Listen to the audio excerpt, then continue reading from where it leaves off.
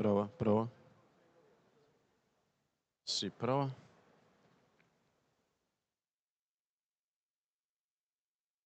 Sì, prova, prova, prova. 1, 2, 3, volume va bene? 1, 2, 3, 4.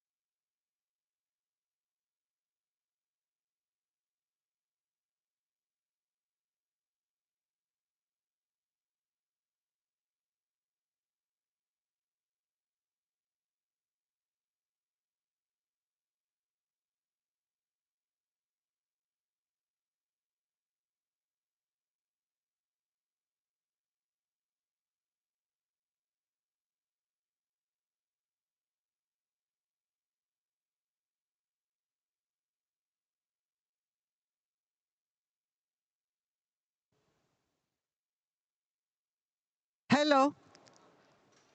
Can you hear me? No. No, it's not working.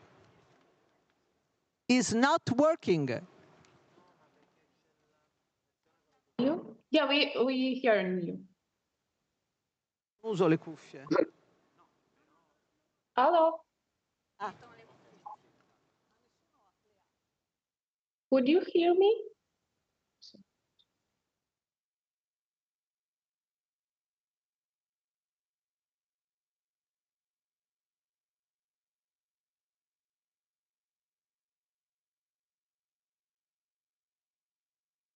Okay. So I know that you can hear me. Okay, good morning. Good morning. And I'm really glad to be here and start the second day of this important Ukraine recovery conference here in Rome. I'm particularly honored to be the moderator of this conference because we'll talk about education and human development, a topic that is really important for everyone in every country, and it's particularly dear to me as a daughter of two teachers and as a person who really trusts that education will save our lives. I don't want to use too much time, even because I will tell you, I will try to end our debate, our panel, by 10:15, because I know that the day will be long and intense. So please, Minister of Education and Merit of Italy, Giuseppe Valditara, please join me on the floor.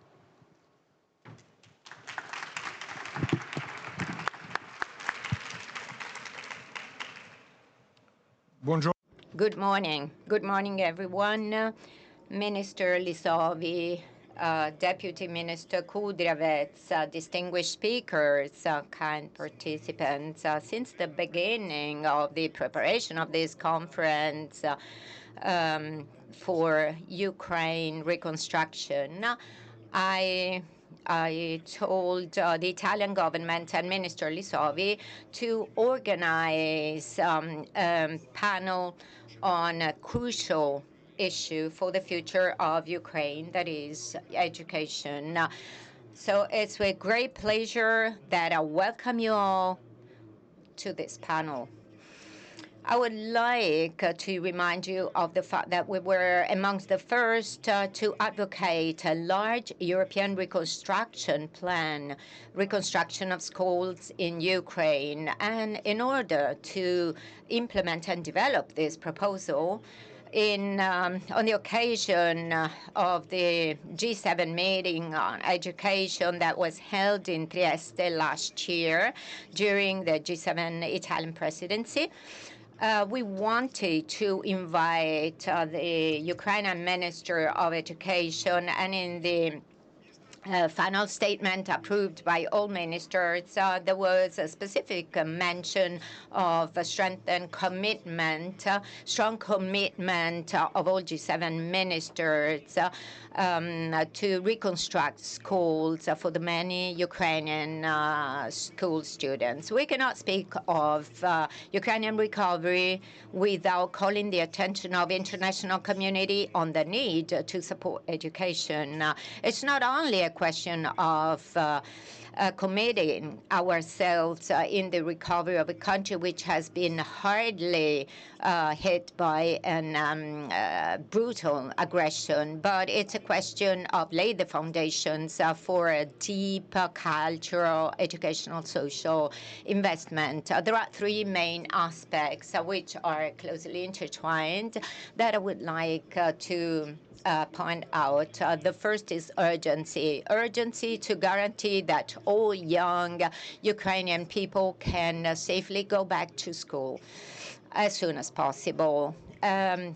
This is educational emergency, which is affecting a growing and unacceptable number of minors, with even more dramatic consequences for most vulnerable youth.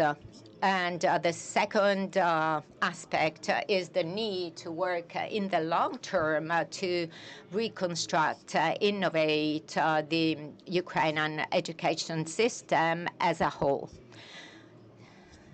Making sure that all students will receive modern and top quality education, also thinking of Ukraine accession to EU. And the third aspect is the importance of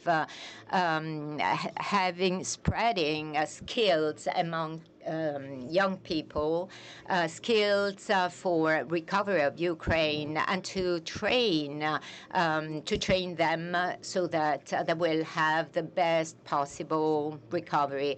So it's important to have the support of all international partners, and we will have to develop a strategy not only for schools but also for to support the whole educational system, so that teachers are guaranteed libraries and digital and technological materials are provided.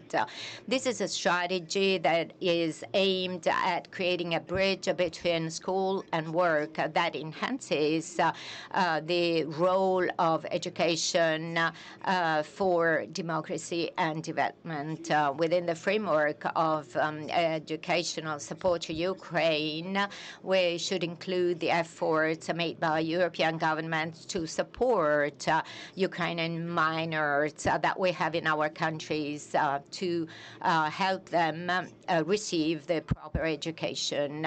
We have in Italy, we have almost 40,000 Ukrainian students who are enrolled in our school system, and we have for them to have them in this system, we have invested amounts of money to provide them with the right psychological and language support.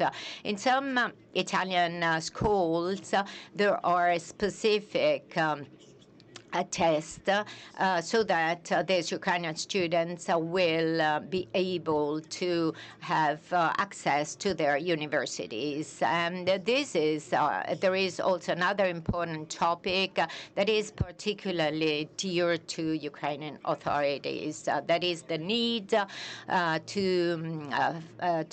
encourage return of families to Ukraine, and the importance of enhance within specific communities, within school communities, to enhance and to maintain the language and the regional culture, not stopping the link with the outlooks that and perspectives that Ukraine can offer. We are ready to make our educational practices available to Ukraine. We offer our know-how.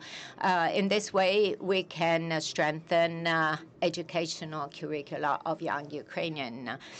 Today, we are signing a memorandum of understanding to start bilateral collaboration in specific and crucial sectors for the school and professional future of Ukrainian people, technical and vocational training, and we want to take care of children.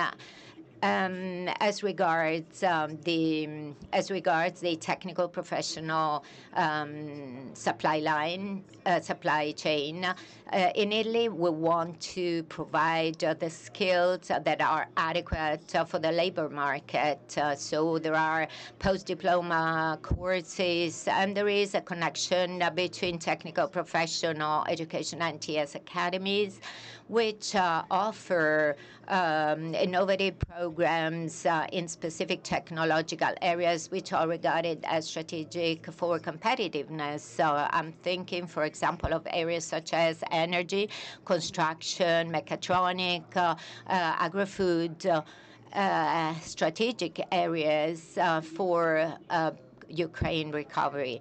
We are here today, therefore, to support and to strengthen the commitment of international community in the reconstruction of educational Ukrainian fabric, in creating new opportunities for young Ukrainian people so that they themselves can be the leaders of the recovery of their own country. Reconstructing education means that we will give hope, freedom, a future to Ukraine and its people. Thank you very much.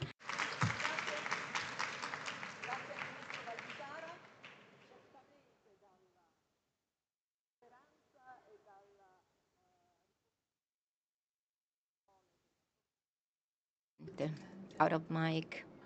Parlando senza il microfono. That's right. Sorry, I'm not using the microphone. Thank you very much, Minister Valditara, because certainly your words underline what we are going to do this morning, that is education and training will represent the hope for the recovery of this country because we had a real tragedy in terms of schools and children. Now we will have Minister of Education and Science of Ukraine, Oksana Lisovi, who will be online.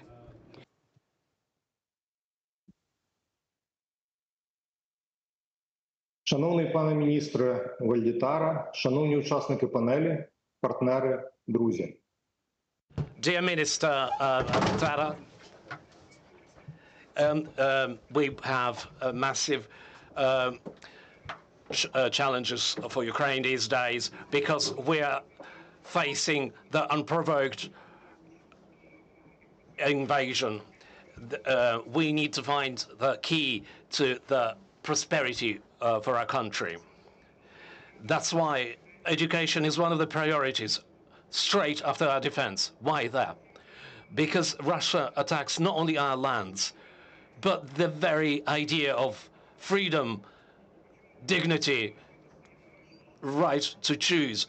In this clash, education becomes no less important than weaponry, because this is education that forms freedom and conscience of people. Firstly, what actually provides for the face of the free and independent country. At the same time, when the aggressor sows death and ruinations, we create educational spaces because it's not fear, but knowledge. And particularly education is one of the most powerful tools when we make a future free from dictatorship. The most valuable resource of every country, it's people. And formation of the human capital starts with the early years of living. That's why we pay a particular attention to the development of the quality preschool education. We're trying to return kids to their access to education, which was lost through the war. And also, we want to build up the strong system which will be totally compatible for every child, despite the circumstances. And all this confirms that the educational system of Ukraine is flexible, alive, and able to change. And in these circumstances, we not only preserve what we got, we create something new. We adapt to every challenge, but at the same time, we preserve our focus on the main thing, the quality of education. That's why every investment into the education, it's the utmost needed investment in the strength and the future of the civilized world. We rebuild schools. We provide for shelters. We developed the professional education and science. Your support is a real help and assistance to the changes that form new quality to the Ukrainian education. I'm very grateful to all the partners who actually support our aims. Today, on behalf of the Ministry of Education, my deputy, Yevhen Kudryavets, will write an agreement with the Minister of Education of Italy, Giuseppe Valditara, the memorandum in which we will strengthen cooperation between our countries.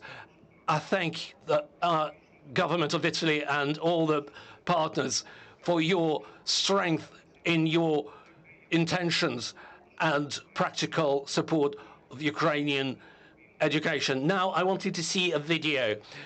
You will see what's happening to the Ukrainian educational system under the circumstances of war.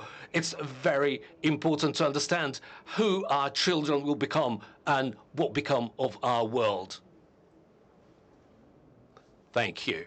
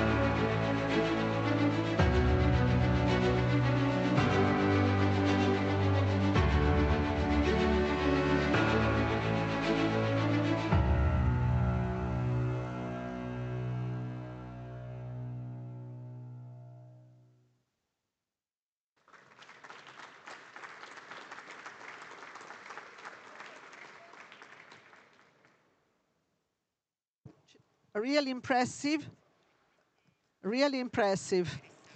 And for this reason, I think that it's even more important that this memorandum will sign now. And so I invite again the Minister of Education and Merit, Valditara, and the First Deputy Minister, Yevhen Kudryavets, please. It's a very important moment.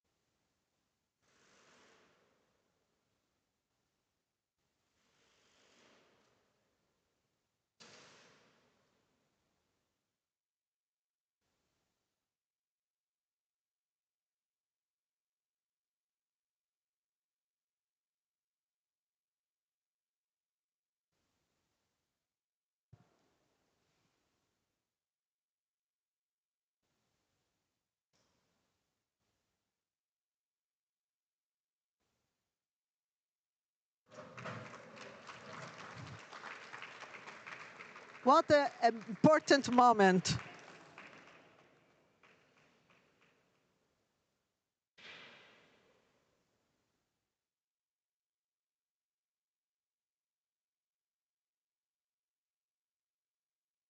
Thank you. Thank you so much, Minister Valditara, and thank you, Minister Kudryavets. So now we'll follow with the other panel and speech of the day. And I will have the pleasure and the honor to call up Mrs. Pia Arenkilden Hansen, Director General for Education, Youth and Sport. The floor is yours. Thank you very much. Dear ministers, ladies and gentlemen, let me start once again by thanking the Italian and the Ukrainian governments for co-hosting this 4th Ukraine Recovery Conference. This demonstrates our collective and enduring commitment to Ukraine for as long as it takes. Yesterday, the President of the European Commission announced a new European flagship fund for the reconstruction of Ukraine. And she said, I quote, "The people of Ukraine are ready to drive their country's economy into the future. The time to invest is now." And investment starts with people. Our admiration is without limits for the resilience of the Ukrainian people after more than 3 years of Russia's full-scale war. And for Ukraine to build a brighter future, all its precious human capital will be needed. So therefore, let me warmly thank you for putting the role of education and human capital center stage for the very first time. Pupils, students, and their teachers are the foundations of the future. Investing in education is crucial to move from times of war to a time of people. We need to join forces, as Minister Valditari also recalled when referring to the important G7 in Trieste last year, to equip learners with the skills and competences needed for Ukraine's recovery. Since the outset of Russia's unjustified war of aggression, the European Union has shown unwavering support for sustaining Ukraine's education and skills systems. And in 2024, we launched the 50 billion Ukraine facility, with human capital being one of the core areas for investment and reform, supporting Ukraine in ensuring continuity in the provision of education and training. For example, EU funds deployed through the facility have allowed Ukraine to build shelters in schools and to provide buses for transporting children safely to and from places of learning. But even earlier in 2023, we mobilized the Erasmus Plus program to support the education system, the education sector, front-loading 100 million euro, and Erasmus Plus has indeed become one of the drivers for Ukraine's progressive integration into the European Union. Erasmus Plus enables Ukrainian schools, vocational education and training centers, as well as universities, to build key capacity for Ukrainian students. For instance, we funded a 5 million euro project for an online university environment, allowing displaced students to continue their studies. And over 35 Ukrainian universities are now also part of our European Universities Alliances as associated partners. And at the same time, more than 39,000 young Ukrainians, students and staff, have taken part in Erasmus Plus exchanges to build their skills. The EU continues to mobilize its support within and outside of Ukraine. Currently, more than 700,000 Ukrainian children are being schooled across the European Union, allowing them to continue their education and be ready to contribute to Ukraine's recovery. And we have already delivered 1.5 million textbooks to support learners in Ukraine. But we will not stay there.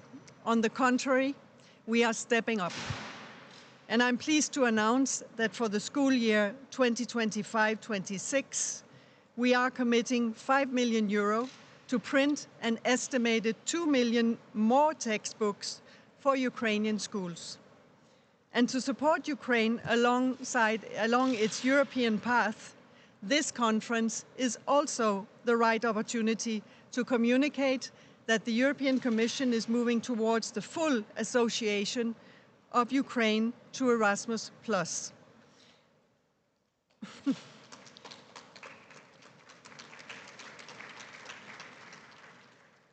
Under the leadership of our Executive Vice President, Roxana Mințatu, we are preparing this important step in close consultation with our Ukrainian partners. A few days ahead of the adoption of the next European Union budget framework, or the proposals rather from the European Commission, Ukraine should and will be fully part of our European ambitions in the field of education. And this will allow Ukraine to take full advantage of the opportunities that Erasmus+ provides to empower the people of Ukraine for building their European future. So all these actions represent a long-term investment in Ukraine's path towards EU membership. And the European Union will continue to stand by as committed partners every step of the way, because Ukraine's future is in Europe and Europe's future is with Ukraine. Thank you very much. Thank you. Thank you, Director Hansen. And for sure, the future of Europe and the future of Ukraine is important, and is through education. Education is the key. Well, now it's time for our panel, and the panel will have very interesting topics and a very good mix of competence. So let me start inviting here to the floor the first Deputy Minister of Education and Science of Ukraine, Yevhen Kudryavets, please. Please. Chiara Dezzi-Bardeschi, Head of Antenna Office in Ukraine, UNESCO. Jean van Wetter, Executive Director of the Belgian Development Agency, Enable. Laura Frigenti, Executive Director of Global Partnership for Education. Andreas Schleicher, Director of Education and Skills at OECD, please. Regina De Dominicis, the Regional Director for Europe and Central Asia of UNICEF. And Antonella Bassani, Vice President of Europe and Central Asia region at the World Bank. Please.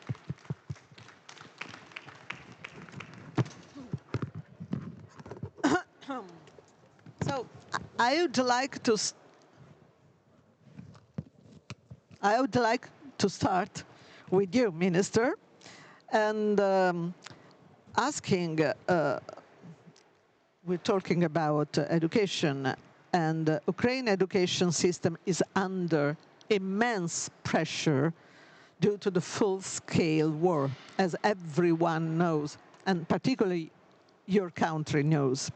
So in such difficult years, can the government continue to take a strategic approach to strengthening human capital for the future? And how can long-term development be effectively planned in the face of such uncertainty? Thank you very much. First of all, if I may, I would just a little bit overstep of the answer on your question, because I think this is a unique opportunity, what kind of panel we have right now and what kind of event. First of all, I need to say that it's very strange when you are speaking and not hearing that you are speaking. I hope you can hear me, yes? Okay, because sometimes it looks like nothing is happening and like, okay, good. Here we have the very strategic line of partners for the sector of education. Every partner, we wanted to say great thank you for all of your efforts during the whole years of full-scale invasion and all of your efforts in doing everything for Ukrainian kids, for giving them access for education, creating the opportunity for their learning recovery, and having them back into the reality when they are suffering so much from different circumstances, from everyday shellings. And this is all about education, why we are thinking about that, why we are thinking about the future.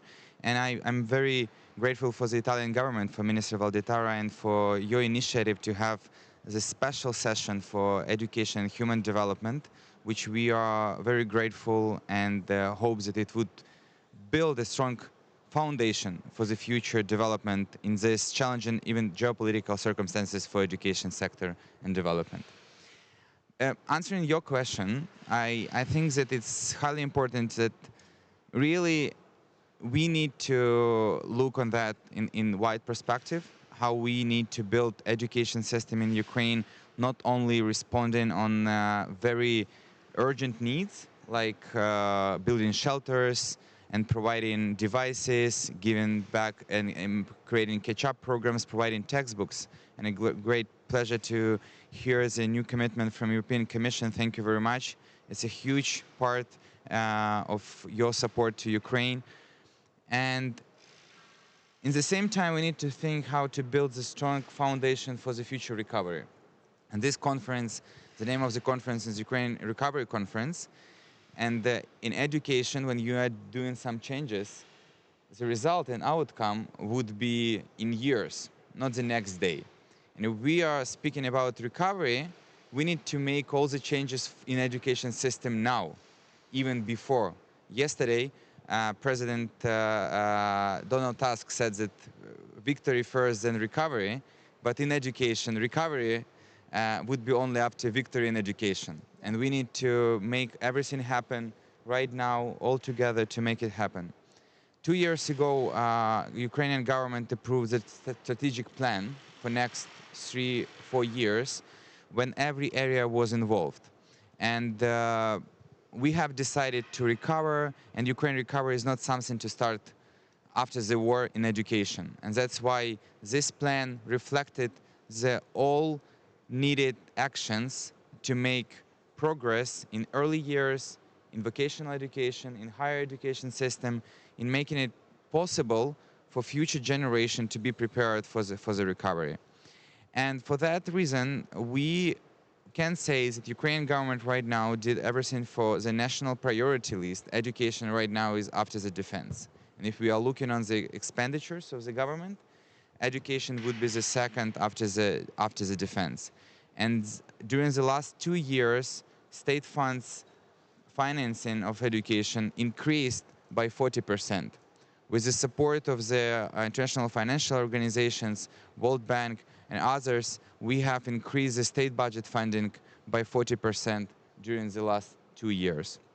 With the support of all other partners here, Global Partnership for Education, UNICEF, UNESCO, and others, we have increased the amount of investment in education sector, not through the state budget, on over 1.5 billion US dollars during the last 2 years. And what is this investments? This investments is for the actual changes in education system, but in the same time supporting the Ukrainian kids to be prepared how to tackle the challenges, psychosocial support, catch-up programs, and changing the curriculum, changing the approaches, how they can be back to Ukraine even if they are abroad right now. And at the same time, we are thinking broadly on how we can build the investment portfolio, because what would be in the future when we are speaking about education, how our environment would look, how we would prepare our system for our Ukrainian kids after the victory, after they will return back to Ukraine, we hope. We need to think about the infrastructure of education as well. That's why this year we are introducing the new infrastructure portfolio when we can build together and with investment vision, not just recovery and rebuilding. We are saying in education not only build back better, we are saying build forward better. This is a very important difference which we are trying to actually propose thinking about education and the future. And of course, all of these strategic changes and strategic reforms and plans, I don't want to overload with all details what we are doing. I know that all of you here are very well aware that we are transforming early years, we are transforming vocational education next week. One of the part of Ukraine facility and our European integration efforts. We are planning, we are expecting to adopt the final vocational education law. And all of that would be the parts of the bigger picture, preparation of our human capital, preparation of our human capital to be ready for the future recovery of Ukraine. Altogether, I believe this line of speakers and this line of organizations are unique synergy. And we are feeling this support. We are feeling the support of European Commission. We are feeling the support of international organizations, UN system, international financial organizations. All of you are part of the Ukrainian effort to make education strong and to make human capital in Ukraine even more prepared for the future challenges and future wins. Thank you very much. Thank you, Minister Kudryavets. And we strongly hope we will never, ever see the terrible images we have seen before in the video. And you're right when you say that all the people here in this panel are strongly convinced that education is important as well as important defense, of course. And I will go to Chiara Dezzi-Bardeschi, head of Antenna Office in Ukraine, UNESCO. We all talk about education system and local learning initiatives, how they can contribute to long-term rebuilding. That is the important keynote of this conference, rebuilding and integration with the European Union. And what is the role of UNESCO in this? Thank you. Thank you for this question. Definitely education systems and especially local initiative, learning initiative play a key role, I would say, in rebuilding and building and also in the path towards the European integration. And it has been said already by the two ministers at the beginning and already stated that recovery is not only infrastructure, but is also human capital. And so this is skills, is also, and I would say that at the core and an important aspects of this transformation, there is definitely lifelong learning. And this is a concept that it's embedded in the EU framework, but also in the UNESCO Global Agenda for Education. And in this sense, this is a way in Ukraine also for looking at alignment with policies and EU policies, such as, for instance, the European Qualifications Framework, inclusive education standards, and flexible, for instance, upskilling and reskilling pathway. So this is also where local learning ecosystems become essential, because these are agile systems, are people-centered, and are able to respond to the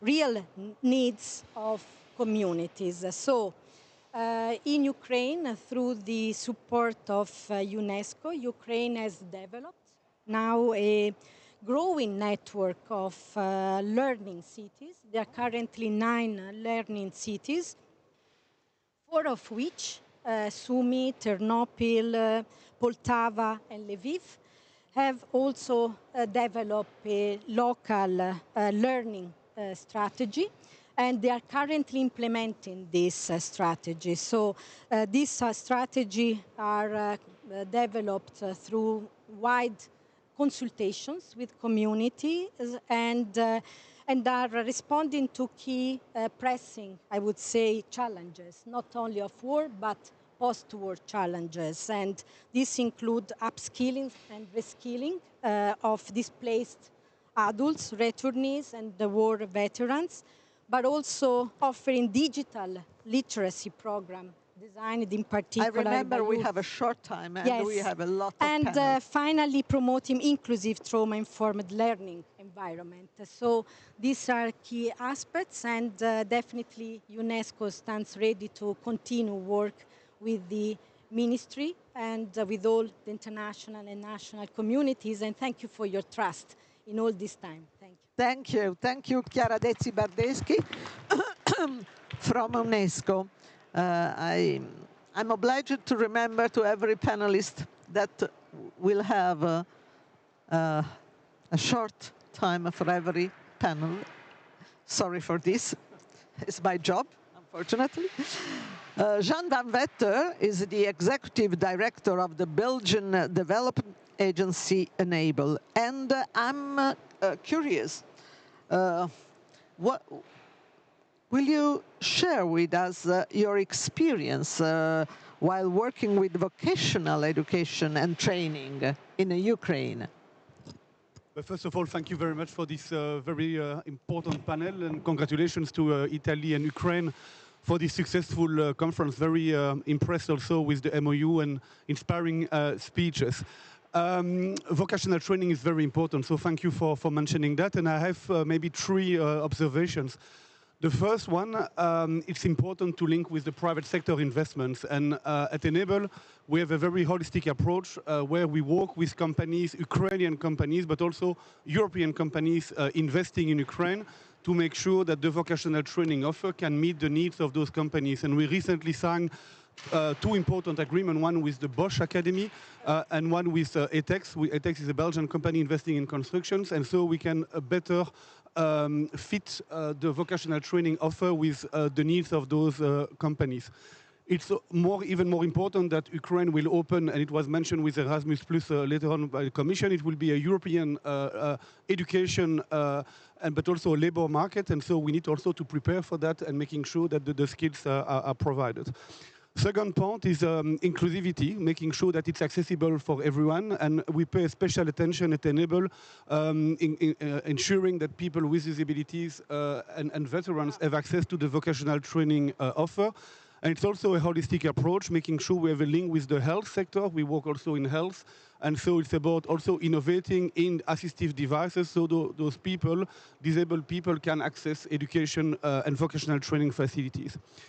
And then the third important aspect is the management of the centers. And my experience in many countries, it tends sometimes to be too centralized. And we need to ensure that we decentralize the management to allow for innovation in the management and schools, directors, principals to test and develop new approaches, adapt to the local needs. Ukraine is a huge country with different oblasts, and each of them have different job markets, and we need the vocational training systems to adapt to that. Those are the 3 things I wanted to say, and to be short. Thank you. Oh, perfect. A great synthesis. Thank you. Well, I think that Andreas Schleicher, and Director of Education and Skills at OECD in Paris, I guess, has something important to say about what kind of knowledge and skills the young Ukrainians need to thrive in a rapidly changing world. This is something that is important for every student all over the world, but particularly in Ukraine nowadays. Yeah, thank you, Maria. And first of all, I want to say how much I admire you, Ministers Lizové and Kudrowicz, for your tireless efforts to advance education in this situation. I think we can all learn from that alone. And what makes your pictures of destroyed schools so shocking is that schools are precisely the places where Ukraine's future is built. And so, it's natural to see the efforts in reconstructing the infrastructure, and Minister Valditare also made that point. It's amazing to see the progress, but it's equally important to ask ourselves, what future, will be created in those schools? And what are the knowledge, skills, and I would say values that need to be built in those schools to fuel tomorrow's society, now to help young people find out, what their sense of purpose is, to give them the tools to find their talents, and to also give them a sense of what Ukraine needs from them in their future. Now, we all know that Russia started this war because Ukraine was looking for a different society, for a different democracy, for a different economy. And again, I think we need to ask ourselves, what are those knowledge and skills that will fuel that democracy, that will fuel that society, that will fuel that economy.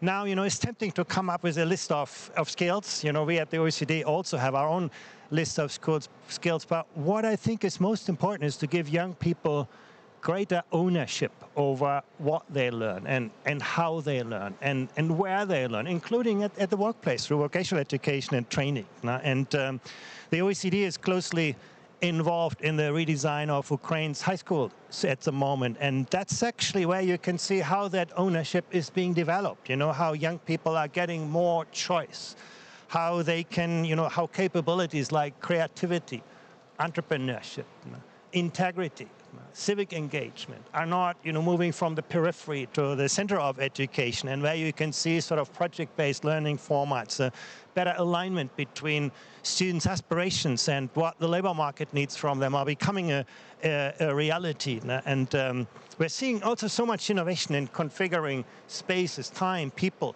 technology in Ukraine. And in fact, that comes to the second part of your question, Maria. And I believe the new Ukrainian school concept that is underpinning much of this transformation provides a lot of lessons for the rest of the world, really. The most obvious success of Ukraine is in digitalization. According to the OECD's PISA assessment, Ukraine now ranks first among all OECD countries in digital technology intensity in classrooms. Very important. Yeah.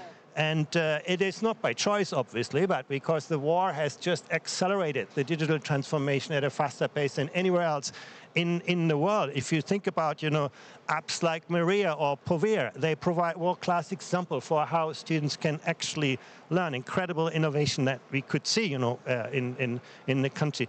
But equally impressive is the transformation of the human talent underpinning this. That's less visible, less shiny, but equally important. OECD data show how Ukrainian teachers have evolved from just being good instructors to becoming good coaches, good mentors, good facilitators, sometimes good social workers.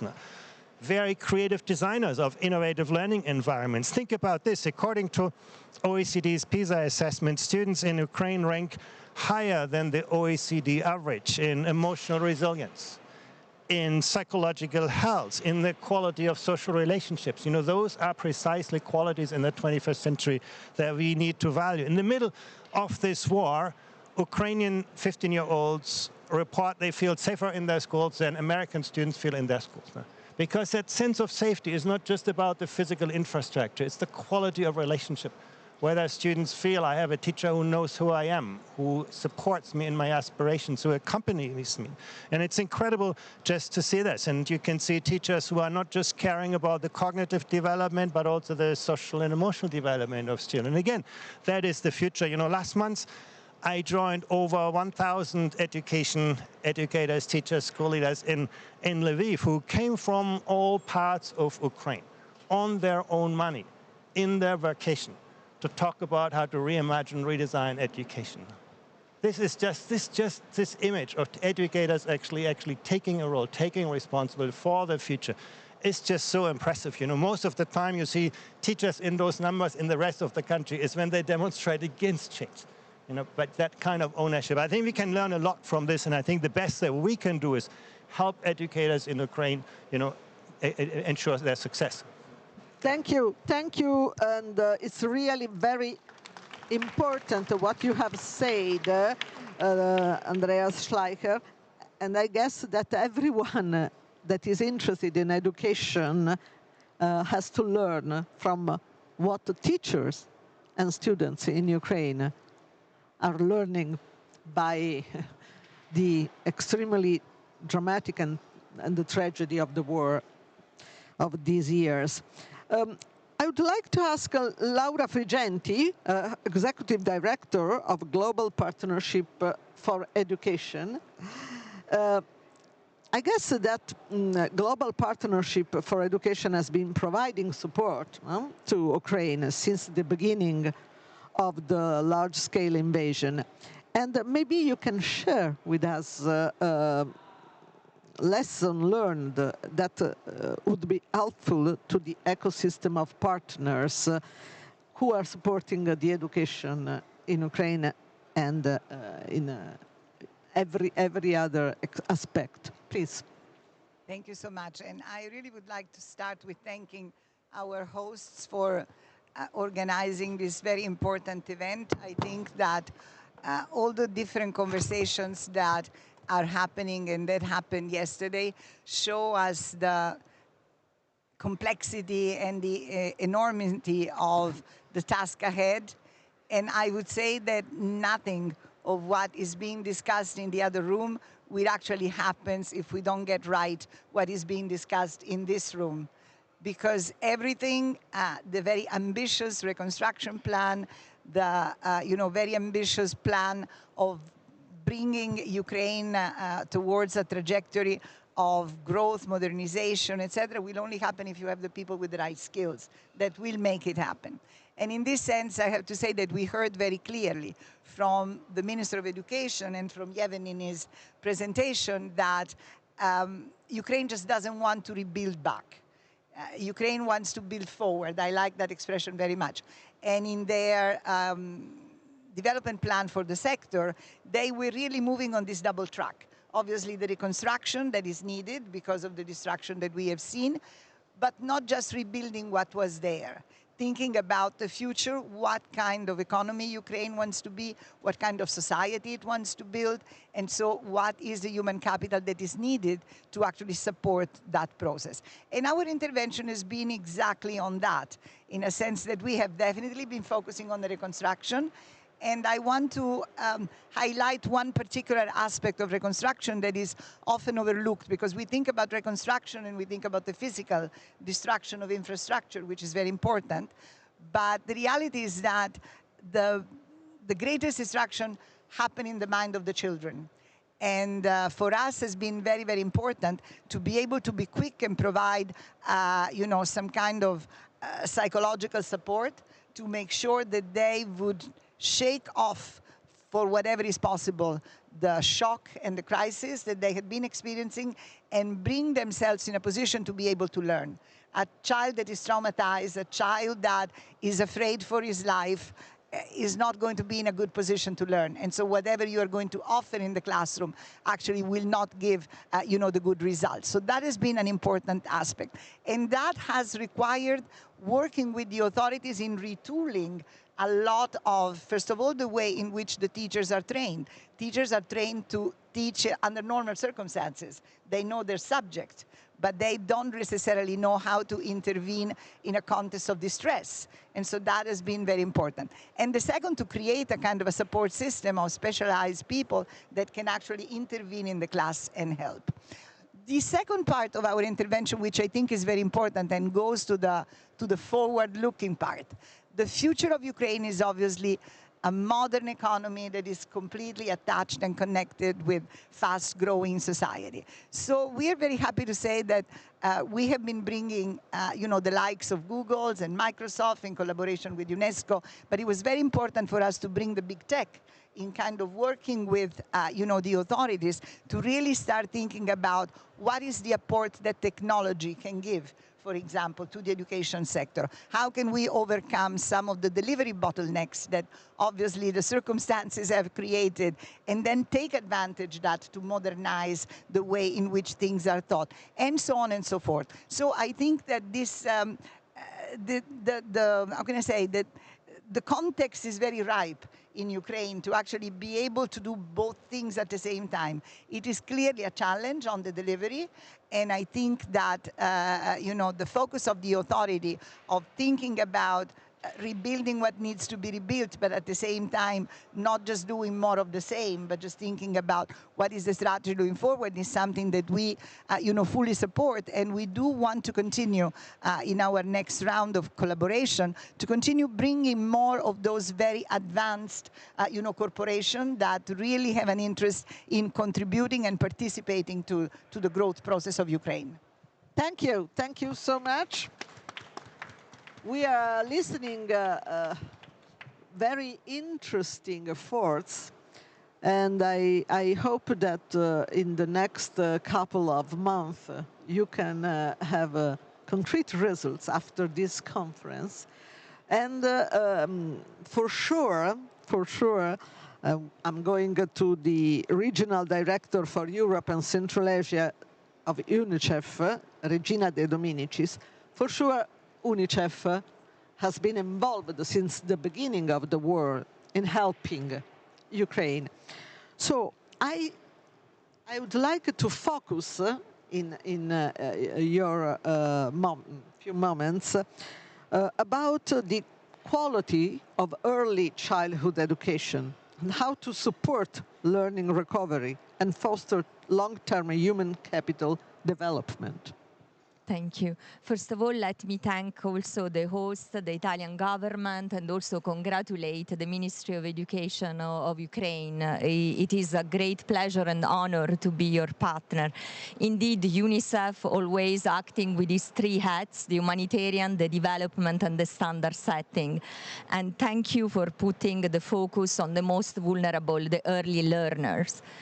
I think this is an age group we should not forget that has been the most affected. 83% of children under the age of 6 have seen only bombing or lived in the dark for many hours and continue to do so in fears still while we are talking.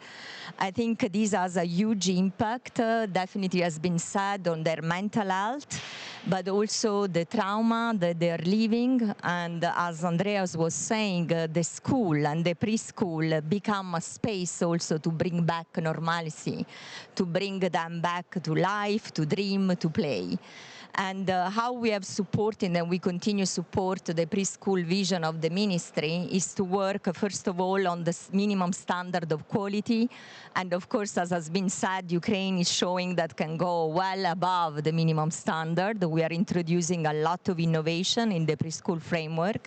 We work on innovative pedagogy. We work on teacher training that remain the backbone of a quality education system.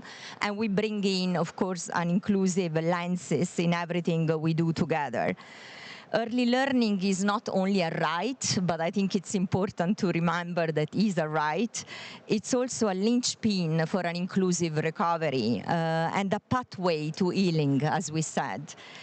With timely care and with education and with timely early stimulation, we know that the damage caused by the conflict can be repaired, but we also know that the learning outcome will be better. We also know that the return on investment will be higher. And we calculated together with the ministry that an investment in preschool education, and again, congratulations for the signature of the memorandum that has this component embedded, could bring a return on investment by by 2050 of over 13 billion euro.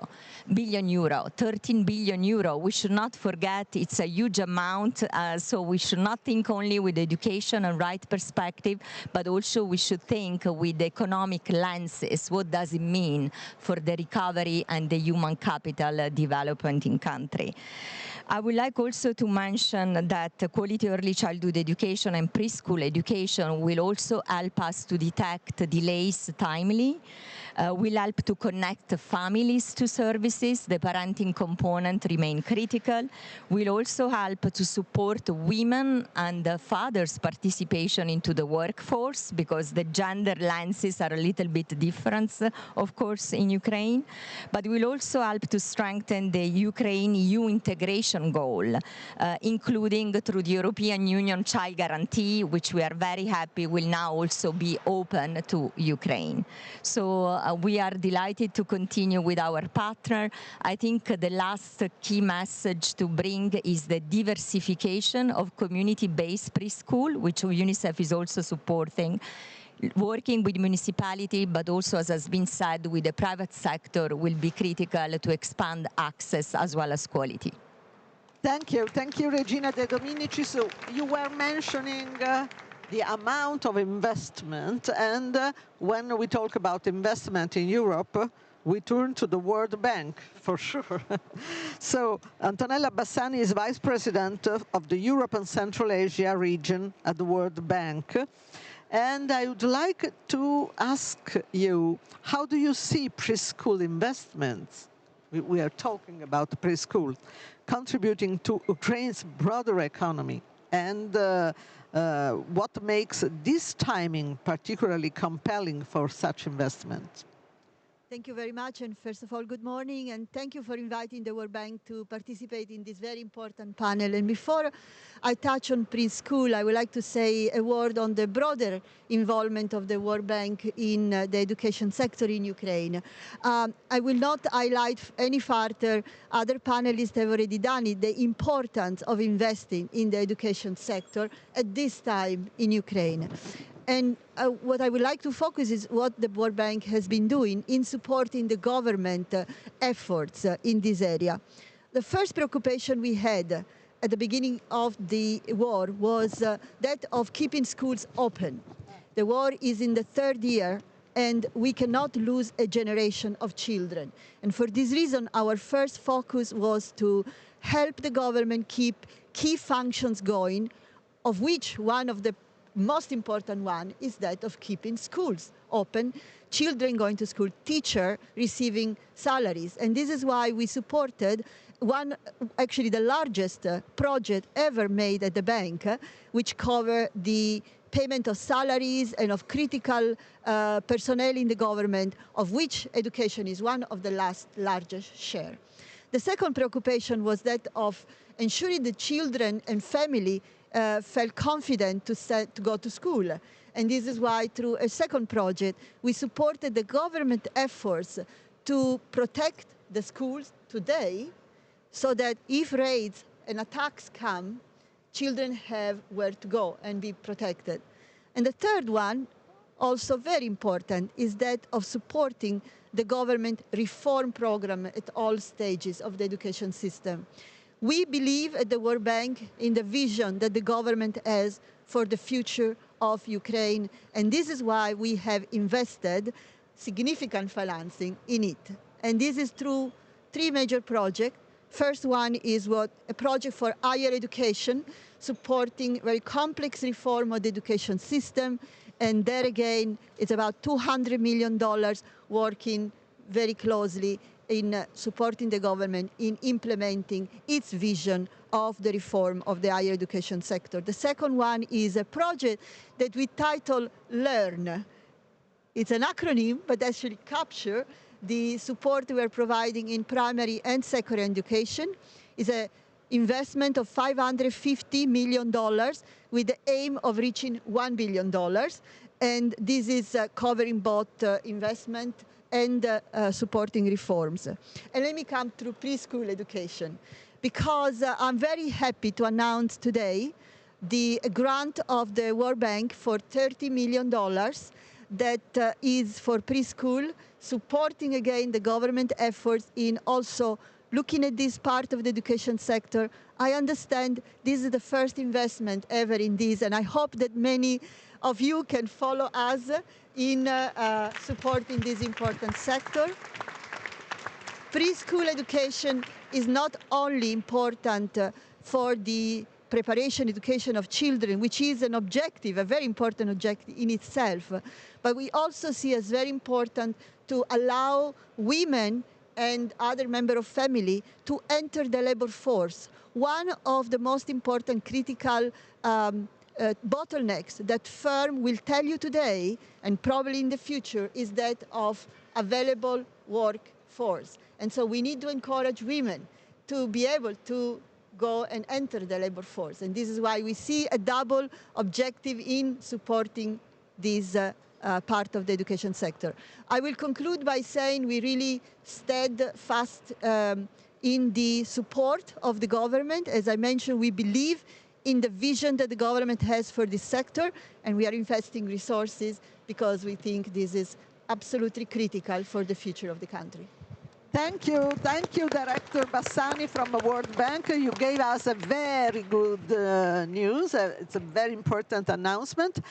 And now it's the moment to a call to action. And it's your turn again.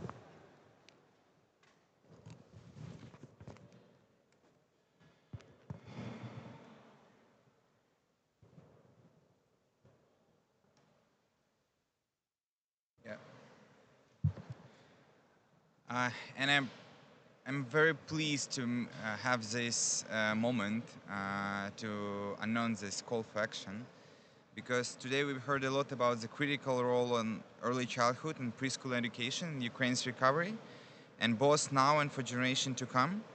And over the past 2 years, the Ministry of Education and Science of Ukraine has launched ambitious reforms across all levels of education. And now, for the first time since independence, the government is placing a dedicated focus on early childhood, undertaking a comprehensive transformation of the sector. Investing in this area means giving every child the opportunity to grow, learn, and thrive. The early years from birth to age 6 are crucial, with 90% of brain development, when children form essential cognitive, emotional, and social functions that shape how they learn, behave, and interact throughout their lives. And early childhood development is a national investment in human potential and development of human capital. Ukraine is committed to making early childhood and preschool education a national priority. We are at a moment of unique alignment of political will, legislative momentum, and economic need has created the condition to drive transformational change in early childhood education. That's why we've taken this initiative called First Steps Forward. In January, a landmark framework law on preschool education came into force as a part of our European integration and laying the legislative groundwork for comprehensive reform of this sector.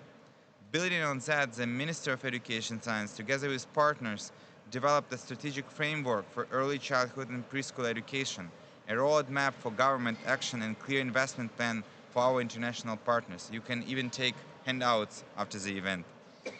Since our dedicated preparatory event of the Road to URC 2025, which focused entirely on early childhood, we've been working closely with key partners to refine the strategy.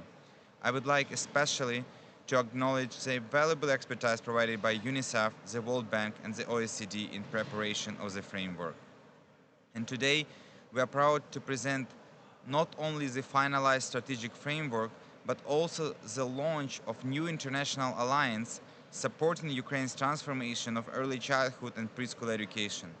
Together, we are launching the First Steps Forward initiative. This is an important milestone. We are starting in a process I believe will have a lasting impact. Research shows that investing in early childhood brings the highest return of any human capital investment, with benefits exceeding cost by more than 9 to 1. And today, the Ministry, together with our partners, is introducing a joint statement. It lays the foundation for a growing alliance in support of Ukraine's early childhood transformation. And we are deeply grateful to all the partners who have already endorsed the First Steps Forward initiative. More than 20 development partners and countries are joining this initiative today. And you know, sometimes in different events, you are worrying of forgetting some name of the partner. This is a specific moment when I would not mention one by one, because this is a great list of partners who are joining this initiative, and we are very grateful for your understanding how it would play a crucial role for the development of Ukrainian human capital. And let's invest to a future where no child is left behind, because the first steps we take today lays the foundation of Ukraine brighter tomorrow. And now I would like to pass the floor to two partners to make some statements in continuation of our efforts. Firstly, I would like to invite Regina to say more about UNICEF input to this transformative initiative. Please. Thank you so much, Minister. So as we close this important moment, I want to underline just one important message, that a whole of government and a whole multi-stakeholder approach is essential if we want early childhood and preschool education reform to succeed. We are extremely happy to be part of this alliance and will continue to be close to you. I think that together we will help families rebuild this group, and more to come and to join the alliance. We will encourage young parents to return, and we will strengthen Ukraine's current and future workforce and resilience. But we need always to remember that no one institution can do it alone. So we need to, and must continue together for every child. Thank you. Thank you very much. And it's now my special honor to give the floor for Ms. Antonella Bassani, Vice President of the Europe and Central Asia region. Thank you. Now, as I said, I'm very thrilled to be able to announce this 30 million investment in this sector. As I mentioned, this is important for the preparation of young children, but also for childcare provision is crucial for supporting female labor force participation. We are thrilled to partner with the government and other development partners around this agenda, and we really stand steadfast in continuing to support you in this area as well as in other parts of the education sector. Thank you very much. And this is the moment for the family picture.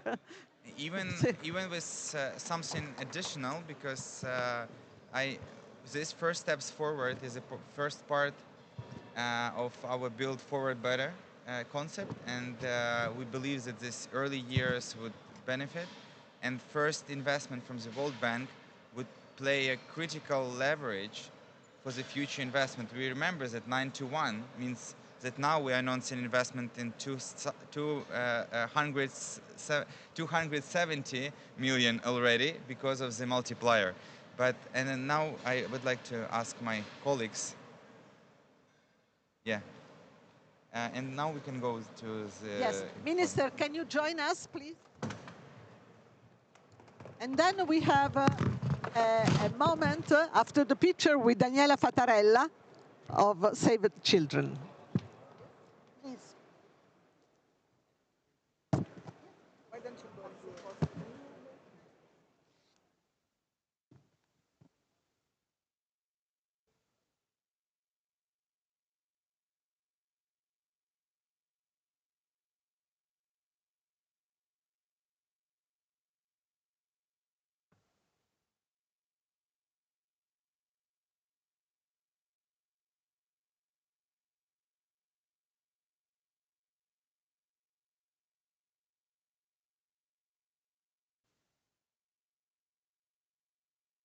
And may I ask Daniela Fattarella?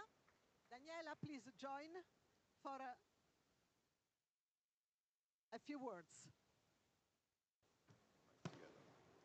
So thank you so much. It is really a pleasure to be with you today, and I just want to acknowledge how proud we are to be Italian today, to have witnessed this important signature As Save the Children, we have been partnering with the Ukrainian government since the very beginning, and we are a proud partner, and we really acknowledge also the type of ambitious reforms that you have been delivering for providing safe education for children. I think many things have been said today that we really appreciate, especially the thing of building forward better, which is really also what Save the Children believes in.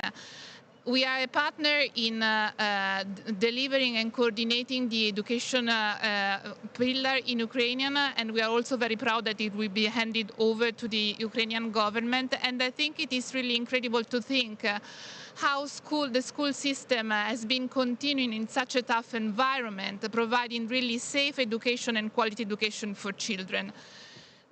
The last minute I'd like to use to say that we want to bring the voice of children in this panel, and we have been running a survey with Ukrainian children, asking them which are their priorities for the recovery plan in Ukraine.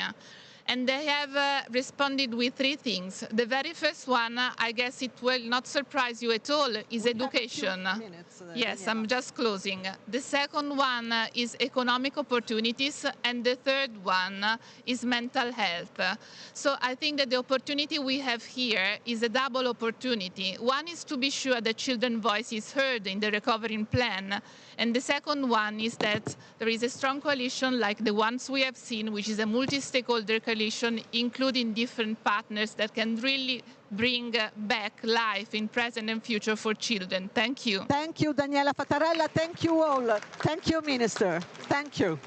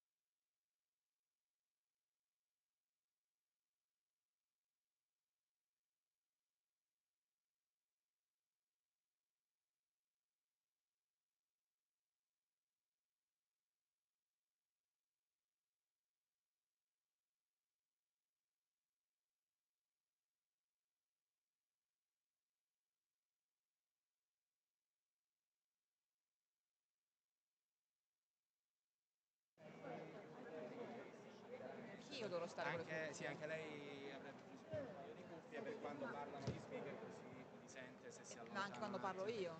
Quando parla lei, alla fine diversi speaker hanno parlato Senza problemi. Però se non sento il ritorno è un po' scocciante, diciamo.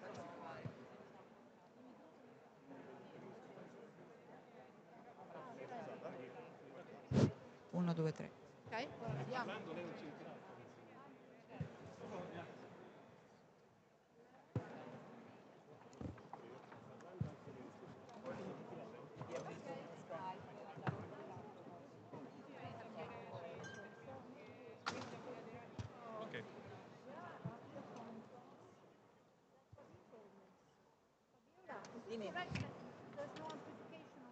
No, you have to use your headset. You have to have your headset on. Yes. Please put your headset on. Because of the open room. Abbiamo il ministro o no?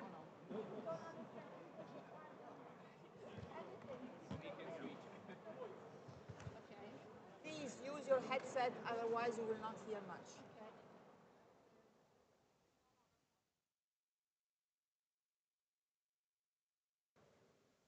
There we are.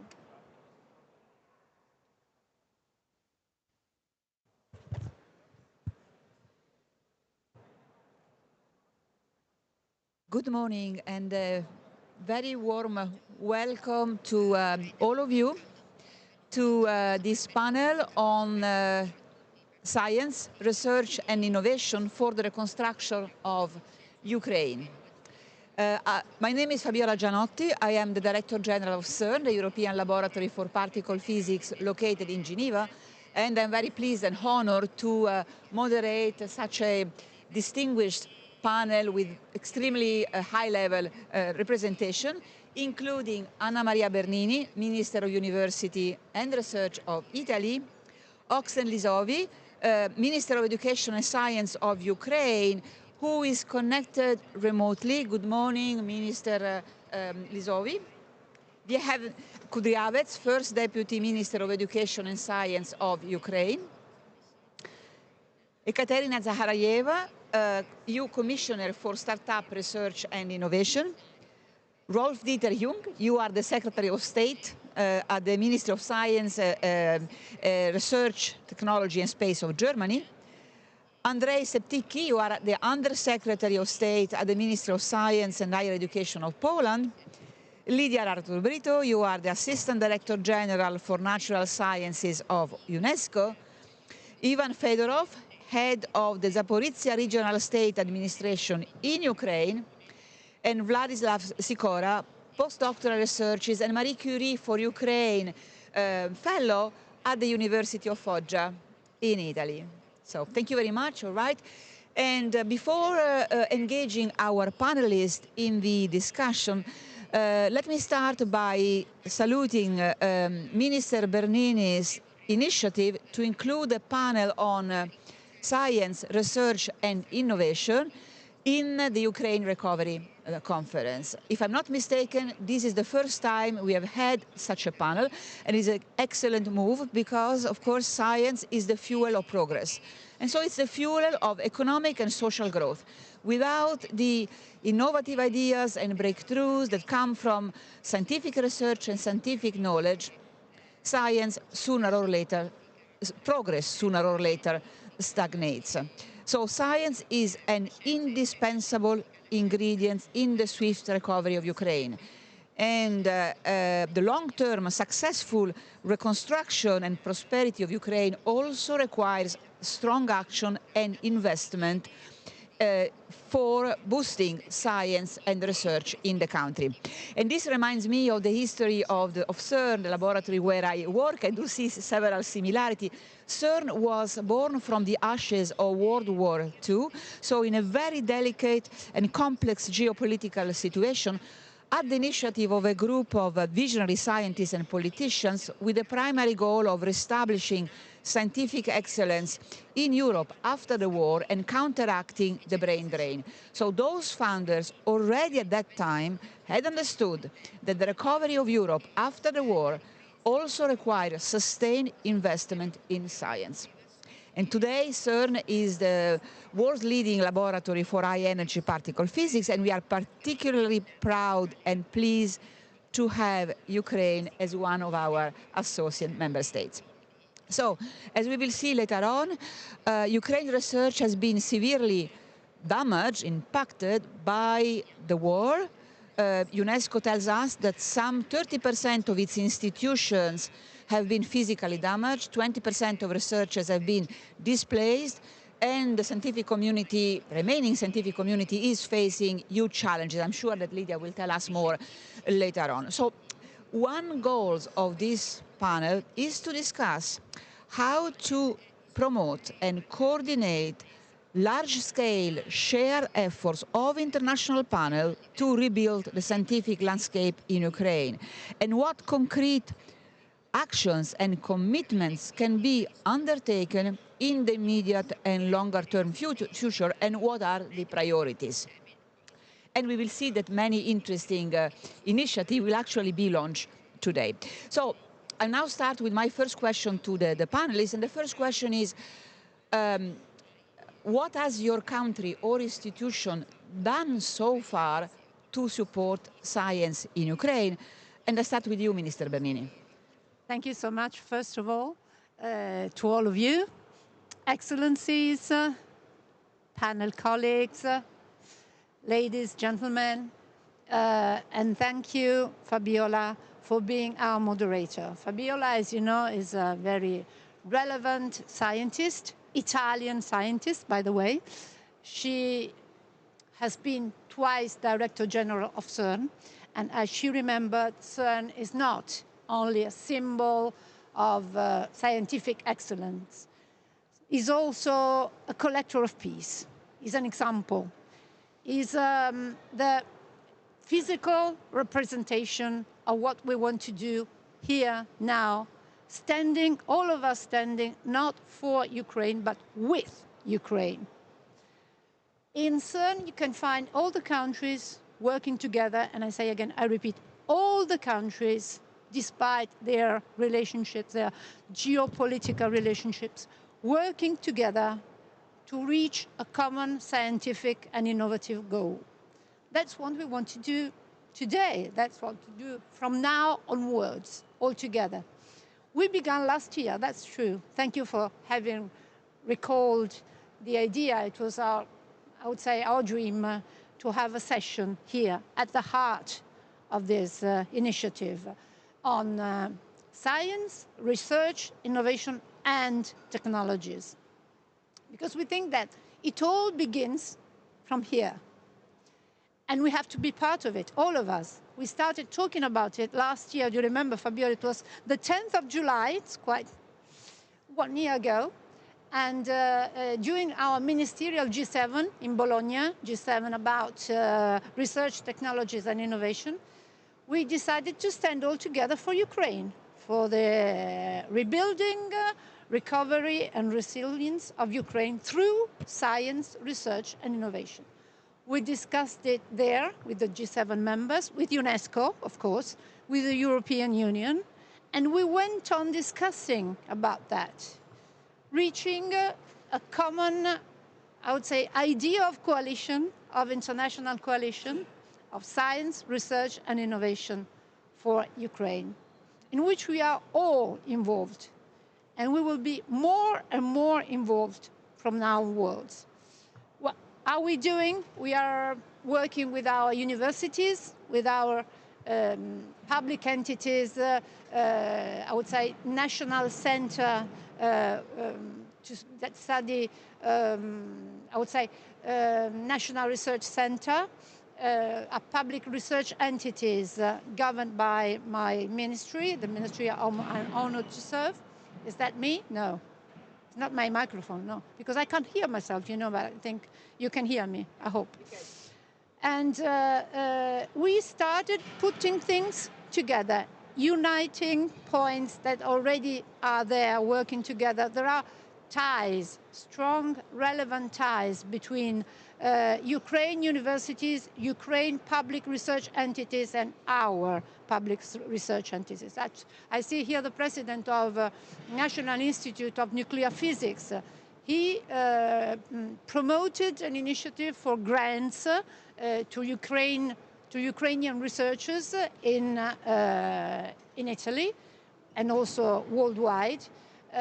We collaborated through the National Institute of Oceanography and Applied Geophysics, as I told you, with the National Research Council, also with the National Institute of Meteorological Research, and of course our agency, Space Agency. We are working also with universities, and what we would like to do is to give a framework, a common international framework, both for urgent actions and for, I would say, more structural activities, putting things together. Thank you very much, Minister Bernini. So next one is Minister Lisovi from Ukraine. I hope you can hear us. Так, я чую вас. Yes, I can hear you. Go ahead.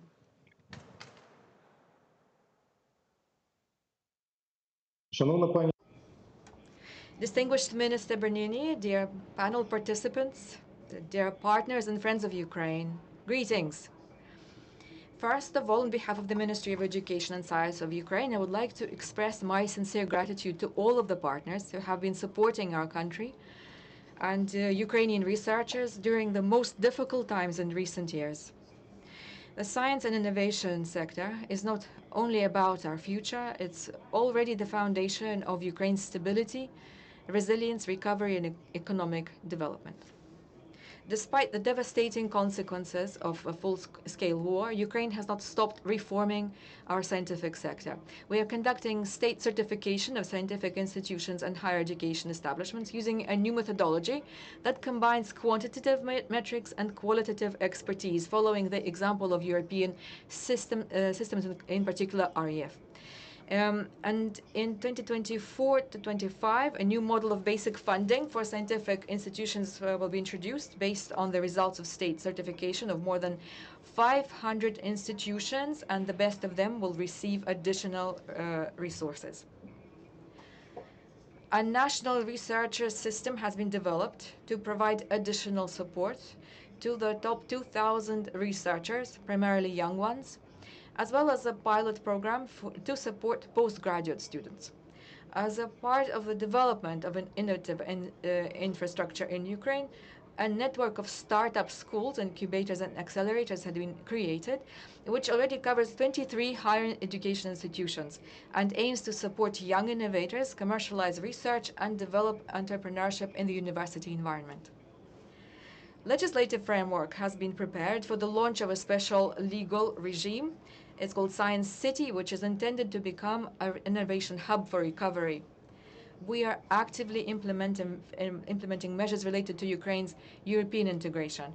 On the 14th of March of the current year, a bilateral meeting between Ukraine and the European Commission was successfully held on the official screening of Ukraine's legislation for compliance with the EU law under Chapter 25 Science and Research.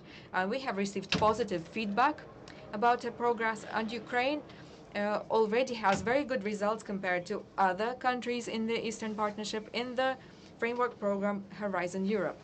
Ukraine already has 220 successful grants and more than 60 million in EU funding.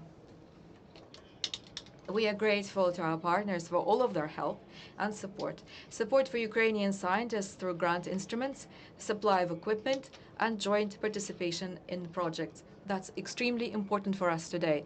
We have a unique opportunity now to coordinate our efforts.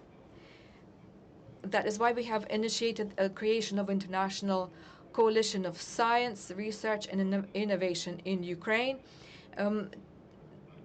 a multi-level platform bringing together states, international organizations, academic institutions, and donors.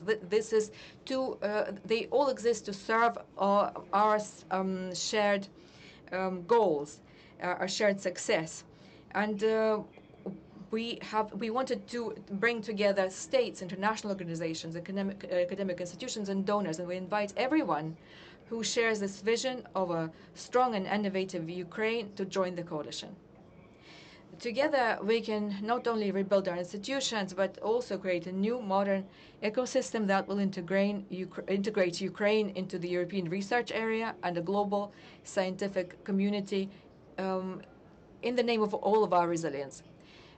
Thank you, everyone who's already with us and who is prepared to join us. We can rebuild the science infrastructure, our human capital. We can share our unique experience in the name of victory of peace in Europe and in the world. Thank you very much.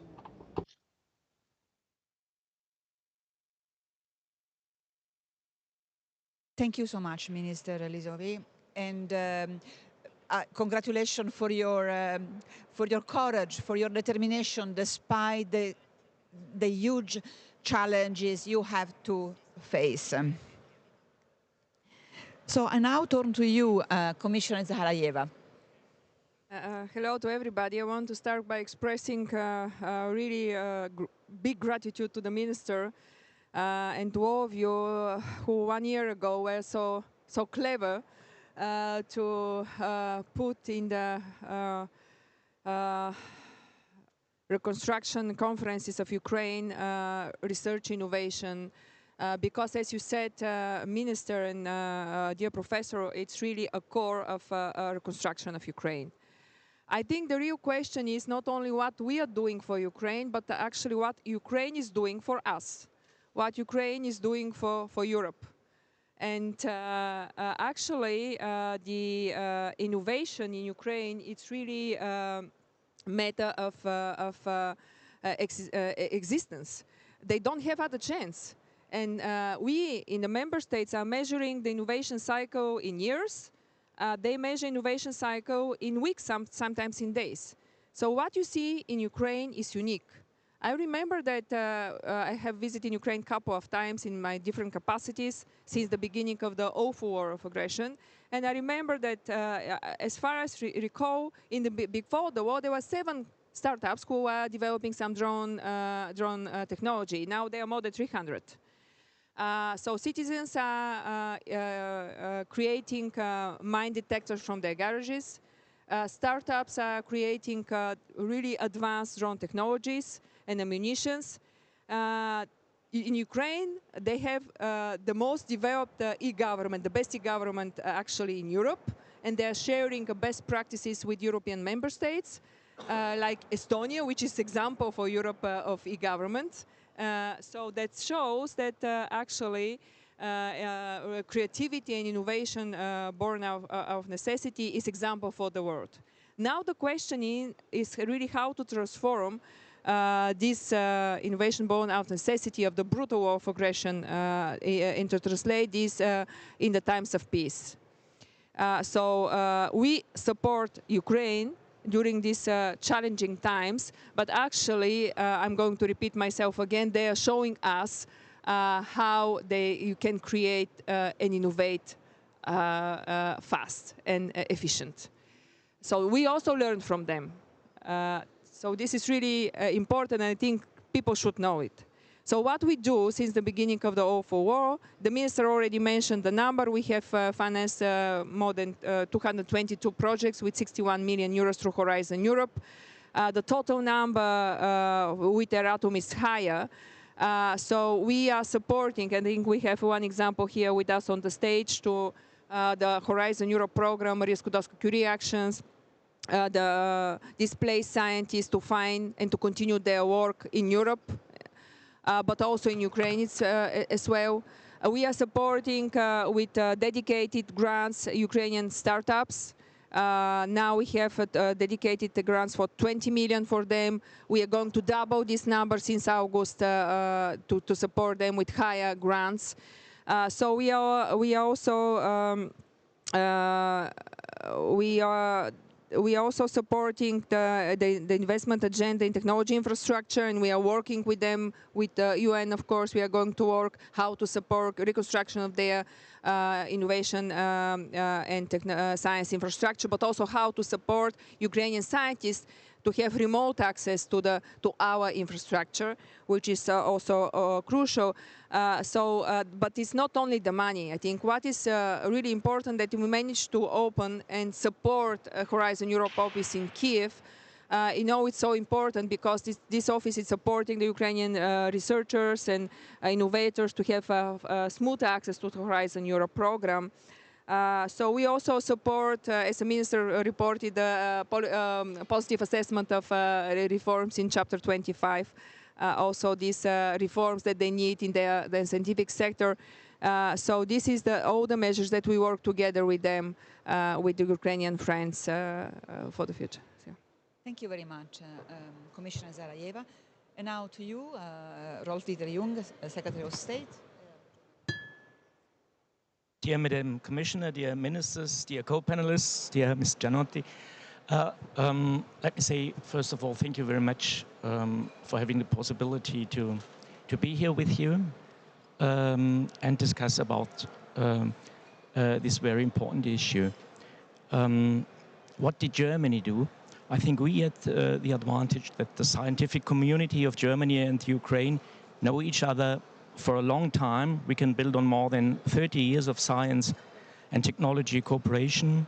So German universities and research organizations were very quick to help their partners and friends when Russia started its full-scale invasion. Since then, we have intensified our collaboration, and our ministry has allocated additional funding.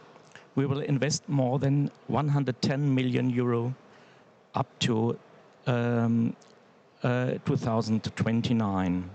First, we address urgent needs and help Ukrainian researchers and students in Germany. Almost 12,000 Ukrainian students were or are enrolled in German higher education institutions.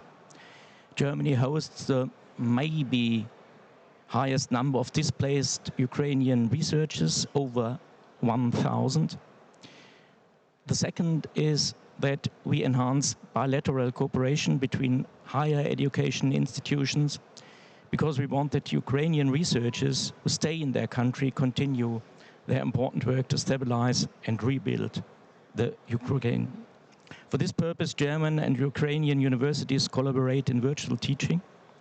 And the third issue I want to talk about is that we strengthen the research capacities in Ukraine. Together, we build up 4 German-Ukrainian cores of excellence, centers for cutting-edge research, located in Lviv, in Kiev, and Kharkiv.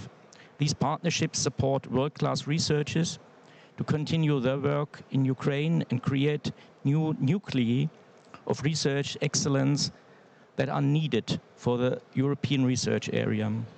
And we built together an energy and climate think tank based in Kiev by 2027 and fund research on energy and climate to support Ukrainian governmental institutions, policymakers, experts, and society in making future-proof energy and climate policy decisions in support of a modern, resilient, and sustainable energy system in Ukraine. Thank you very much.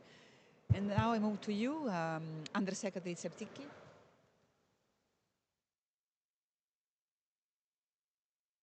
Thank you. Well, first, thank you for having us here and for discussing this important issue on the reconstruction of Ukrainian scientific potential. We in Poland, we've been working on that on different levels since the very early days of the full-scale war. First, we've ended all the cooperation in scientific areas with the Russian Federation. This seems essential. We've also supported Ukraine and Ukrainians by different means. The total value of our aid is of about 370 million euros. This is due especially to the special law we have adopted in March 2022 to help the Ukrainian refugees. This law gives Ukrainian students who arrived to Poland after 24th February free access to Polish language teaching programs, so they have the same rights as Polish citizens.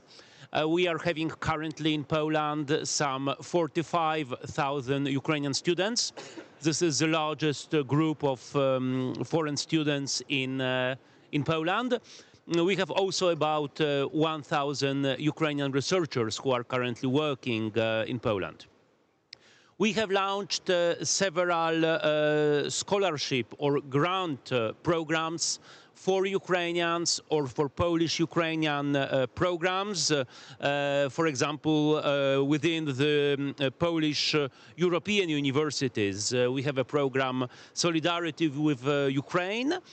We are also financing here in Italy, in Florence, two places for Ukrainian PhD students at the European University Institute. Last but not least, something I'm very proud of, we are engaged in projects which are being realized in Ukraine. For a dozen of years, Polish and Ukrainian partners have been working on the reconstruction of an ancient university astronomical observatory in the Carpathian Mountains, in its mountain called Pipivan, in the Ivano-Frankivsk region. So now basically the building is completed. They are now looking for the money for astronomical devices, but the building is there. It was built before the Second World War. It was destroyed during the Soviet times. Now it's fully functional as a scientific place. And also in the same region, we've launched this year a Polish-Ukrainian youth center. And it's not only a building, but we have already had the first group of Polish students who, despite the war, agreed to go to Ukraine, to discuss, to meet their Ukrainian friends. Thank you. Thank you very much. So, Mrs. Brito, what is the view of UNESCO? Thank you very much. And again, Minister, thank you so much for convening us and for putting science at the center of the reconstruction of Ukraine. And speaking as UNESCO, I would say science is a key to drive sustainable development, both economical, social, but also building peace. And CERN, of course, is a wonderful example of the S in UNESCO and how to bring nations together around science to build also diplomatic relationships, friendships, and mostly peace in the region. Sesame, that's another synchronotron facility in Jordan. It's another example of that. And dear Minister, ICTP, that the government of Italy proudly have been from the beginning, from Abu Salam at the vision, a UNESCO Category 1 Center in Theoretical Physics that really serves the whole world, in particular groups of scientists that have less capacities. And therefore, it's more than expected that UNESCO is here and that what we start doing with the government of Ukraine, and my colleague, the head of the office in Kiev, it's right here, Chiara. We started, first of all, to map, as you mentioned, Fabiola, what is happening to the system. And what we discover, as you mentioned, more than 30% of the scientific infrastructure, it's gone. It's not even lightly destroyed. It's gone. It will need to be reconstructed. We also know that we have 54% of scientists in Ukraine saying we cannot do the science we did before because we don't have the laboratories, we don't have the facilities. And also what we have seen is also the exodus of top scientists out of brain drain. And in the beginning, the first study said, well, around 12 going out and also moving internally. we are now saying is more than 20%. So that is a huge impact on the, but based on these two studies that we published last year and this year, then with the national authorities of Ukraine, with the Junior Academy of Sciences, we said, what do we do? What do we need to do now, and what do we need to do in the next 5, 10, 20 years? Because it's that long to recover. It's very easy to destroy a scientific network, a scientific ecosystem, very hard to. So the first thing, and thanks Commissioner, because the EU has been very, very key on that, how to make sure that scientists that are in Ukraine still have access to remote laboratories so that they can continue to do their work being in very hard conditions because they don't have their institutions anymore functioning. Secondly, we said, okay, but that's not enough. We need to look to the framework, the legal framework, and I was very happy to see the minister mentioning the several reforms that are already ongoing on legislation. And finally, the action plan that I hope will be a key pillar to the coalition that we will be signing today is then the infrastructure, the training, the education to the EU standards on research, and also how to build more stronger international cooperation. So I will stop here because we have a second question and I will go further there, but thank you again. Thank you very much, Lydia. So now I would like to ask Mr. Fedorov, as a representative of regional administration in Ukraine, what is your viewpoint of the scientific situation there? First of all, dear Minister, thank you for the opportunity today to speak about the science, about the education. For us, it's really very important because, first of all, we need to analyze what situation we have now. And I'm happy to speak about it because the last 3 years and a half we've been the most difficult of our country. And the Zaporizhia region has suffered greatest losses. For example, only from the beginning, from 2025, enemy attacked Zaporizhia region, more than 77,000 attacks for territory of Zaporizhia region. 77,000 attacks. It's a different weapons, different drones and other things. 50 people was killed and more than 460 people was wounded only in Zaporizhia regions. All our education and university infrastructure, 30% was fully destroyed, and now we need to rebuild it. But we didn't stop. Our teachers, our education area, our students don't stop, and we show our resistance in science and education also. When we speak about recovery in Ukraine, we mean not only physical rebuilding, we also mean deep changes in economic, science, education and healthcare. It is a chance to build a new country using innovative approaches. It is very important to create new opportunities for science, doctors, youth people and new startups. Zaporizhia is a good example of how we can use our innovation potential even it is a hard time. And one more thing, we must honestly say it, that our science have unique advanced. They physically present the center of the big challenges because they're in war. And of course, we need to understand that now we have the biggest data which we can use for science all over the world. And of course, now I want to show which data we can use. First of all, we need to understand that now we have very dark environment, and we need to analyze how it can shows result in tens of years of beginning. Of course, now we have greatest opportunity how we can analyze science in defense tech, because Zaporizhia region, it is one of the biggest area where we can use defense tech in a territory which controlled fully by government of Ukraine, and of course a front line which is 30 kilometers from our capital. Of course, an energy sector science, we understand that energy sector which we feel 3.5 years ago And now it's a very different energy sectors. And now science guys and science technology need to understand what energy sector in the nearest future we need to build, how to protect, how to build new, how to build decentralized, and we can show this data, how we do it, but we do it very quickly. And of course, science can think and give us opportunity how we can do it in the nearest future. Of course, we need to understand that medicine it's one of the fast challenges field.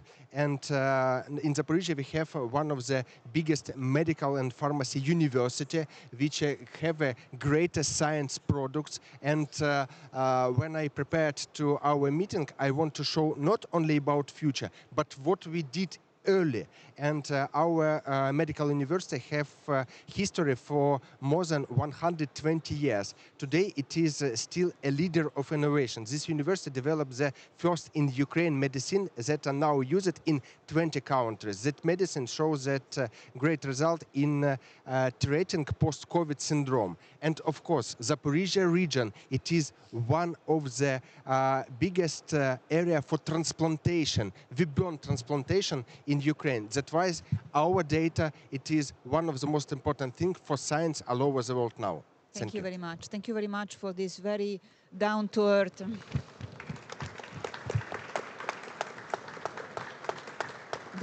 description of the horrors of the war and also your very strong and brave reaction. And to you, Vladislav Sikora, I would like to ask, as a Ukrainian scientist working abroad, what is your view of the situation of science in Ukraine and of the main challenges that the scientific community there must face every day?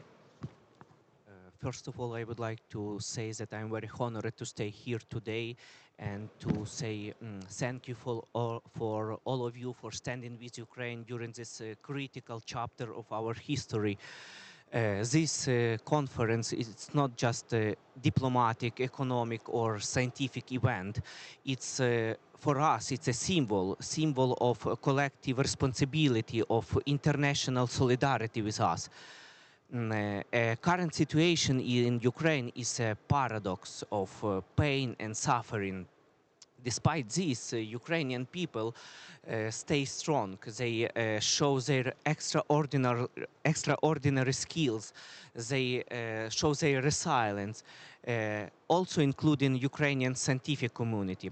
So let me be honest with you, Ukrainian scientific community have multi-layered challenges.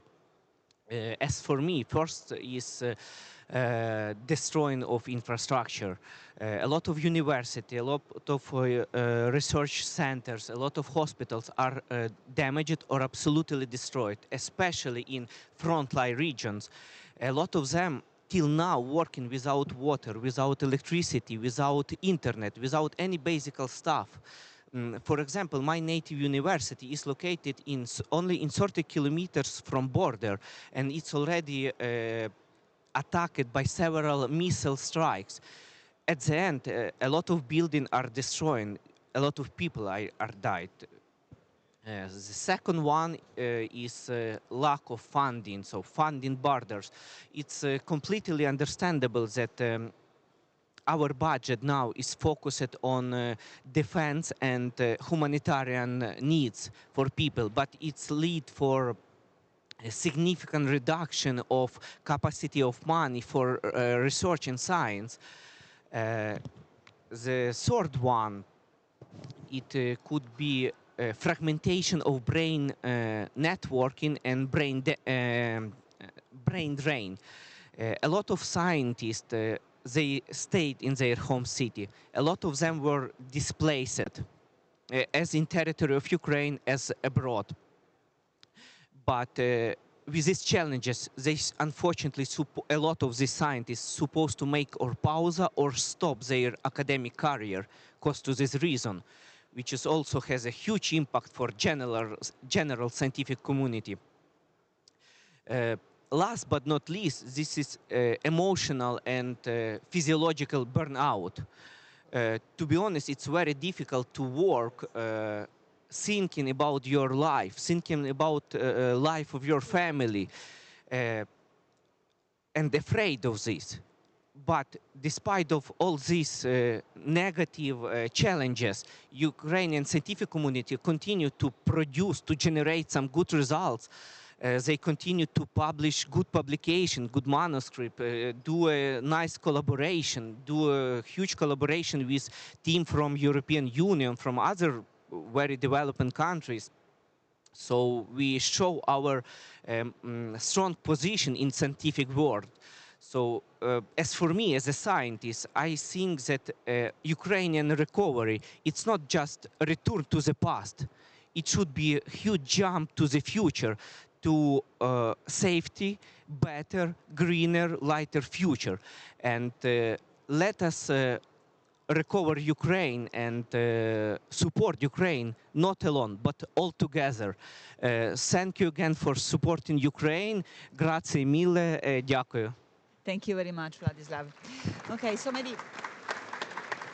maybe at this point, let me say a few words on what my institution, CERN, has been doing since the aggression. So we immediately set up an initiative called Science for Ukraine, and we hire 15 Ukrainian scientists to come and work at CERN in dedicated position. We also launched a series of remote internship and training programs for the young people who could not leave the country, and also initiatives to allow the community there, the scientific community in Ukraine, working at CERN to continue to contribute to the CERN scientific project as much as they could remotely.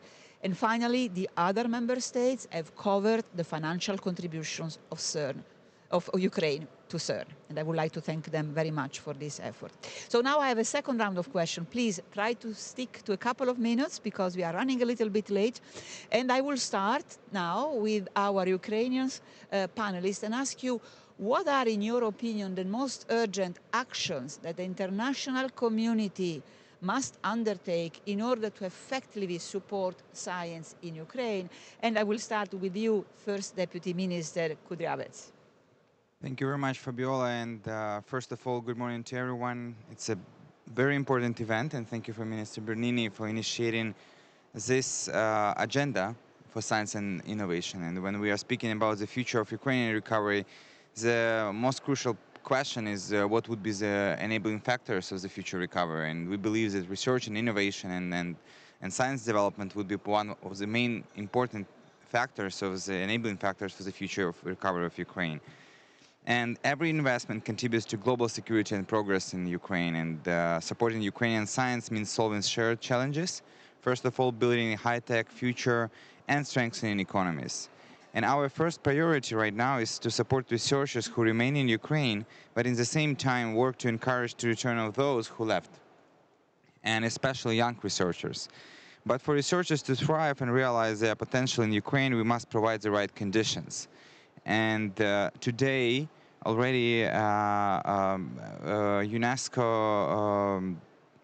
UNESCO mentioned that today 30% of Ukrainian research infrastructure has been damaged and or destroyed by Russian invasion. Much of what remains is outdated, and that's why our second priority is build forward better, developing a resilient, modern scientific ecosystem based on open science, digital transformation, and energy efficiency. First of all, we need to use this for developing the current infrastructure and actually making step forward. Our third focus is on continuing to advance science and innovation policy, while implementing European research area standards, reforming governance, and strengthening institutional capacity. For the first time in 30 years, we are transforming the science sector systematically, and especially in line with our European Union accession process, just finishing a screening on Chapter 25 a couple of months ago. And for instance, we introduced a new methodology for evaluating research institutions and universities, directly linking funding to performance. And the next step will be integrating the evaluation result into funding decisions. We must continue this in other reforms to ensure a truly comprehensive transformation, basically because it requires both financial and expert support. And finally, countering Russian propaganda in academia must be our shared agenda as well. Russia has long used science for influence, and together with you, thanks to certain activities, we did a lot to counter-tackle this, and Russia manipulating a lot of academic spaces, and we call for sanctions against institutions operating in temporarily occupied territories and spreading disinformation together. And this is a matter of global security. And this is just some of the steps we must take together. I think follows the lead of international organizations like CERN and others who can actually create a good impact on the future. Ukraine today holds unique through so painful earned expertise. And we are on our 11th year of resisting full-scale Russian military aggression. And we are conducting unprecedented defense operations, building advanced capabilities in weapons manufacturing, medicine, prosthetics, and rehabilitation. And this expertise comes at a high cost. And we need to work together to actually share this expertise and actually strengthen and foster this expertise to be a foundation for the future development of research and innovation, and creating the innovation pathway for the future of Ukrainian economy. I believe we can build a strong partnership today, and it would be a lot of dialogues and remarks later, and we would do some announcement today, and I hope that it would help facilitate our joint efforts in relation to that. And just to finish my remarks on that, I just wanted to, one more time, to express our gratitude to Italian government to initiate this panel, and just to focus your attention that among all the panels, research and innovation today, one of the most, we have most participants right now in the hall, and I see a lot of people coming in and looking for the chairs because it's overcrowded. I think it's a good sign that we are looking into the future and can actually express our interest in the right direction. Thank you. Thank you. Mr. Fedorov.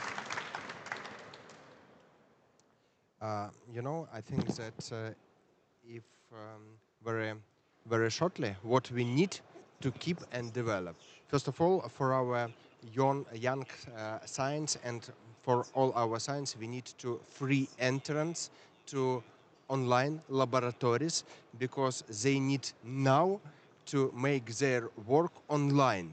It's first. Second, we need free entrance to many publications and to many libraries, because it's too expensive now for us and for our science, and it's truthfully we need it now. And third, we need practices on EU basis for our science, and we need to not only single person or single group, we need system work on this area. It will be really help science in Ukraine and keep brain in Ukraine, but not help them to leave their country. Absolutely. Thank you. Thank you so much also for underlining the importance of open access and open science, and the importance in particular in this specific dramatic situation. So, Vladislav, what do you think? In my opinion, it would be nice to focus in long-term recovery programs, because actually we have, as I said before, we had a lot of challenges, but there is a lot of solution of these challenges. For example, it could be funding, long-term funding, for example, multi-year contracts for Ukrainians who is standing in Ukraine or Ukrainian who is abroad now. For sure, it would lead for improving of collaboration, of improving of reintegration of some result, of some scientific network. It also would be nice to develop a research core of science.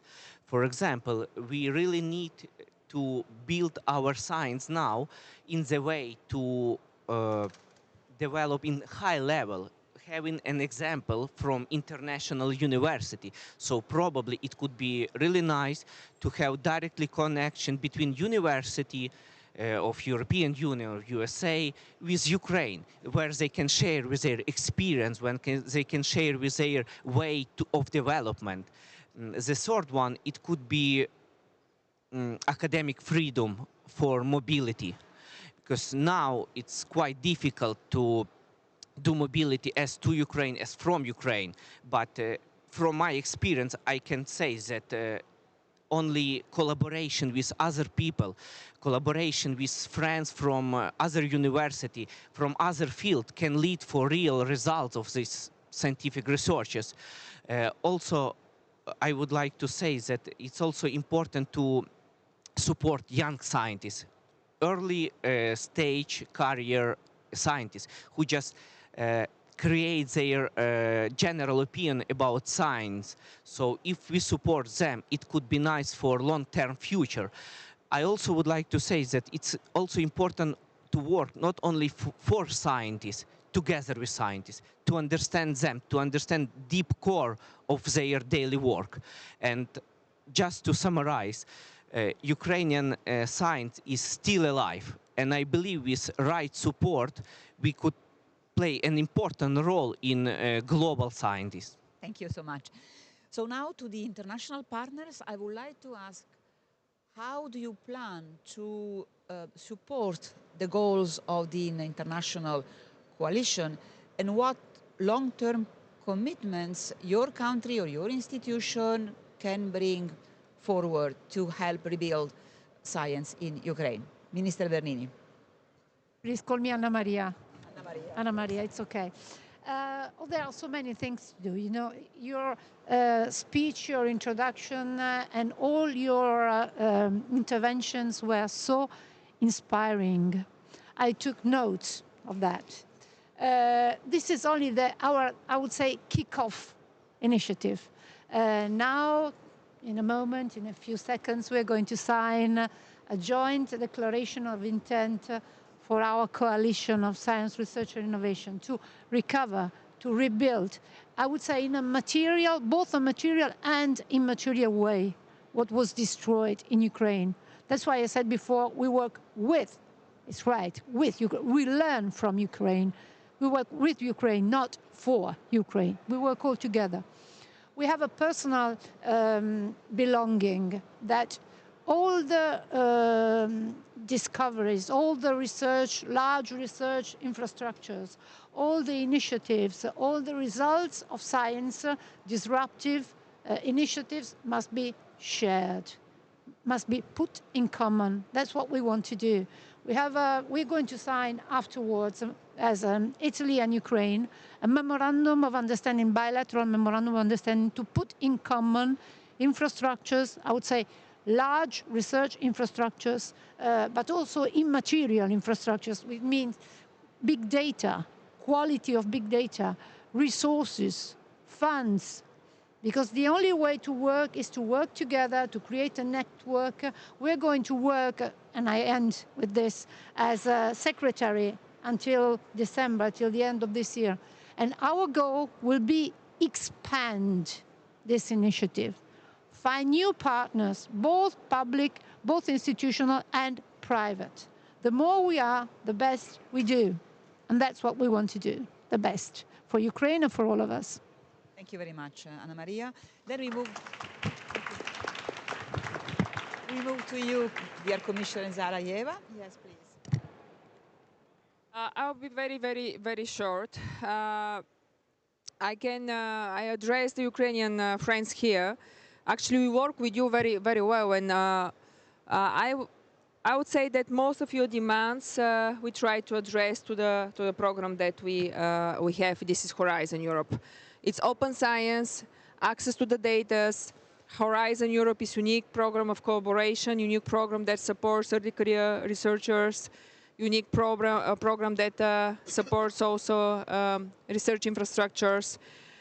So for the next years of the remaining MFF, we are going to continue investment and work together with Ukrainians that we plan extra close to 60 million euros again for support, dedicated calls for Ukraine and with Ukraine, as rightly Anna Maria just said, because there is no doubt actually that in the peacetime Ukrainian will be a scientific powerhouse, because as all of you said, you show remarkable resilience of your economy, of your society, of your science. So having in mind that since the beginning of the the war, actually, you increase the success rate and participation in Horizon Europe. So that shows that Ukrainian scientists and European scientists, they want to work together, to cooperate. And I'm really very grateful once again to finish that, as your minister rightly said, the signature is the beginning, it's not the end. So this will give us a chance to better align, to better coordinate, to increase the synergies between the instruments that we have as Team Europe, and to support Ukrainian scientific system to be fully integrated in European research area. Thank you very much. UNESCO, Mrs. Brito. Thank you very much. Well, the first one, I hope under the coalition and this movement that we have, how can we make the action plan that was designed for short, medium, and long term be really part of the joint work? And this is important because precisely with the support and the vision of the national government and the scientific community in Ukraine, it's a plan that looks forward to build a better, a more resilient, but also a future system that can indeed embrace very important values of science, that is science, open science for all, science as part of serving people, and also the importance of international cooperation. Science systems cannot be closed. So this is a very important part of the action plan, how to bring it to the future, and really with the ingrained values that for UNESCO are very important, the open science recommendation of UNESCO, the protection of scientists and academic freedom, but also the importance of international cooperation. And just to finish and really call again on all of you, because all of you mentioned that, the importance of sharing scientific infrastructure. And luckily, the new technologies allow for remote sensing. We have already a program with Ukraine supplying remote access to laboratory facilities. I call on all of you and your institutions, your universities, to really join this UNESCO program, because it's possible, it does work. And we need more and more of that. And finally, we need also to look after our scientists, and you mentioned that, the mental health of the academic community. This is something that UNESCO is ready to do. We are already doing for teachers in education systems. We are doing in the culture sector. We are starting to do for the academics in Ukraine. But this is an important call, because living with trauma, it's a very hard way of living. Thank you. Thank you very much. So now, Secretary of State Jung. Let me start, even in restricted time frame, with a personal remark. After hearing all these dramatic, personal, and sad insights about the current situation in the Ukraine as of this morning, it's not that easy to talk about, to think and talk about a different future, a more peaceful future. But we have to do this, and this is why it's that important that we start our coalition today to show our friends in the Ukraine and to show the world that we are supporting the Ukraine as a strong partner in research and innovation for a common future in the European Union. Briefly, some examples, what we do in Germany and we plan to do in the future. Our partners have asked us for support and advice on recovery and reforms of the Ukrainian science and innovation system. In this regard, we have initiated 2 calls this year. We are building a new German-Ukrainian university network with joint degree programs, including double degrees and collaborative teaching modules between German and Ukrainian universities. The Green Deal Ukraine project offers training programs that aim to create a valuable pool of experts.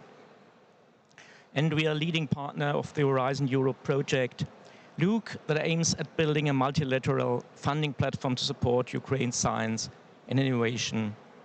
And I truly believe that the integration of the Ukraine in the European higher education area and the European research area make Europe even stronger together, and that is what counts. I really look forward to the start of the International Coalition for Science, Research and Innovation in Ukraine today, because we all have to make sure that science and technology are at the forefront of the rebuilding of Ukraine and of securing a better and secure future for its people. Thank you very much. And last but not least, Under Secretary Zeptiski. First, we as Poland, we are considering organizing the next edition of Ukraine Recovery Conference. So this will be a natural next step also for our coalition for supporting science in Ukraine. But going beyond, I would also like to comment a little bit on what has been said already. Minister Kudiavets mentioned Russian disinformation. I would go further. It's not only about fighting Russian disinformation, it's also about continuing isolating Russia in the field of science. CERN, for example, has ended its cooperation with the Russian Federation. Me personally and also my country, we are very happy about that. But in Russia, they have your, if I may say so, sister institution, the Dubna Institute, and there are still some countries which remain members or observers of the International Nuclear Dubna Center, well, this is something I would reconsider being in their place. So this is the first point. Second point about the well-being or psychological condition of Ukrainian scientists. Polish Academy of Sciences, together with its partners, has realized quite a major program on PTSD, including PTSD in Ukraine, not only about scientists, but in general, I think it's an important topic. And once again, if anybody would be interested in joining, connecting on that topic, you are welcome. Another priority of Poland, which needs to be mentioned here, is that we are clearly against brain drain, in favor of brain circulation. Of course, after 24th February, we have introduced scholarships for people who left Ukraine. But now we are much more in favor of Polish-Ukrainian projects realized in common by institutions from both countries. And last sentence, we should also work on bringing more Europe and more European knowledge to Ukraine. For example, we have for the moment 3 campuses of College of Europe in Bruges, in Warsaw, in Tirana. Why not to open a sort of small campus of College of Europe or European University Institute somewhere in Ukraine to improve the European knowledge of the Ukrainian administration? Thank you very much. So, time is flying and we have to bring this panel to a close, but please don't leave the room. We still have an important segment of this meeting. But before that, I would like to thank our distinguished panelists for the excellent discussion, for the insightful thoughts, for the very important points that I've raised and put forward, and for also the concrete step that they mentioned. So let me summarize what I've retained from this panel. Number one, the courage, the passion, the determination, the resilience of the scientific community in Ukraine are really stunning. And as the Commissioner Zaraeva said, we have a lot to learn from them. Number two, although we love the Ukrainians abroad, like Vladislav, we have to reconstruct science in Ukraine. So we have to support the scientific community there, the people, the infrastructure. Without infrastructure, there is no science, like there is no science without people. The educational system to train the young generation. So we have to work with them in Ukraine. Number three, there is already a myriad of very good initiatives and partnership between Ukraine and many countries and many institutions. So this is really, we have to salute this. There has been a huge, huge effort made by many, many partners, countries, and institutions.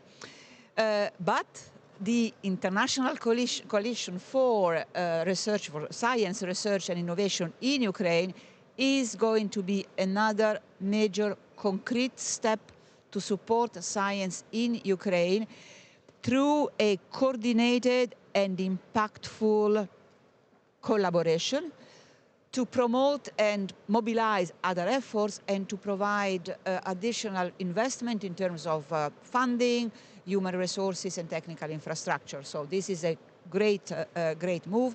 And so now we move actually to the signing ceremony. I will be calling the various participants, the various partners, one by one to come to the podium and to sign.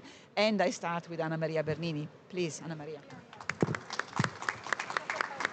The pen is there. The pen is there. I'm going to put this out of the way.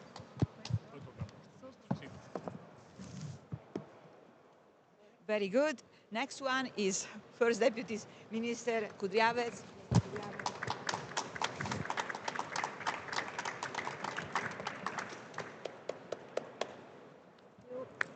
European Commission.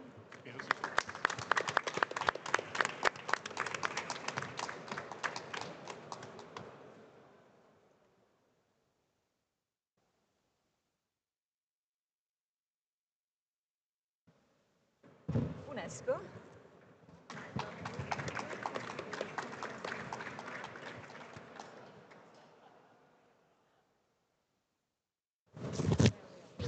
Germany.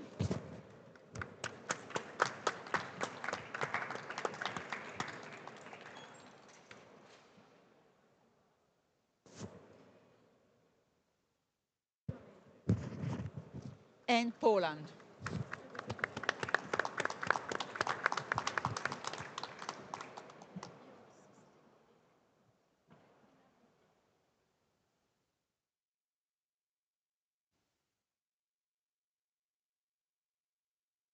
Thank you very much.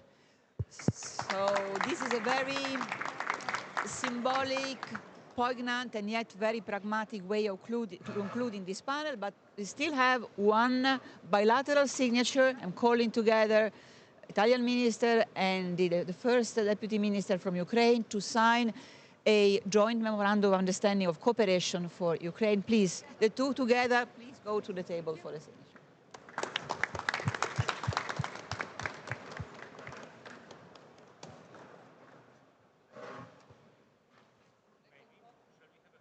Photo.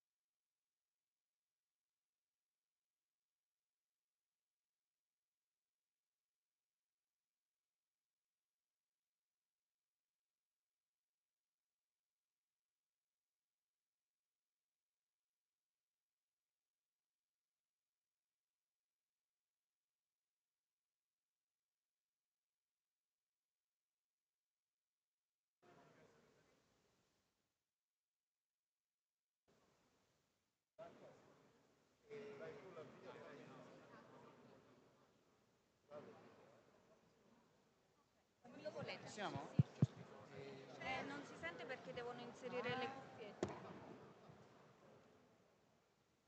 È un funziona. No, ma non si sente. Si sentono solo attraverso Si sente? le cuffiette. So you need to take the headphones so you can yes, please. So I invite all the panelists to take a seat.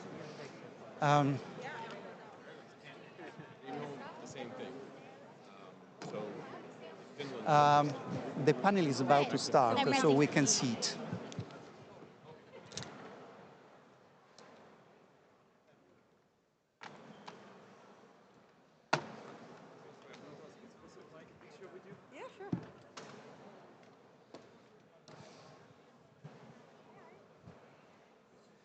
So good morning to everyone. The panel is about to start. The panel is about to start, so I invite all the panelists to take a seat.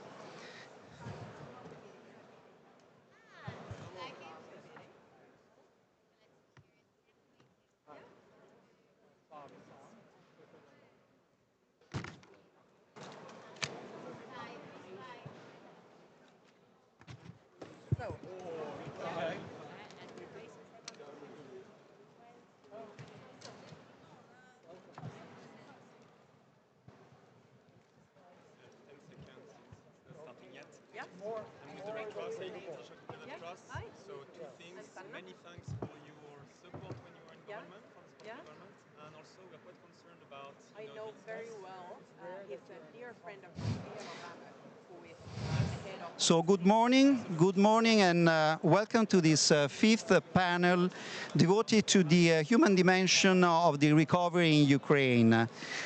This panel will focus on the mobilization of human capital for the reconstruction and the promotion of inclusive labor markets, social dialogue, sound industrial relations, and enhanced partnership between the public and the private sector. This primarily implies fostering the development of skills in the workforce and revising labor legislation, also with the view to bringing it in line with the EU standards. We will discuss possible strategies and a number of concrete initiatives with the invited panelists, but before that, we will have two keynote speakers to open the panel. It is my honor to invite to the stage the Italian Minister of Labor and Social Policies, Ms. Marina Calderone. Ms. Calderone, please, the floor is yours.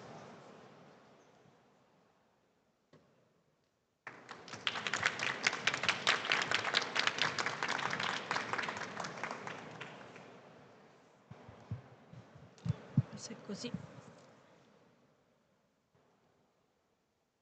Gentili. Dear everyone, I hope that you can hear me, my voice and my words. This conference for the recovery of Ukraine is now in its fourth edition with the aim of consolidating and further strengthening support for Kyiv by mobilizing international support and financial resources for the reconstruction of the country. So let me begin this panel by expressing our full support and solidarity with the people and government of Ukraine, victims of a cowardly aggression by Russia, which we continue to strongly demand an immediate end to. One of the key messages of this conference is that there can be no talk about recovery without considering the needs of Ukrainian citizens, who today, in addition to the suffering imposed by the war, are living in a situation of enormous uncertainty about their future, whether they are in their homeland, on the front lines, or found protection and assistance in other countries.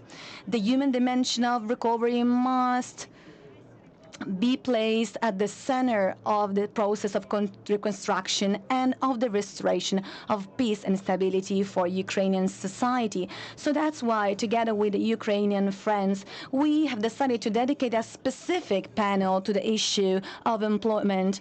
This issue is the bridge between the economic reconstruction and the social reconstruction of the country. The role of economic operators and workers is pivotal. The Ukrainian economy will be able to recover thanks to the financial resources that the country, international cooperation, multilateral organizations, and the private sector will be able to mobilize, but also through the work of so many Ukrainian citizens, including veterans and those who have found protection abroad, who wish to contribute to this reconstruction. So that's why we are here today to debate how to support the development of the Ukrainian workforce skills and ensure that economic recovery is accompanied by the creation of quality jobs, an inclusive social protection system, respect for rights, and the strengthening of labor market institutions and social dialogue. Therefore, let me thank our ministers of foreign affairs, labor, and economy for organizing this important moment. And I would like to thank all the panelists for their valuable contribution. There are many commitments and initiatives that will be discussed today. I'm delighted with the signing of the bilateral memorandum of understanding with Minister Sviridenko, which adds another important element to the Italian government's commitment to contribute to the reconstruction process in Ukraine. There are, in this moment, around 380,000 Ukrainian citizens in our country. Some of them have been here for many years, but many of them are part of this diaspora forced by the conflict, who have found protection in Italy, as in many other countries. Among the latter are many women, often accompanied by minors. For these people, within the framework of the Skills Alliance, and let me express my satisfaction for its expansion, as the Ministry of Labor and Social Policies, together with the Ukrainian authorities, we wanted to build a path for integration into society and in the labor market that starts with the identification, the qualifications and professional profiles that will be needed in the post-recovery phase, and offers training courses aimed at acquiring or updating the skills needed to re-enter the Ukrainian labor market. We are also committed to exploring training activities in Ukraine, a true Italy-Ukraine skills partnership for employment. This partnership also includes a joint project between Italian social partners and Volontariato Internazionale per lo Sviluppo, in partnership with the Salesian of Don Bosco, for training activities in Ukraine that was presented yesterday at the Skills Alliance workshop organized by our friends at the German Ministry for Cooperation. We are well aware of the challenges associated with the social and professional reintegration of veterans, who will need specific attention and initiative that also address their mental and physical health. My ministry is also committed to promoting the inclusion of Ukrainian citizens in Italy in the labor market, including through access to job and training opportunities offered by our digital employment office, our portal called the Technological CISL. For that reason, we have decided to launch a Ukrainian language version of this interface called Apply. That is a digital coach currently being launched, which, thanks also to the use of AI, will integrate with the CISL portal to facilitate personalized training and work inclusion pathways. We will also train Ukrainian staff to help Ukrainian citizens access and make the best use of our platform. Finally, we have made our technical capacities and expertise available to Kyiv to support the process of reforming the labor market and its institutions through social dialogue. As Ukraine moves toward alignment with EU standards and norms. In this context, I welcome with great pleasure the finalization of two agreements, the tripartite memorandum between the government, trade unions, and employers' organization in Ukraine, which certifies their joint commitment to this labor market reform process, as well as the agreement between Ukraine and the European Commission on access to the resources from EASI program, which will enable the Ukrainian public and private entities to develop initiatives on skills, employment, and social inclusion. I would like to conclude by expressing my hope that the aspirations of the all Ukrainian citizens for a just and lasting peace will soon be realized, restoring their peace of mind and dignified conditions that they can actively participate in a process of rebuilding their country that focuses on people's needs and human capital. Together with the Deputy Minister Bellucci and all the staff from the Ministry for Labour and Social Policy, I would like to thank you for your valuable contribution, and you can give the contribution in these important paths. Thank you so much. Thank you all panelists and also the Ukrainian government for cooperation. Thanks again. Thank you very much, Minister Calderone, not only for the human-centered values that you spoke about, but also for the concrete steps you mentioned inside of the recovery of Ukraine. Now, the Executive Vice President of the European Commission, Roxana Minzatu, was not able to attend the panel, but sent us a video message, so I asked the technicians to show it on the screen.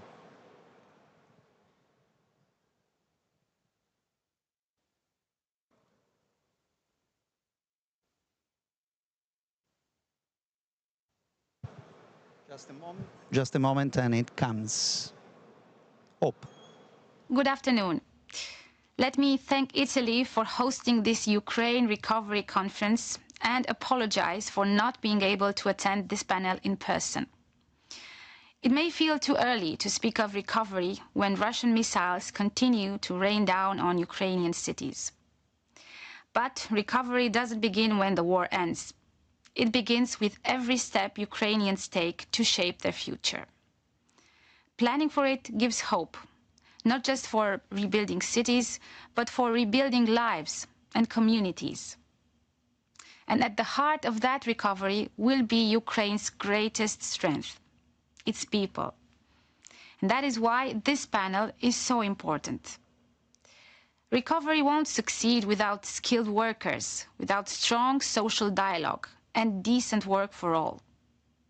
Ukraine's human capital, its talent, its resilience and determination will drive the country's reconstruction. We continue to stand behind Ukraine's path to the European Union, including on the crucial reforms needed to build a fair and modern labor market. I welcome the government's strong ambition to move forward, even under such extraordinary circumstances. Reforming labor laws and bringing them closer to EU standards is an important step. These changes will help create more jobs, better jobs, and safer workplaces, the kind of progress that people can feel in their daily lives. This will also encourage the many Ukrainians abroad to return home and help rebuild their country. I especially want to highlight the importance of social dialogue. Real progress happens when governments, employers, and trade unions work together. The tripartite agreement that will be signed today shows a clear commitment to work together to make real progress. We are also proud to support Ukraine as it prepares to roll out the Youth Guarantee. Every young person should have the chance to find a job, to continue their education, or start a traineeship. Investing in young people now means investing in Ukraine's long-term recovery and resilience. Finally, I want to recognize the work of the Skills Alliance. It has brought donors together in a truly coordinated way to support Ukraine's human capital. The fact that more partners continue to join shows just how relevant and needed this effort is. Although I cannot be with you in person, I am glad my colleague, Stefan Olsson, is there to contribute to the discussion. Ukraine can count on our continued support, today, tomorrow, and for as long as it takes. I thank you, and I wish you a fruitful discussion. So let me say welcome to all our panelists. So we have today the honor to host the former Prime Minister of Finland, Sanna Marin, the Deputy Minister of Economy of Ukraine, Tetiana Berezhna, the Director for Eastern Europe of the World Bank, Bob Zaun, the Deputy Secretary General at the OECD, Fabrizia La Pecorella, the Deputy Director General for Employment of the European Commission, Stefan Olsson, the Deputy Minister for Veterans Affairs of Ukraine, Oleg Szymanski, the Deputy Director General at the International Labour Organization, ILO, Celeste Drake, the Director for Gender and Economic Inclusion at the European Bank for Reconstruction and Development, Barbara Rambusek, and the Deputy Head of Ukraine Federation of Trade Unions, Alexander Shubin. So thank you very much to be here.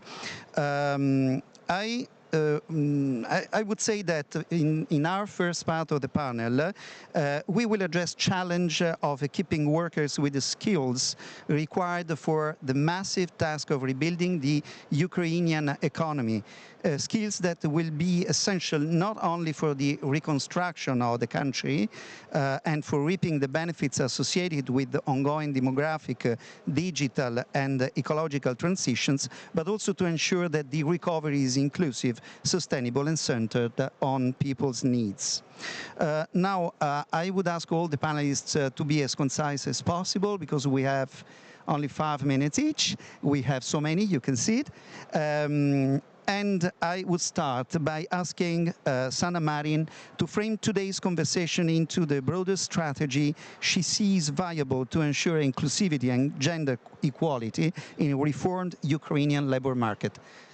I also know that yesterday the Tony Blair Institute for Global Change presented a report just on this. Well, thank you so much. I hope you can hear me through this microphone. Perfect. Yes. I just love this silent disco that we are all in with our headsets. First of all, I must begin by thanking Italy and the city of Rome hosting this very, very important event, Ukraine Recovery Conference. We all hoped that the war would have ended already, but as was mentioned before, very importantly, we cannot start the recovery only until the war has ended. We are in the middle of recovery every day, and we have to support Ukraine any way we can to make sure that its citizens, its people, the country itself will have prosperous future ahead. I also want to thank Ukraine. Thank you for fighting all of Europe. You are in the front line of defending European values. You are defending European security. Without your commitment and your sacrifices, Europe cannot be safe in the future. So I want to deeply thank Ukraine, soldiers, people in the front line, but all over the country and also all over Europe. You are working within our countries. You are participating in our education system. So I truly also appreciate all the Ukrainians that have come to our countries, and we must make sure that we can take as good care of you so that one day you can return to Ukraine to rebuild and help Ukraine recover. But at the same time, I must also say that we cannot wait for the refugees to return home. There are currently, as we speak, 3 million Ukrainians that could enter workforce, that could work for rebuilding Ukraine, but are now unemployed.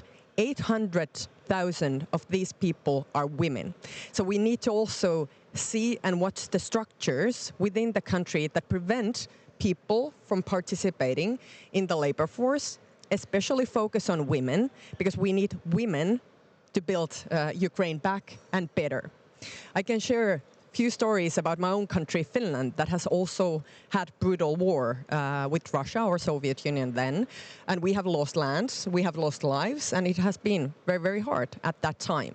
But we had built our country prosperous, making sure that each and every single person can participate workforce, can participate education, and can participate in building the welfare society that Finland is today. And I would say that women were always in the core of this struggle and with this success story. So I only want to highlight and encourage to make sure that all the structures that are now built will support women participation in the workforce. This means better education system. This means better daycare system. If you don't have daycare for children, then you won't have mothers entering to the labor market.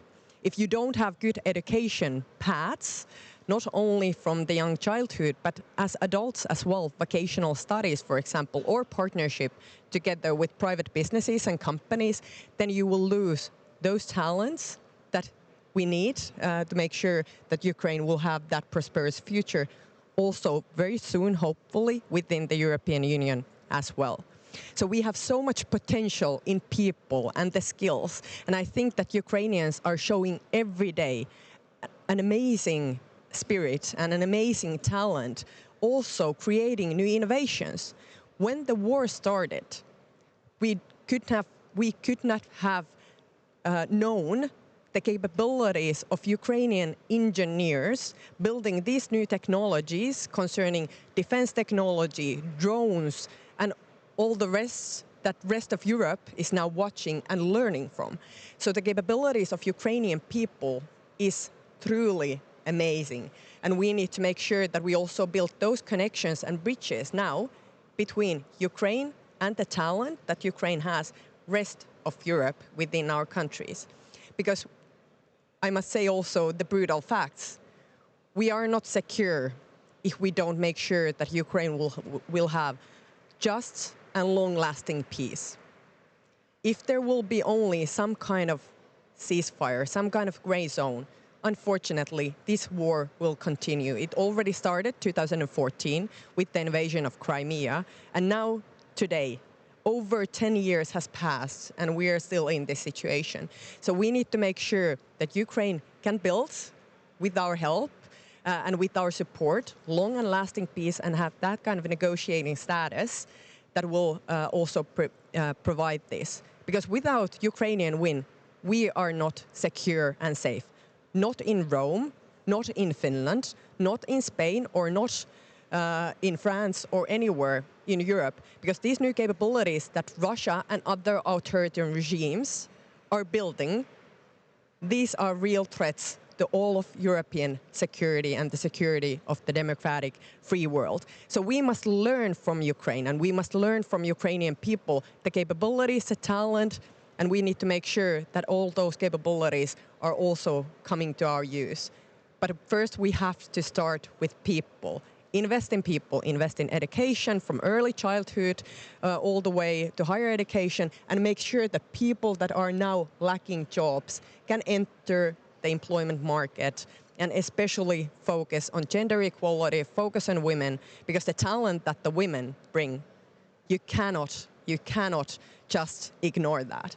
So I would suggest that we would all put our hands and minds to that, how to build bridges between Ukraine, European countries and its partners, and also how can we build bridges within the Ukrainian society to make sure that those 3 million people that are now unemployed, 800,000 women that are unemployed that could participate in the workforce will be participating in the workforce, and we shouldn't wait for the refugees to come back, and we shouldn't wait, and we won't wait that there will be peace, but we will fight and work each and every day to make sure that there will be just, lasting peace, and Europe will be safe through that. Thank you so much. Thank you, Sanna Marin. I know that you have to leave our panel, but thank you really for your strong speech and focused on the talent and resilience of the Ukrainian people, which is the main resource of the recovery, and also for the link that you spoke about, the link between what's happening in Ukraine and the European security. Thank you very much. And I think that this is the best introduction also to the Deputy Minister, Berezhna. Let's hear from her what are, in her view, the main priorities and which the partners for the strategy aiming at the training and developing the workforce for the reconstruction and recovery of Ukraine. Please. Thank you for your kind question, and we are very happy to be here in Rome. The conference has gathered more than 5,000 people, and it means two things: that the whole world supports Ukraine, and we are very happy to feel the support from our partners and friends. But at the same time, recalling what Sanna had mentioned, now Ukraine is in the center of attention, in the middle of the world. We are very responsible for what's going on in Ukraine, what we are doing in Ukraine, which governmental strategies we follow, because the world looks at us not only as an eastern gate of Europe, which secures all the continent, but also as an example to follow in new practices, in new human-centric approaches, in new technologies. So as a government of Ukraine, we shall be very concrete, very specific, and very effective in all the strategies that we follow. Today I would like to name a few things that we are proud of, especially proud, and this conference also contributed to the development of these initiatives. And I'm here so privileged to sit on the stage together with our partners and friends that helped us to move these initiatives. So first of all, indeed, Ukraine needs to be a place where every Ukrainian shall, to his or her best, realize his talent to be employed worker, entrepreneur, or a skill and retrain. This is actually the mission of the Ministry of Economy. This is what we are working on. And today, just maybe a few minutes ago, we had a historical moment when, together with social partners, our employers and trade unions, we signed a tripartite memo on modernizing of our labor code. This is a long road, I must say. It took us more than 3 years to prepare the text, but still we need to adjust and to discuss many important moments of this code. As you know, the Labor Code of Ukraine was born in 1972. It's an old one. It doesn't meet the requirements of our economy, but we understand that we need to be very careful about each and every provision of this code because it relates to every Ukrainian person, both worker-to-be, and employer. So today at the table we had Minister Svirdenko, representatives of our social partners, stating that yes, we are ready to adopt human-centric, European-centric, social, flexible labor code that will protect the rights of people, the right to decent work, and also will help Ukrainian businesses to grow. Because Ukrainian businesses are those who are paying taxes, and all the taxes are spent on our defense. So this is a very important moment in the history of Ukraine, and we are very grateful that our respective partners, such as European Commission, Ministry of Labor and Social Policy of Italy, International Labour Organization, World Bank, Council of Europe, supported us in this initiative and stand as our partners, as well as Tony Blair Institute, who supported us in drafting labor code. So feeling this support, feeling this strong wall of our partners, we know that by the end of the year, we will adopt the new labor code, which will help Ukrainian workers and Ukrainian employers to exercise their labor rights. Second, As you know, last year in Berlin, we have established and launched Skills Alliance. At that time, 70 partners united around Ukraine and mobilized their resources to educate and to reskill at least 190,000 Ukrainians. Wherever they are, in Europe or in Ukraine. And yesterday we had a really, I would say, impressive lab on the results of the alliance, and we understand that as of now, 275,000 Ukrainian people were skilled. This is a great, actually, result, because we understand that the number of people that need to be activated as the labor market is huge, and the efforts that Ukrainian government alone can spend on reskilling and retraining and preparing those people to the labor market is not enough. We need to mobilize the support of businesses, international partners, NGOs around this. And Skills Alliance is really, truly effective initiatives. Third, we had a really great welcoming speech from Roxana Minzatu, and I'm very proud to say that tomorrow Commissioner Minzatu, together with the Minister of Economy, Yulia Sviridenko, will sign historical agreement for Ukraine. We will be gaining the access, firstly, in our history, in the sphere of employment, to the ESF+, European Structural Fund, which will allow us to have the access to the funds of the European Union that can be spent, I would not say spent, but invested into the skills of Ukrainian people, into active employment programs, and help actually Ukrainians to be more competitive on the labor market. And finally, I would like also to thank our partner, European Bank of Reconstruction and Development, because today in the morning we have launched the Human Capital Resilience Charter. What this is about? This is a very concrete and specific document which tells Ukrainian businesses in detail how to become human-centric. We know that in Ukraine we have, I don't call them vulnerable categories, but people who face various barriers on the labor market.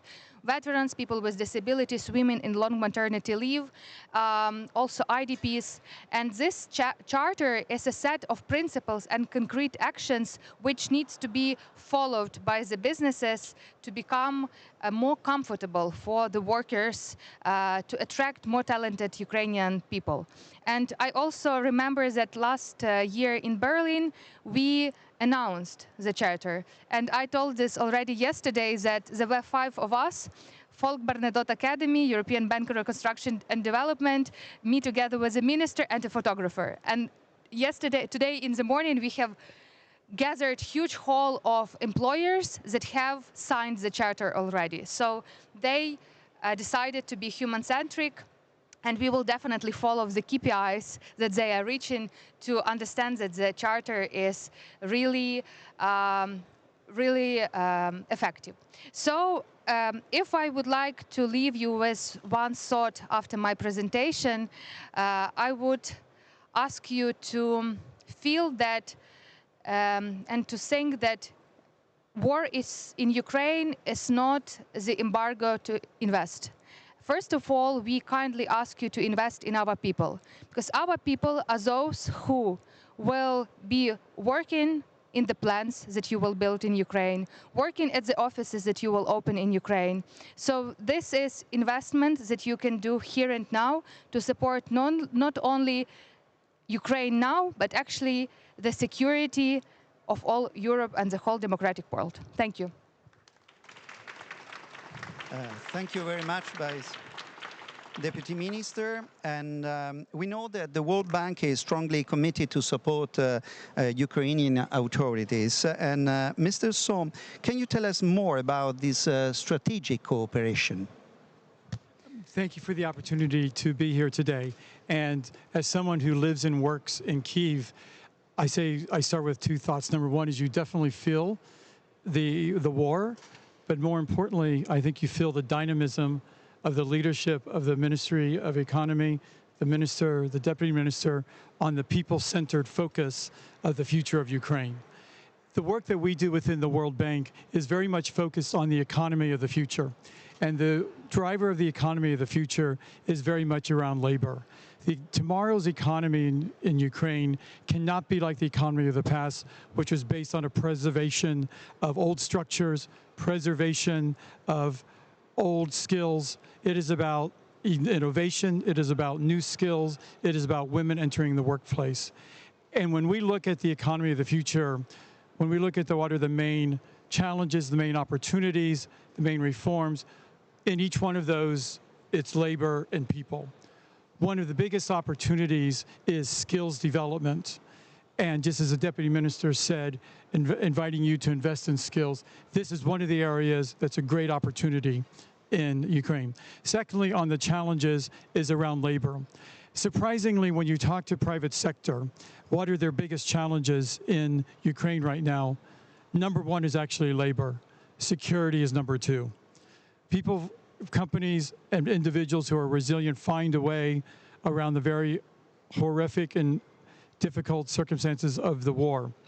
But finding the people with the right skills and matching them is the top issue. And so then we talk about what are the reforms necessary overall to bring in a more market-driven growth perspective on the path towards EU accession. One of those big areas is certainly around labor and all the other social elements to make sure that the most vulnerable, the poor, everyone has an opportunity to improve their lives, to be productive. When we look specifically at this from a labor perspective, we know that labor has to be the center of all that we are doing from an economic growth perspective. And with, I think, 3 specific reforms where we are working with government and where we see as being critical to the future. The first one is skills development. And in today's world, clearly this has a lot to do with technology, using artificial intelligence, and Ukraine, prior to the full-scale invasion, was already a leader in this, and going forward, technology is going to be one of these prime examples of skills development. The second area of reforms in the labor area is eliminating the barriers to the workforce. We've already heard twice today about women's ability to work. In Ukraine, they have some of the, unfortunately, normal standards that women face about childcare, about cultural norms. But in Ukraine, you also have the intense pressures of dealing and supporting the elderly and vulnerable, and maybe dealing and supporting disabled, war veterans, others. The burden is falling on women to support this. From the World Bank's perspective, we just recently announced it's the first ever investment among partners on early childhood development, $30 million that is directly at early childhood development, supporting so that women and their children are going to have the support that they need. And there are other barriers to making sure that people are able to enter the formal workforce. The third area of reform is about how do we make sure that there's a better matching of the supply and demand. The ministry has the State Employment Service. There's reforms that are going on there, especially about how does one target, how does one make sure that the skills are being matched with what employers need, and that skills development is what employers are looking for. And so all of this brings together, especially when the vulnerable, when we come out of this war, the social needs are going to be terrific. And so being able to match the skills with the employment services is going to be critical. And then the final point I'll make is that one of the major determinants of labor and being available is housing. Right now, the #1 area of destruction from the war is housing. We put out the rapid damage and needs assessment each year with support from the EU, the UN, and led by the government. The #1 area of destruction is housing. 13% of the housing stock has been destroyed.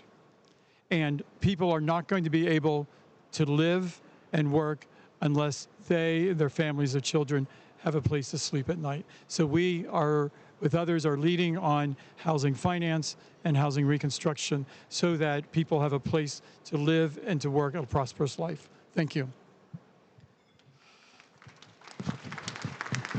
Thank you, Mr. Sohm.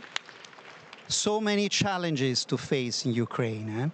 Now it's turn of OECD, and so I would like to give the floor to Fabrizia La Pecorella, Deputy Director General of OECD.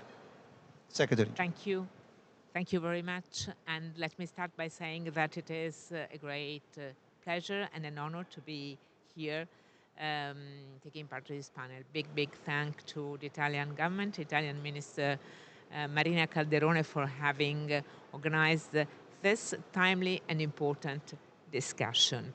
Now, a few before me have mentioned the Skills Alliance for Ukraine's, and let me start with the fact that the work of the Alliance and the work of the OECD concurs in believing that there is, a key value in skills development even during wartime. And this is why there are many initiatives, including for war veterans and for displaced persons, that are led by the government of Ukraine, by international partners and the private sector. Now, to make the most out of these initiatives aimed at skills development, we see 5 priorities. First, it is important and key to improve awareness of existing support programs and access to them. What we observe is that participation to many programs remain very limited, especially in light of Ukraine's need. And it is also important to identify and address bottlenecks in the uptake of these programs while ensuring transparent selection of candidates to enhance trust. Second, there are numerous initiatives that have been launched with the support of emergency funds. Now, to secure skill development, we need to, it will be essential to transition this to sustainable models. And what will be important is to scale up proven practices rather than launching new or ad hoc or duplicative efforts. And this can certainly enhance impact and also reduce administrative costs. For this, it would be important to encourage donors to channel funds into existing successful projects, seeking long-term financing solution. And this is very important because having the medium to the long term having the medium to the long term in mind is going to be critical. Then the third priority is about involving the private sector. The public sector of Ukraine cannot address this issue alone. The private sector, including the SMEs, must play a role in creating an enabling environment for skill development. And employers should see the financing of skill development as for what it is, an investment. Workers must, in turn, have incentives to acquire skills, not least in the form of job opportunities. One of the solutions that I can share with you that we observe in many OECD countries is to institutionalize incentives to employers to provide training and to workers to avail of this. And there are a few examples of this kind of schemes with incentives to employers and workers. This is the wage and training subsidies, tax incentives, individualized learning accounts, transferable across jobs and open to all workers. The fourth priority is to get the involvement of other countries, of partner countries. OECD countries have certainly a role to play in preserving and enhancing the human capital of the many Ukrainians still displaced abroad. Many displaced Ukrainians found employment in host countries, but what we see is that there is too much skill mismatch and too much overqualification. So what we encourage at the OECD is a dual intent approach, supporting the reskilling of displaced Ukrainians and employment in host country and sectors, in sectors and jobs that are also of relevance to Ukrainian reconstruction. And for dual intent to work, a close cooperation between Ukraine and the partner countries is essential. We do encourage OECD member states to work with Ukraine to operationalize these dual intent measures. Fifth and last, skill development it must be seen as a contributor to the social inclusion of war veterans and returnees. But for this to happen, skill providers need to find a balance between accommodating the specific needs of war veterans and displaced returnees and the needs of the economy. So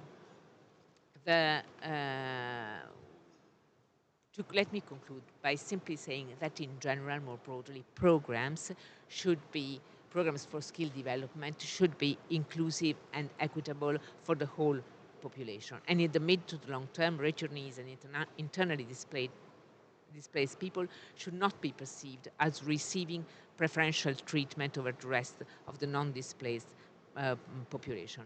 It is with this measure, with measures that are also fit for the medium to long term, that Ukraine and those supporting its reconstruction can foster skill development and promote the inclusion of war veterans, refugee, and internally displaced persons. Thank you very much. Thank you, Fabrizia La Pecorella. And in our cloud of words, so far the most popular words are skills, skill development. Mr. Olson, the European Union has been working closely with the Ukrainian authorities since 2014, which is the real start of the war. With the association agreement, and Ukraine is now a candidate country for accession, what role can the EU play in ensuring a human-centered recovery, and what are tools you see more fit to this purpose?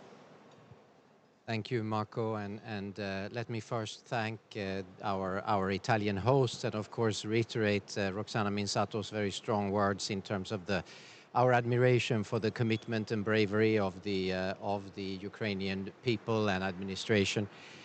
I can be rather brief, as my political leader has already spoken. But I would like to highlight a few important practical elements. And as Minister Calderone already said, the focus on putting the human at the center in the recovery is very, very important. And I think this is one of the key elements of the Ukraine facility, which has a budget of 50 billion euros for the years 24 to 27. And here, of course, the issues that we've heard today, skills development, employment, social services are absolutely important, as well as deinstitutionalization. So we have a very strong basis here. And to take up some of the concrete actions under the technical assistance under the facility, we have a very important project, and we're very thankful for our colleagues in the ILO who will work with the Ukrainian Ministry of Economy on this, which I think will complement the agreement that was just signed in terms of building capacity for the tripartite actors, as well as starting to prepare Ukraine for the implementation of the youth guarantee, and in terms of working on approaching the international labor standards in the context of the reform. Also, as was mentioned, we have the Skills for Recovery project, and we heard all the key principles and importance here from the World Bank and the OECD in terms of the skills challenge, but also all the tools we have available and the commitment there. I think your question, Marco, in what we can do is also that we can work very closely in the context of the labor reform that you mentioned, Minister, in seeing that this really gets at an early stage in line with the EU acquis, so that we are ready for accession. And then let me just mention, reiterate the focus on the European Alliance for Apprenticeships. We have your commitment there to join, and we're very much supporting that, because then Ukraine will be part of the networking on the learning process, and the apprenticeships we've seen in the European economy is essential for skills development. And then, of course, also as Minister Calderone and Roxana Mensato referred to, we have the very important signature tomorrow of the Ukraine taking part of the EC strand of the European Fund Plus, which will allow Ukrainian entities to apply for funding. I think the next one will be for the skills guarantee, but also many other important issues. So we remain very strongly committed, and it's a real pleasure of working with our colleagues to foster these reforms and recovery. Thank you very much, Mark.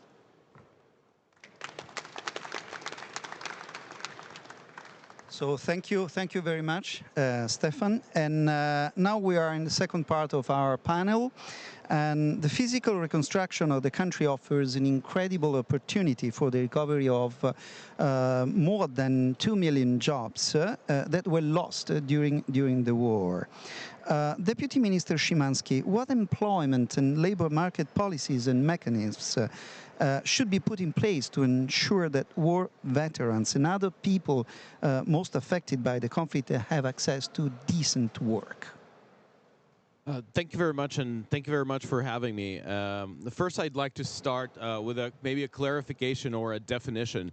I think in the NATO and G7 practice, veterans are those who have served in the military, whereas in Ukraine, veterans are actually those who have been in active combat, so in active fighting engagement. And that is a very important distinction, because these individuals have a very unique skill and a very unique experience that they have been through. And that's why we must consider this, and we must understand that their needs and their qualifications are quite specific.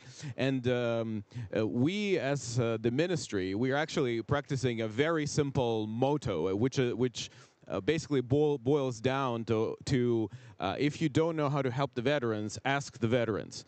And we are trying to maintain a very close link with the community of veterans, and we have a number of Ukrainian veterans that have kindly joined this conference that are now in the room. You'll be able to speak to them, and I encourage everyone to actually speak to them. But we don't. It's not a representative conversation if you ask only a few, and which is why we asked everyone. In fact, we've polled about 27,000 veterans through our government application, and we asked them about the barriers that they see, about the types of support that they have received, and what they need. And in fact, since we're talking about skills today, we have found that only 2.9% of the veterans have received any kind of reskilling support to date, which is a very, very low number. And I think partly it's connected to a different answer, which is the types of barriers that the veterans see. And more than 15% indicated that there is not enough information about different opportunities and programs. And everyone is saying this, and I think your organizations have already kindly contributed to a lot of different opportunities and programs. We just need to get the message out there. And this is partly our job, but I think we need to work together, because what the experience of other countries shows is that we need to start working with the veterans while they are still in the military, to show that there is a way ahead. There are things that are waiting for them in the civilian world, and we certainly are working on such programs, and we'd like to communicate more. Now, I've mentioned the definition of veterans, but I also like to draw your attention to the sense of scale. We have 1.3 million of veterans, so those have been in active combat in our current government database. We expect this number to grow. Our ministry is also in charge of supporting their families, so maybe 2 family members to add to that, and then families of the fallen. We're talking about, give or take, 6, 7, maybe 8 million people. This is a quarter of the Ukrainian population. This is a quarter of Ukrainian population. So it's not a small group that needs a little bit of help. This is, they are everywhere. They are the Ukrainian population. And therefore, we need to have a whole of government, but also whole of the population approach. And my colleague Tatiana mentioned, and thank you for this initiative with the largest employers. I think this is honestly the way to go, because the largest employers are the most interested in integrating the veterans and making sure they're reskilled and integrated, because this is a significant part of the labor force, and these will be the individuals building the country back. And so for them, this is a part of the business model, really. So this, for them, there's a clear business logic in integrating veterans. So this is the scale. I'd like to say a couple of words about an opportunity, because again, my colleagues have mentioned this. U.S. is probably the champion of veteran-owned and veteran-run businesses. I was surprised to learn that FedEx is a veteran-started business, probably a company you know. In fact, in the U.S., the veteran-owned businesses employ 6 million people and are responsible for over $1 trillion of revenue. So clearly, there is a great opportunity to use the skills of veterans as we go forward. And to be more specific, I think it's not always obvious the kind of skills we can use, but you can ask the veterans and you can realize if somebody can sit for hours still and execute complex math under stress, that person could probably be a financial analyst. But currently, this person is a sniper, because you need to lay down and wait for hours until the moment to deliver and to execute. So we can execute. We can find military skill to civilian skill transition program. We just need to work on that, and we need to deliver this to the veterans so that they get engaged. Now the final thing, and I'd like to use this opportunity to maybe mention something that I suggest we all should do, and I'd start with us. I think because the scale of the numbers are so big, we all need to work together, but we also don't have a silver bullet. We don't yet have a solution. I don't think that anyone has tackled an issue of such a scale in Europe for the last 70 years. And therefore, we as a ministry, we are developing policies, but I also invite everyone, and I see think tanks and IFIs in the hall, to start working together to build these policies that will be effective at transitioning individuals, men and women, to the civilian economy and start rebuilding them. We already have a number of programs. I see that the intake of grants from our Ukrainian Veteran Fund is quite significant. We've given out, over 1,000 grants, and the rate of success is quite high, which gives us an idea that it works. I think there's a need to complement grants with training, and then perhaps move on to other financing instruments. That it all comes together, and I think that's where banks come in, and that's where banks can bring an opportunity. So I invite all the institutions that are present here to start working with us, and as I said it, to ask the vets, and you can ask them in this hall, but also work with us as a center of expertise of the Veterans Affairs in Ukraine for the reskilling and the integration in the labor force. Thank you. Thank you, Oleg. Now the ILO approach to Ukraine's recovery stresses the importance of creating quality employment. Now, Celeste Drake, how can reconstruction and recovery programs be designed to maximize inclusive employment and decent work opportunities? Marco, grazie per la domanda. Good morning, everybody. Buongiorno. Dobro hodnia.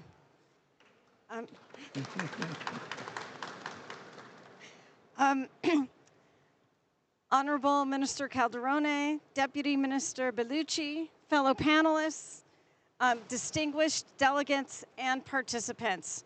First, I want to say thank you for inviting us to this panel.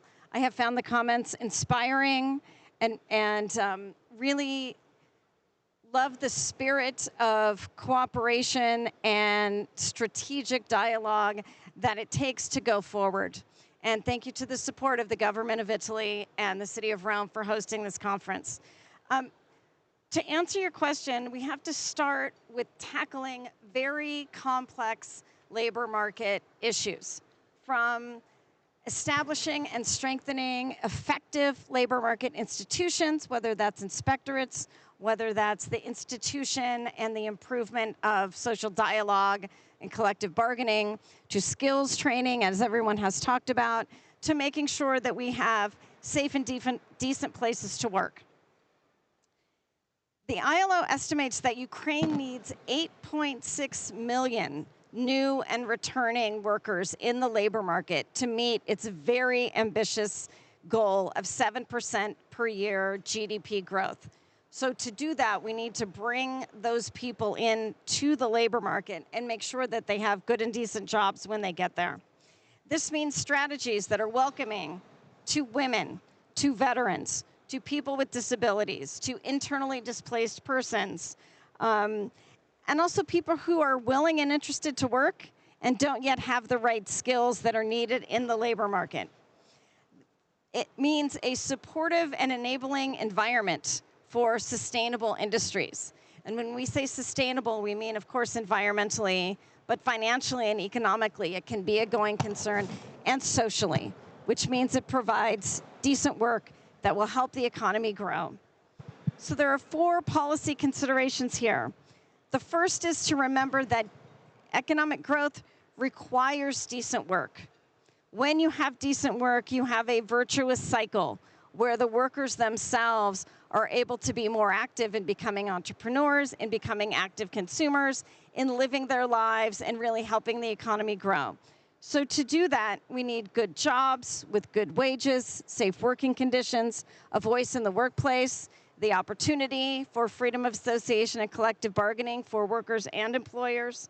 And recovery must focus on this element. Decent work is not a nice to have or something that you do later after you have created a sufficient number of jobs. It needs to be integral. Second, we have to invest in care infrastructure. That means child care and elder care. That's going to bring more women into the workforce. Men and women, but primarily women. It means flexible work arrangements that account for the various needs that people have in their homes.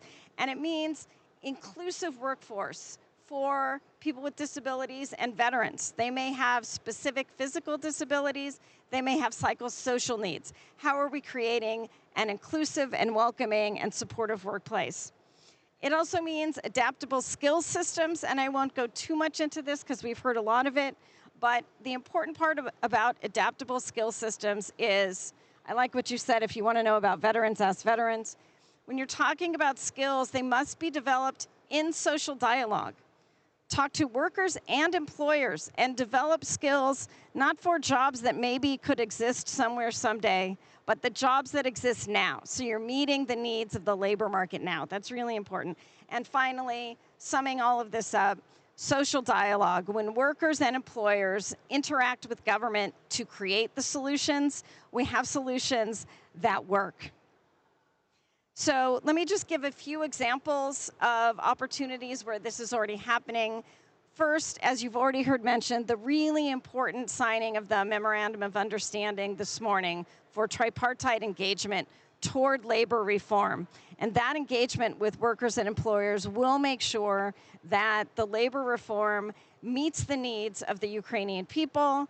It helps Ukraine meet the objectives of Article 19 in its quest to being part of the European Union. It will make sure that international labor standards, fundamental principles, and rights at work are embedded.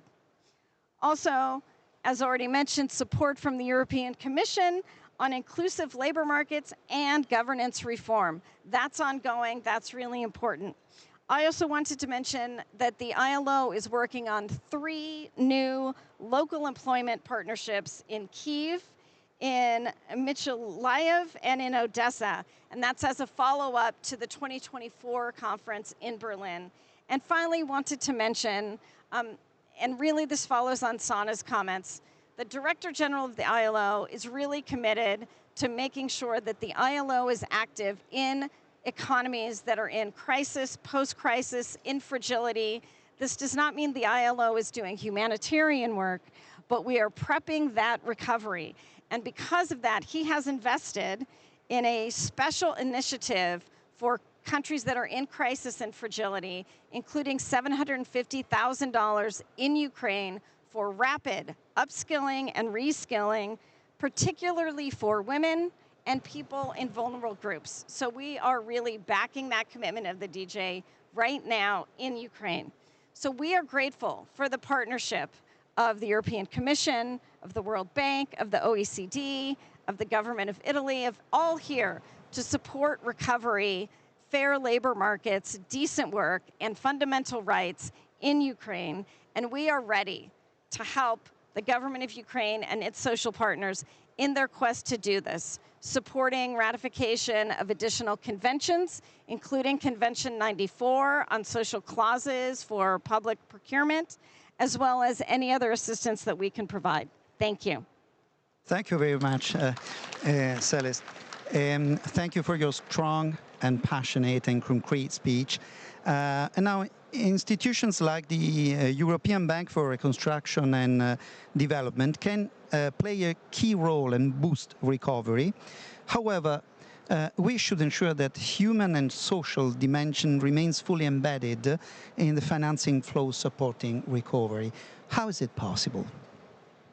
Thank you very much, and I'm absolutely delighted to be here today on such an amazing panel and to contribute in terms of the expertise and experience that we bring at EBRD, the European Bank for Reconstruction and Development. As you mentioned, we're an investor. We invest in the private sector, we invest also in state-owned enterprises, but we work with them in a number of different ways. Because as we have heard already today, the focus on people and the focus on human capital has to be central to what we do.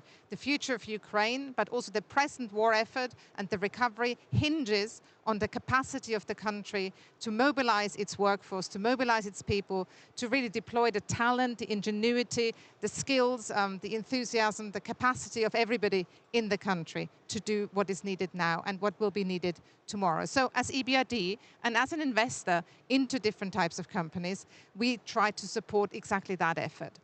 So far, we have invested since 2022 7.6 billion euros into all sorts of different sectors and investments. And I'm very proud to say that 80% of all these investments have a direct focus on human capital resilience, on building skills, protecting jobs, protecting livelihoods. So that role for us is very much central to the mandate that we have at EBRD. So how do we do that? You asked me to give some examples. So as an investor, we fundamentally work with our clients in 2 different ways. One, as employers. Our clients work from agribusiness to energy companies, all the way from the largest employers in the country to small SMEs. And we work with them in order to protect the workforce that they have, in order to invest in the skills. And here we very much start with the kind of skills, as we just heard, that are needed now, that are needed today. So what kind of skills do companies need? How do they need to redeploy their workforce? We know that many companies have actually lost workforce because people are drafted into the armed forces, they have left the country. How can they restructure their operations to keep going, to keep operating? And how do they need to retrain, upskill people in order to fill the gaps that were left?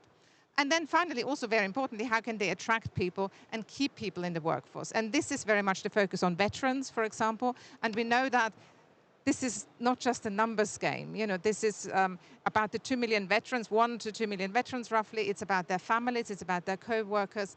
But it is also about bringing women back into the workforce, mobilizing women, bringing young people, IDPs, and ultimately, of course, also to support people to return to Ukraine and take up those roles. So the way we do that is we work with our clients as employers to invest in skills programs, to invest in better HR policies and practices. But also, for example, and that's something I don't think we've heard so far, to invest in psychological support.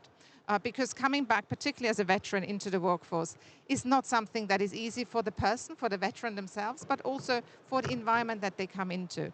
There's real support that is needed, psychological support for the veterans, for their families, for their co-workers, their managers, et cetera, et cetera. So we are providing support to our clients in this context.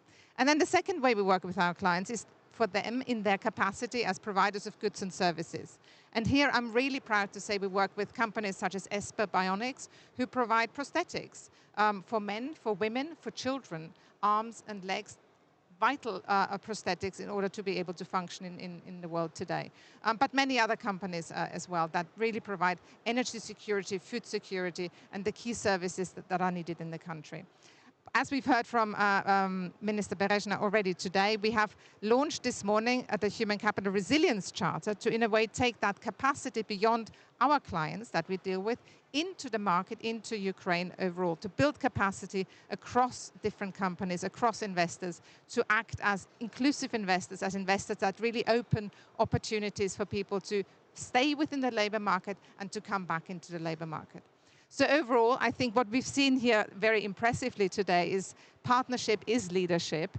And I think we are all demonstrating that today. It's about coming together. It's about, in a way, bringing together the different solutions, the different capacities that we all have into making something bigger and working with Ukraine for a very successful today, but very importantly for a safe and secure and peaceful tomorrow. So thank you very much for that. Thank you very much, Barbara, also, because you were really concise but effective, especially about partnership and leadership, which we show today. Now, I would like to ask Alexander Shubin, Deputy Head of Ukraine Federation of Trade Unions, what role can the social partners play in promoting inclusive labor markets and in ensuring that reconstruction and recovery are human-centered? I know that there are many emergencies, but this is something that it's important. Hello, everyone. Thank you, Mark and Antonio, for these 3 questions. I'm very happy to be here, and I'm trade unionist, and speaking is my basic work. And I never use papers when I speak, and many of you might suspect that we have a chance to peep into the moderator's notes beforehand, prior to this panel. And I actually knew that I will speak the last one. That is why I prepared kind of a testimony. And I will read it. I will read it because every single word in it matters to me. So, dear colleagues, first of all, let me sincerely thank to all of you for your constant and confident support of my country. The nation which has been fighting for its independence and freedom for almost 4 years of full-scale war and more than 10 years already of the war which started in the East. What is the hardest thing at war? And I think it's hard both for people who fight in the front line, and when you and your family go to sleep in the center of Kiev, knowing that 500 Shaheeds are now crossing the border of your region, and every of them may take your lives away this very night. To me, the hardest thing is lack, if not absence, of confidence and trust. You lose them immediately as soon as you realize that this war doesn't stop in 2 or 3 weeks.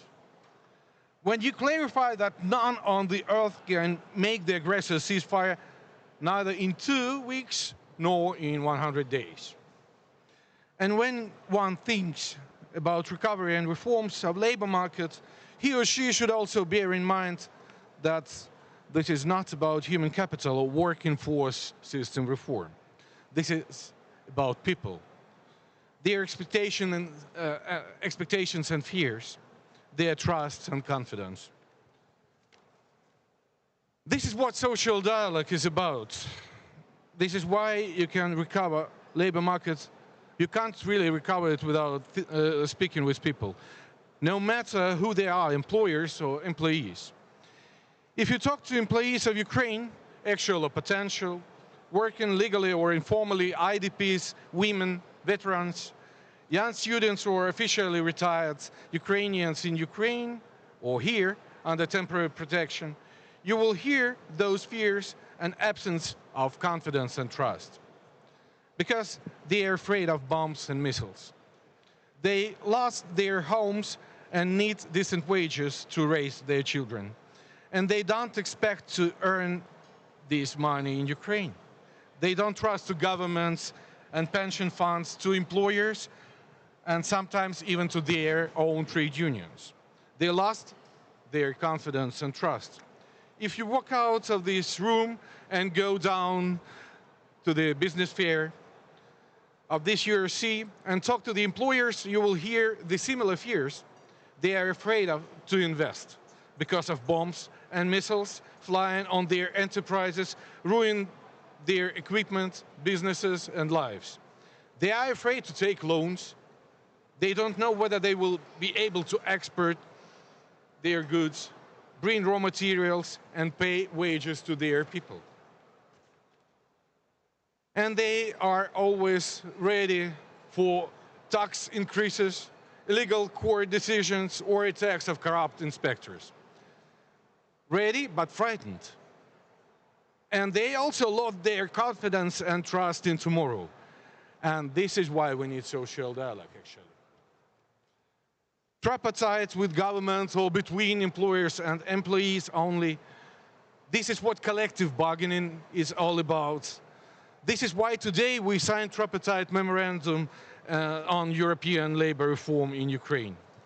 And moreover, this is what all this URC is about. This is what I personally heard yesterday in the speeches of President Zelensky, Her Excellency Meloni, His Excellency Merz, Donald Tusk, and other speakers.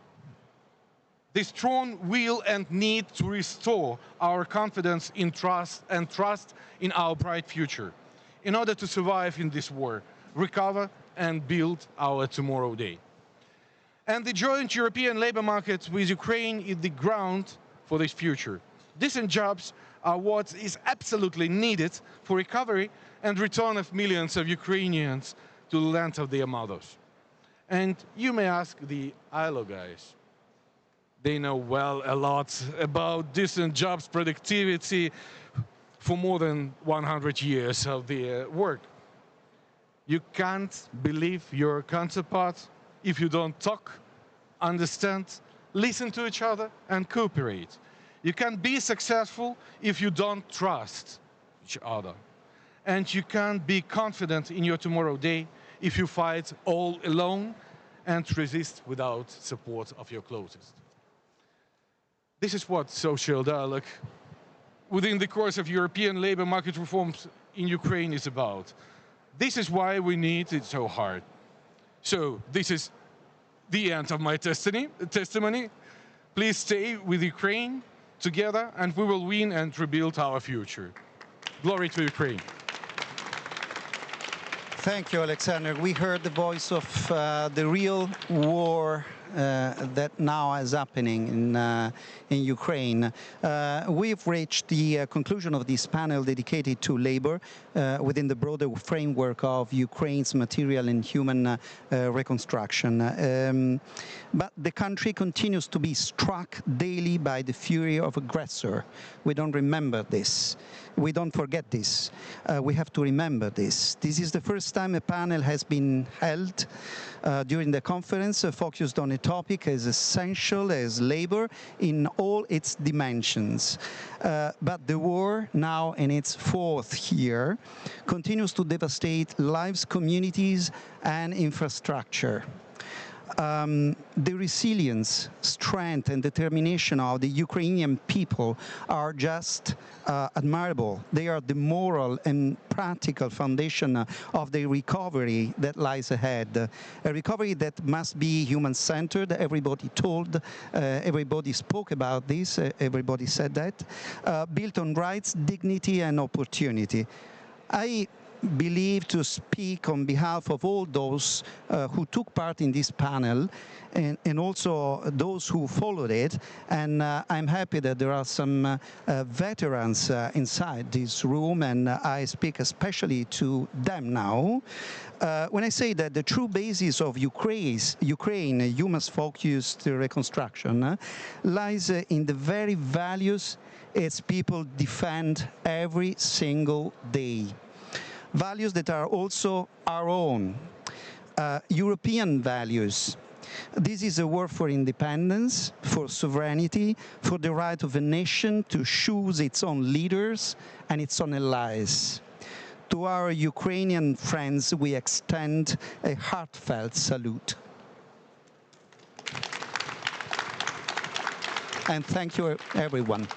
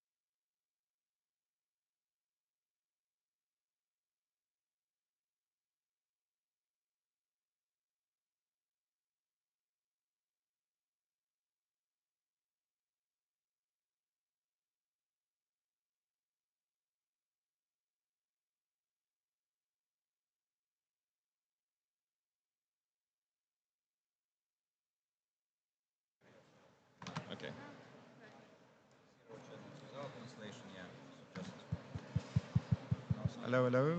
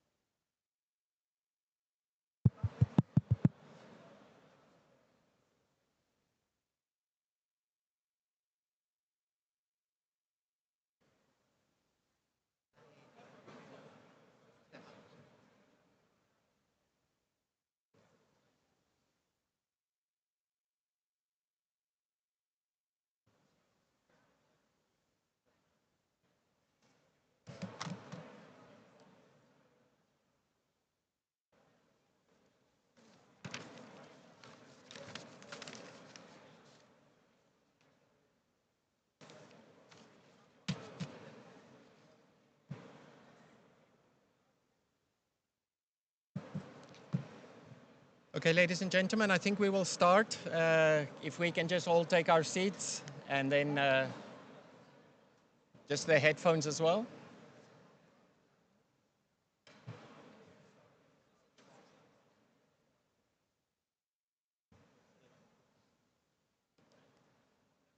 So you need your headphones, please. Everybody, just to remind you, that's how you will be listening to the panel as well. Ladies and gentlemen, let me first start by welcoming. Let me just start by welcoming everyone to this event. It is the event on human capital that talks about strengthening the fabric of society and how to foster also inclusion and social cohesion in Ukraine's recovery process.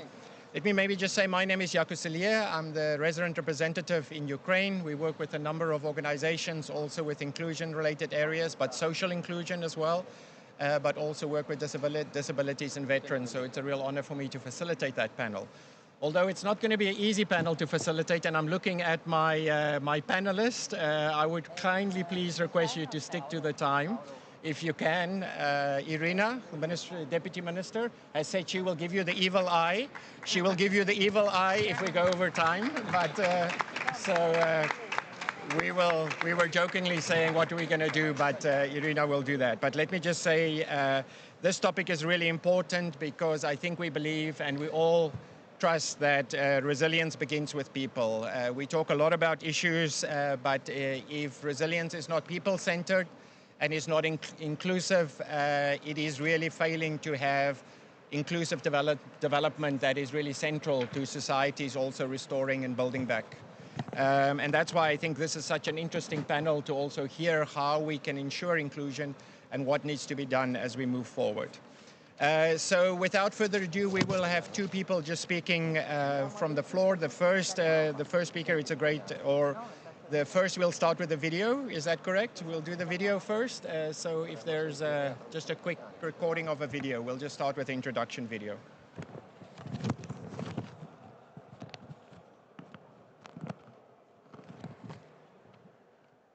To be human is to belong, to feel the warmth of home, to hear your name spoken with love, to know that your life matters. To be Ukrainian is a conscious choice we make every single day. A choice to uphold our identity, our values, our place in the global community. A community united by shared hopes and fundamental values. Our hearts always remember the way home, no matter where we've been scattered. Because a home is more than a roof. Because behind every door lies a story, a heartbeat, a reason to stay. It's where love begins, where children grow, and where we grow old with dignity. Every person deserves that. A place to return to. A place to build a life. A place to be seen, heard, and valued. Today, across Ukraine and Europe, we face a common set of questions. How do we protect our core values? How can we ensure that every child is born into care? That every adult can work and thrive? And every older person can be surrounded by warmth, respect, and live a life worth celebrating.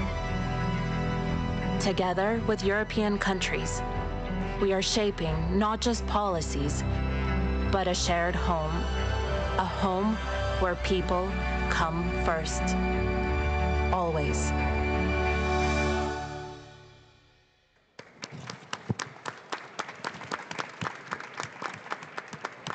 So as we can see from that beautiful video, the challenges that Ukraine is facing also as a result of this war is really immense. And the full-scale invasion has also put a huge amount of pressure on the social protection and the social system within Ukraine. And leading that front in Ukraine is the Ministry of Social Policy, who is really doing an incredible job in the transformation. So it's my honor to call to the floor Irina Postolovska, the Deputy Minister for Social Policy in Ukraine, for the opening remarks. Irina, over to you.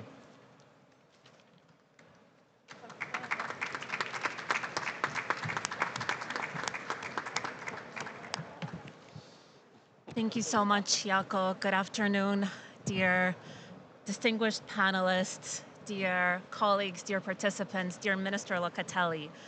For us today, as we talk about URC, at URC, we talk about recovery, the restoration of rights and human dignity, a renewed social contract where we focus on inclusion, equality, and dignity. Because in Ukraine today, we are not just defending our borders, we are defending our values. A vision where a society where every person is protected, empowered, and seen. Even as missiles strike our infrastructure, we continue to focus on what we believe is the right thing to defend. We firmly believe in the investment in people and people-centered services and human capital as the cornerstone of our recovery efforts. The war has exposed structural challenges and issues in our social protection system. This includes long-shaped institutional inertia and fragmentation. To this end, we are doing everything we can to ensure that we revise and redact our social policies in order to address the demographic challenges, the fiscal constraints, and address the new challenges posed by Russia's full-scale invasion. We are responding with a bold transformation of how social support is designed, delivered, and governed.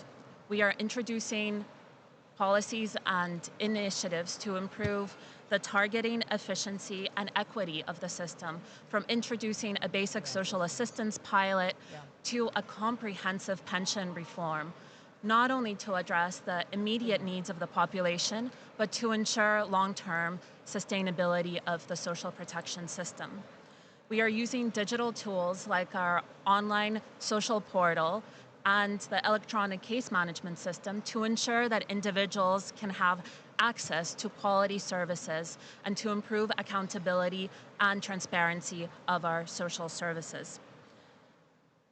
With support of development partners and international financial institutions like the World Bank, we continue to ensure that social protection and social policy payments are paid on time.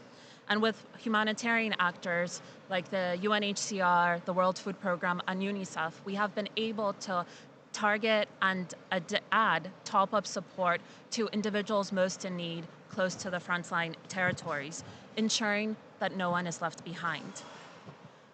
Today, fewer than 1 in 5 people receive the social care services they need.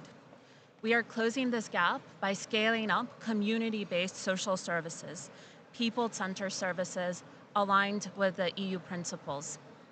Resilient services and centers now operate in 270 local communities across Ukraine, providing psychosocial support to individuals and households, positive parenting practices, as well as building and restoring social cohesion.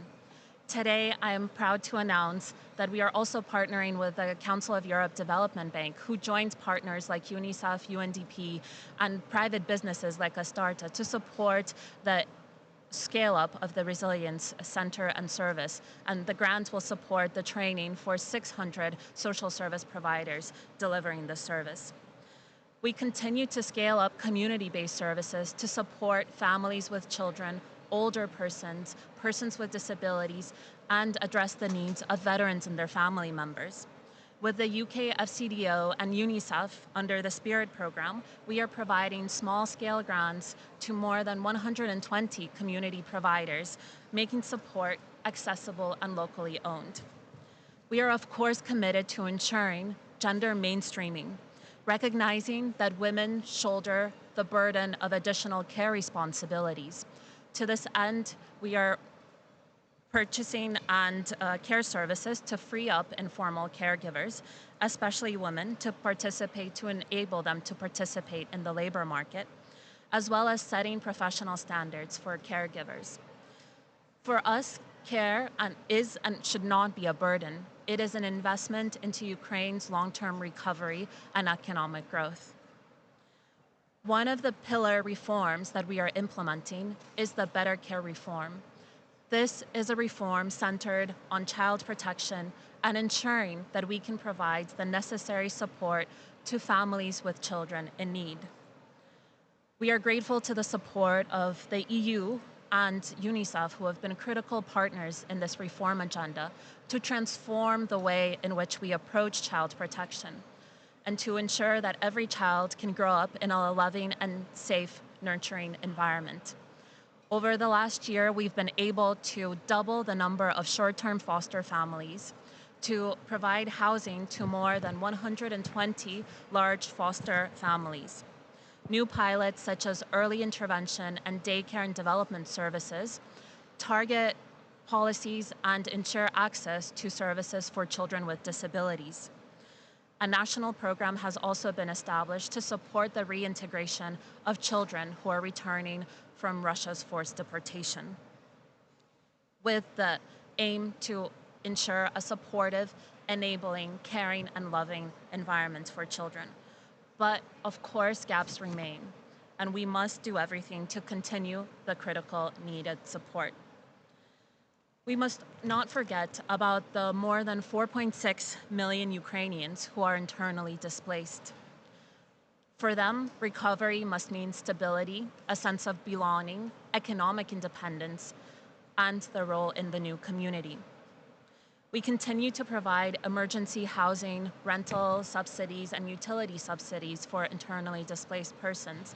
And just a few hours ago, together with the Council of Europe Development Bank, we signed a loan that would support the government's effort to continue to provide the much-needed support to internally displaced vulnerable individuals. Though Russia's full-scale invasion has also had a devastating impact on human capital more broadly, we see an increase in the number of persons with disabilities. Today, over 3.4 million Ukrainians live with disabilities.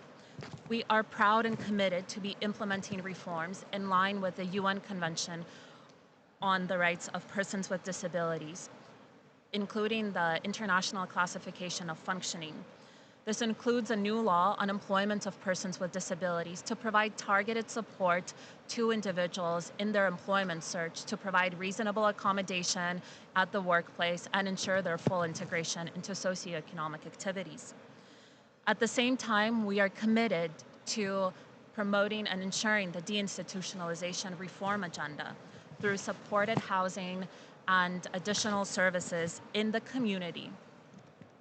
Yet additional investments are urgently needed to support the deinstitutionalization reform to ensure that we can develop and boost the capacity of the local communities to provide the much-needed services to ensure independent living for all, while at the same time providing residential care in small family-type facilities for those requiring more long-term support.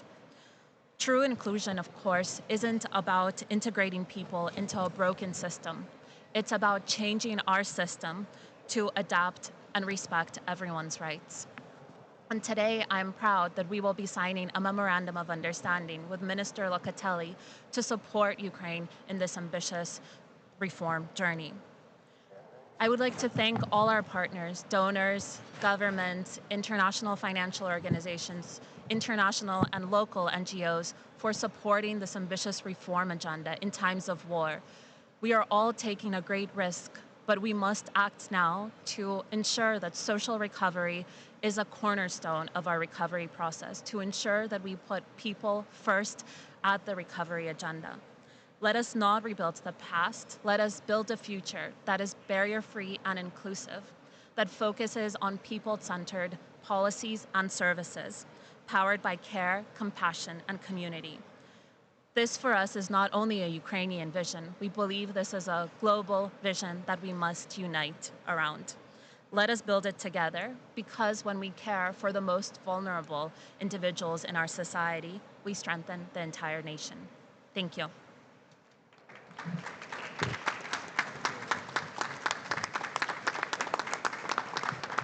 Thank you very much, Irina, for those inspirational words, also to see what the government is doing and also addressing very important areas under your leadership and under the leadership of the minister as well.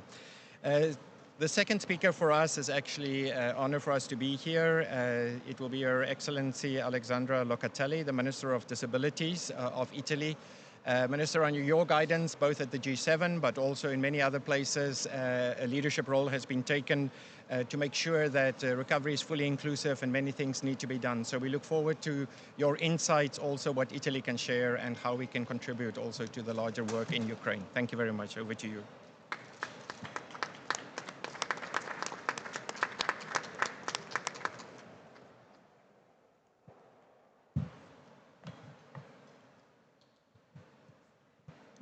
Grazie al moderatore, cara Irina. Thank you, moderator. Irina, welcome to Italy. Welcome to this event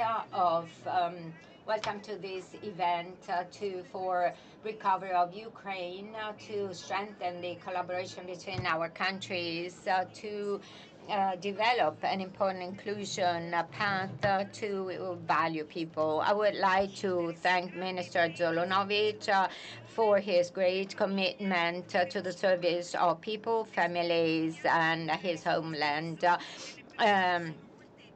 Daily challenges to meet the needs of these people are many, and during a war it's even more difficult to reach out everybody. But I see that the government of Ukraine is trying not to leave anyone behind, and this is very important for social cohesion and for reconstructing trust in the whole country. I would like to thank distinguished speakers today, because only through confrontation with one another and working together, we can build a better future for us all.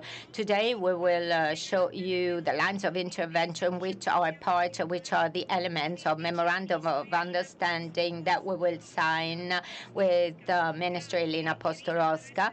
Thank you, Irina, for being here. Thank you for this important moment that we will have soon. And thank you. I would like to thank all the participants. The memorandum is the result of hard work between the two ministries and also the Ministry of Disabilities in Italy. I would like to thank the whole Ukrainian technical staff that worked very hard, and the Italian team, especially my diplomatic counselor, Pierluigi Zamporlini, Dr. Moneta, and the diplomatic office, Miernik, and with Dr. Miernik Terzo. Every process of inclusion, every process of our countries is a teamwork. We don't go anywhere alone.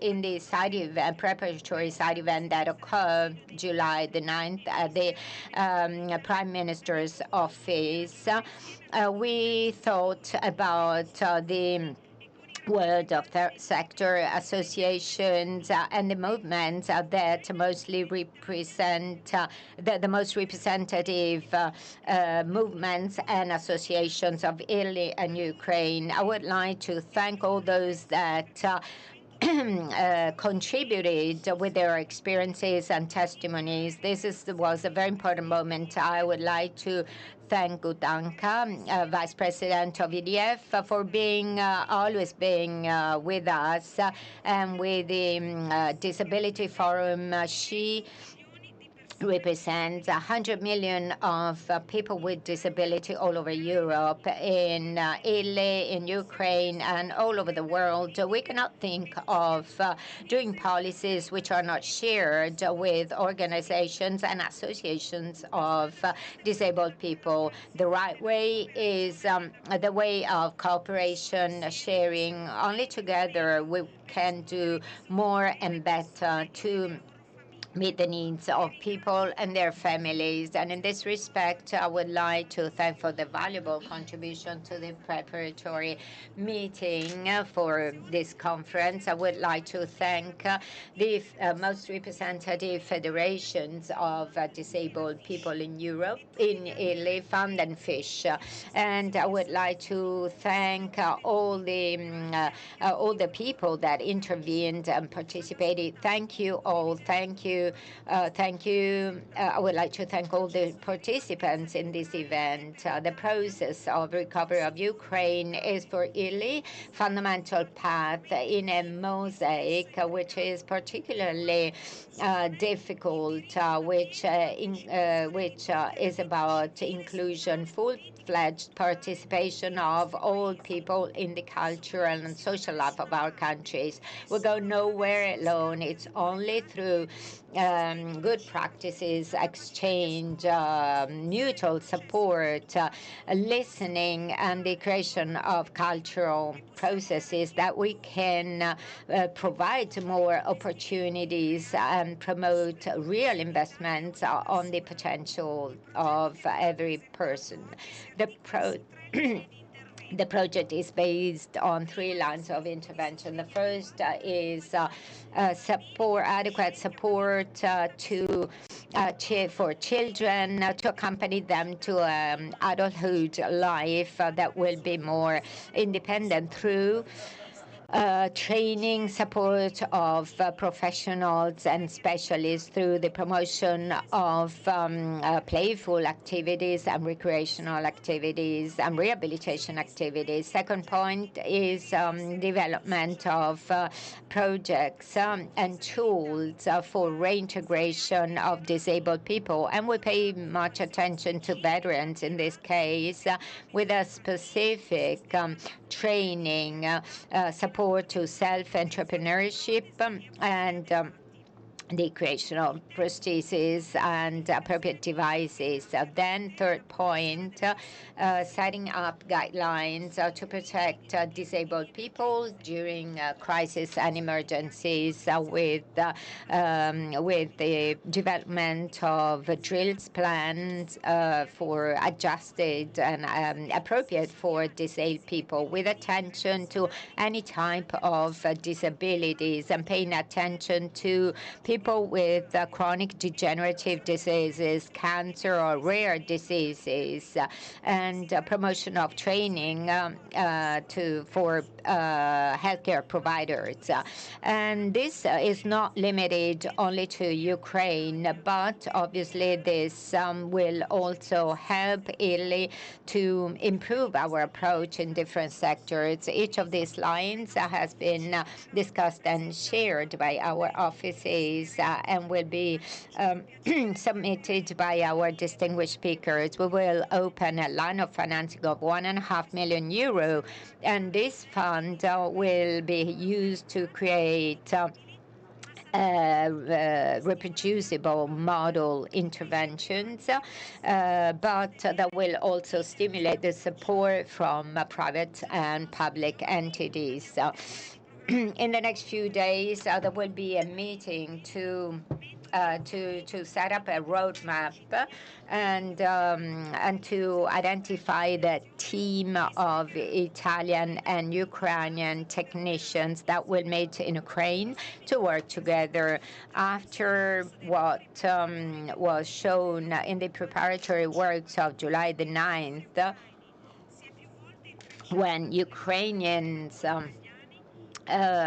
met with Italian speakers, I decided to name the action plan inclusion first. Inclusion first, because several times I reiterated the importance of reversing the order of priorities. I always do it in Italy. I did it in the United Nations and in other international fora. And yesterday I was very happy to hear from Olenska Zelenska, the First Lady. I heard the words "people first," that certainly underline and are in line with our perspective, the theme of inclusion, enhancement of skills and talents of everyone. This must be a priority at every institutional level and in every country. And today we are giving another important signal: inclusion first. Thank you.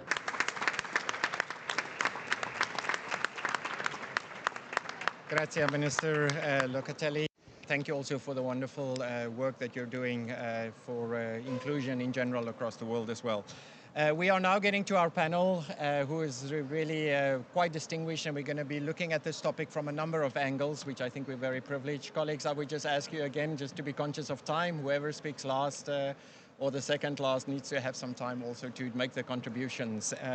So we will actually start with our dialogue from the European Union because the EU has been a steadfast partner in Ukraine. We know about the EU facility, but there's also many important EU rules and regulations and requirements that countries have to adhere to. And we know that the pillar of social rights, particularly principles 17 and 18 on care and disability inclusion, really reinforces that commitment. So we will start.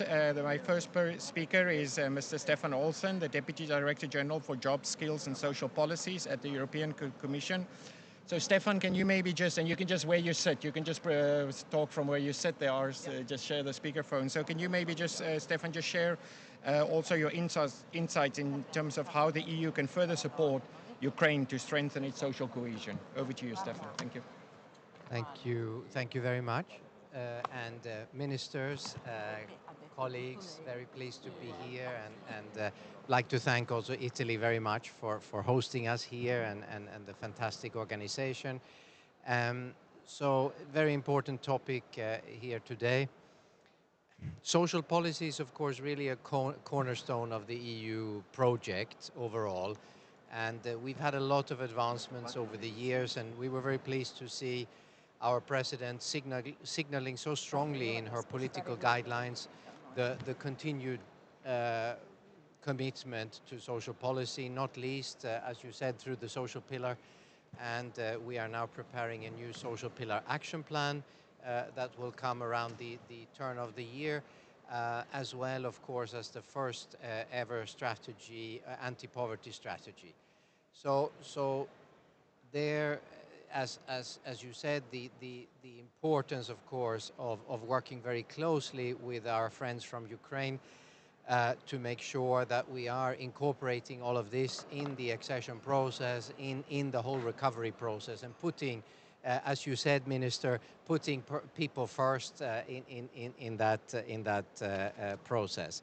We see a lot of commitment, a lot of progress from Ukraine. Minister, you mentioned a number of things you have done. I would underline, of course, the strategy on children, on the right of every child to grow up in a family environment, the strategy on deinstitutionalization or for care with persons with disabilities and the elderly, the demographic strategy. So those are very important commitments, and we are working, I think, with all of the organizations, with the international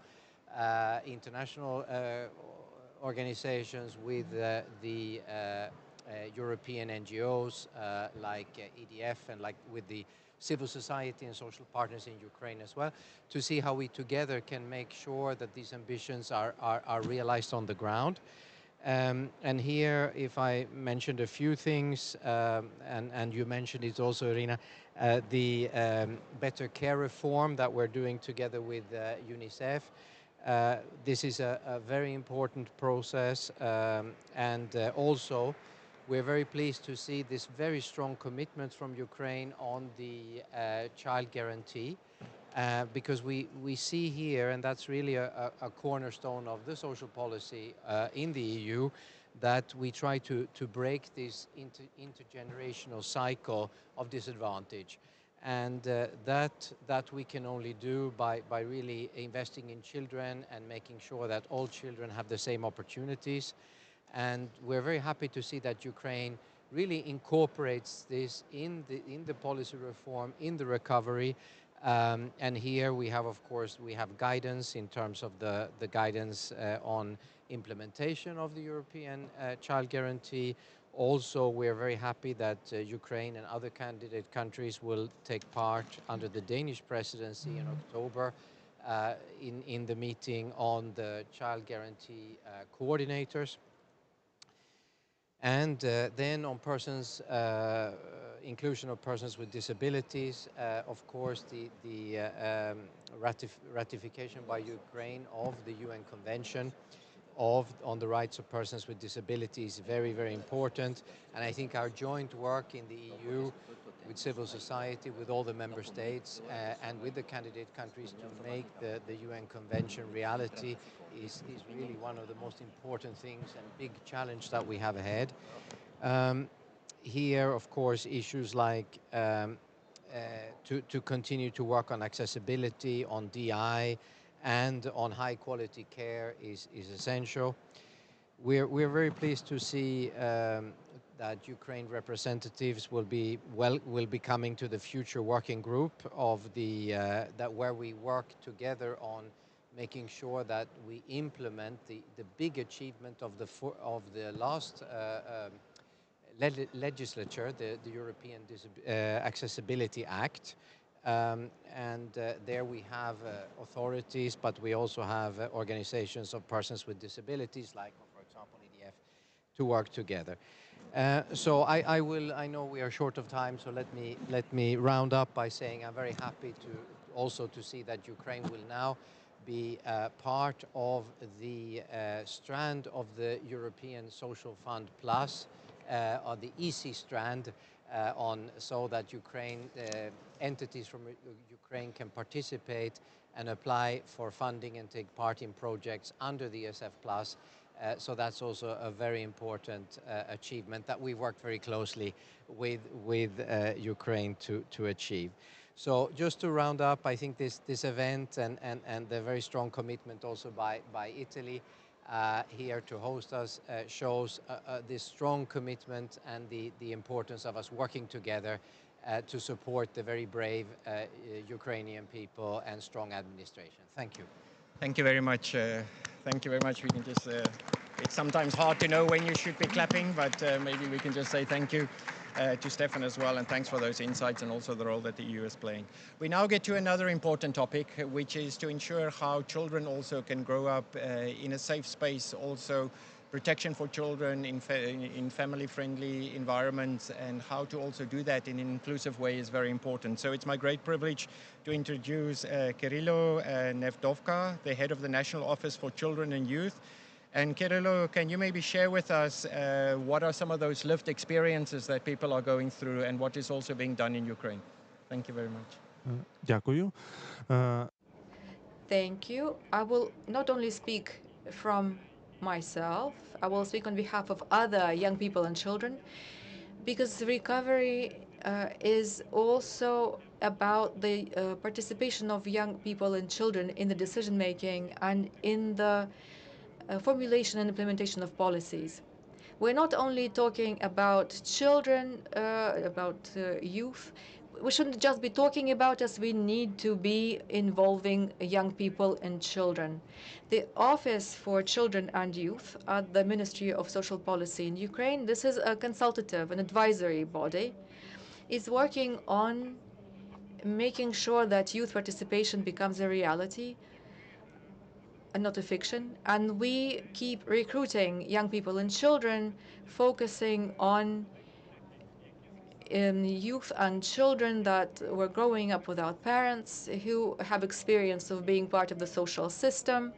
And we inform and consult and advise and get advice in various formats that is accessible for everyone, for every group of children and young people. And we have already reached a situation where we can talk and elaborate decision-making and policy-making and implement various policies, for which we're extremely grateful to the European Union and the government of Sweden and Germany that are helping us. However, these practices need to be spread across the country, across all of the ministries and organizations, including non-governmental organizations and governmental organizations. And without the voice of children and young people, what we're building and doing is not for them, but without them. Recovery is a situation where everyone can have access to high-quality services, when every child, every young person, every family, every community can get access to them. Ukraine is currently the only country in Europe that is in the situation of a full-scale war, is building and developing inclusive services. And currently in Ukraine, we have around 160,000 children with disabilities. And unfortunately, every day this number is going up for a number of reasons, including, first and foremost, the Russian aggression. However, a significant part of these children and young people have no access to services, or perhaps have difficulties with access to these services. We believe that inclusion must become a part of decisions and policy in all areas, and not a separate strand of activity. Recovery is when everyone understands and does everything that depends on them in their own place, so that no child, no young person has to grow in an orphanage. All of them need a family. Mom, what is an orphanage? A child asks their mother. And actually, our children shouldn't know the answer to this question from their own experience. Do not waste money on orphanages. Do not build new orphanages. Restore, renew the communities. Repair the families. Repair the childhood. Children in orphanages are easy prey for occupation and deportation, which has been used and is still being used by the Russian Federation. Children's beds need to be in families, not in orphanages.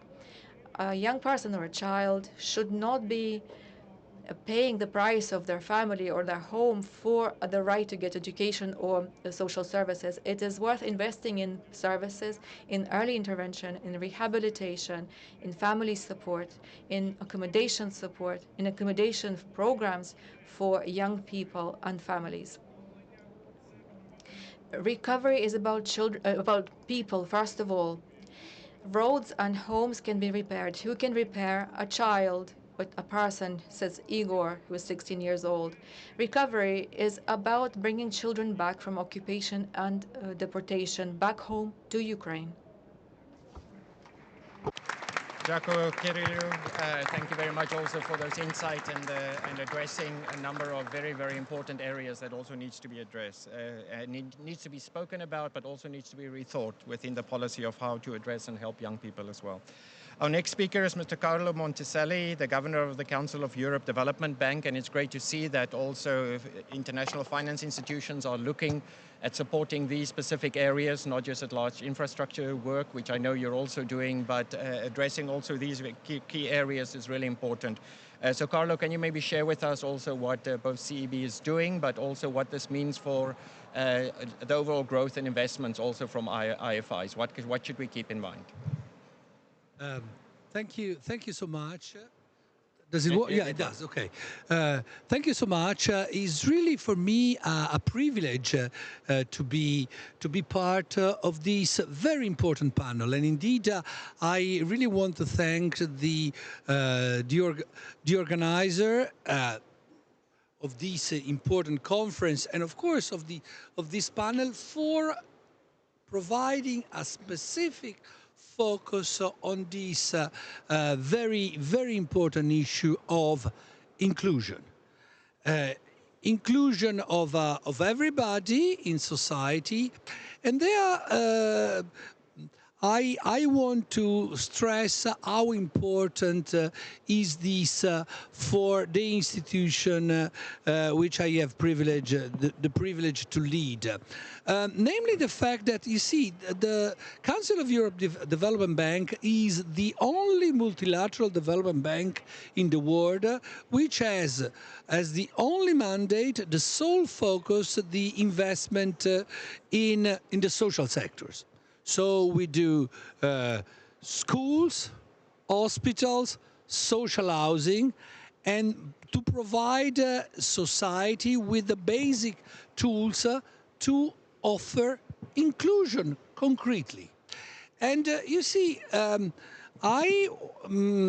before going more into the details of what we do, I really want to stress how important this is, not only from the point of view of human dignity, the moral imperative that we need to have an inclusive society, but also from a sheer economic point of view.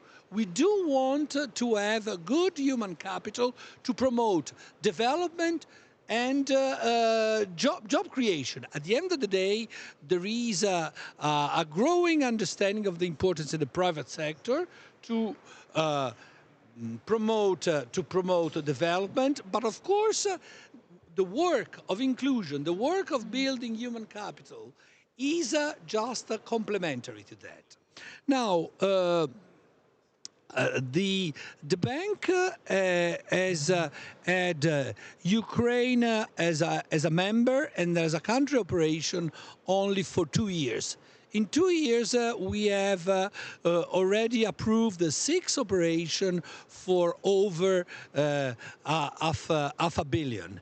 And 200 million of those were exactly signed this morning with Irina, just to finance the internally displaced people in Ukraine, who are really those who more than other vulnerable groups need, as the video was saying at the beginning, a place to find back an identity and the courage to continue and be resilient. Now, in addition to this loan, we also have signed at this conference an agreement for $500,000 to support the training that is necessary to have social operators actually giving the services that are needed at the local level to facilitate this inclusion, to provide these needs. So I'm really keen to stress once again how important is for the bank to be a partner of choice in this crucial mission that I want to stress again is one where mind and heart really go together, because there is a strong ethical reasons to foster inclusion, but this makes great economic sense. Thank you. Thank you very much. Thank you very much, Carlo. And it's also great to see the inspirational work being done by the bank and also focusing on these important areas, which is really a priority also for Ukraine moving forward. Advocacy is also important, and how to advocate for the rights of people with disabilities and making sure the society is inclusive is really important. So it's my great honor now to introduce Uliana Picholkina, the chair of the board of the Public Union, who does incredible work also in Ukraine on advocacy. So Uliana, can you maybe share with us what are some of those critical gaps that Ukrainians are also still faced with on a day-to-day basis? Over to you. Дякую, доброго дня, шановні колеги, друзі. Я маю зняти навушники, бо мені переклад буде заважати. Для мене велика честь бути тут і представляти громадську спілку «Ліга сильних», яка об'єднує собою багато по всій Україні багато організацій людей з інвалідністю. Наразі ми дуже добре розуміємо, що не може бути стійкого відновлення без соціальної інклюзії. Люди з інвалідністю – це не якась окрема група, яку потрібно постійно домонтовувати до загального суспільства. Working together with the society, if this part of population is excluded, your society cannot be proper. We did a research in the early what is the fate of the people with disabilities under the large-scale Russian invasion. 68% of respondents do not have enough money for food and clothes. 61% couldn't get any medical services because of the lack of costs. Only 17% of people could get work. These numbers, unfortunately, speak for themselves. We cannot afford recovery having left someone outside or behind. We can see three main system gaps that we have to cover and get united and work to bring over the potential of the people with disabilities to Ukraine's recovery. After 2022, there was a real breakthrough in Ukraine. A lot of services started to get provided for the needed. 70% of the prosthetics are being manufactured in Ukraine now. It's very important that people could get their services at home, not looking elsewhere abroad. Then a person shouldn't be on his or her own confronting their trauma or disease.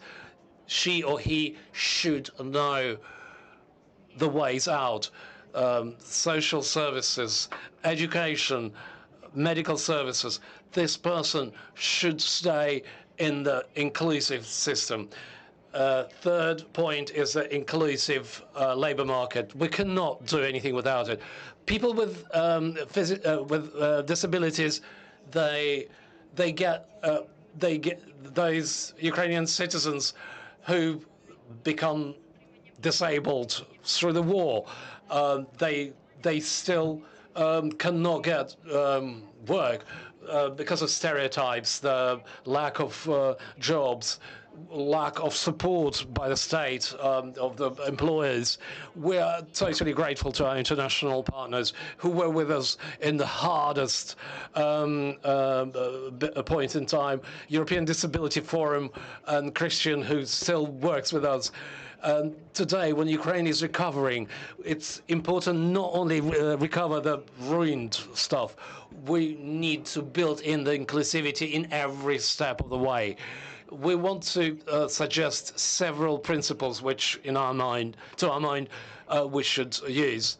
We have to support the projects that bear in mind people with disabilities. This is not an option. This is the criteria of the quality recovery. Secondly, to using the transparent monitoring tools in order to see the real inclusivity.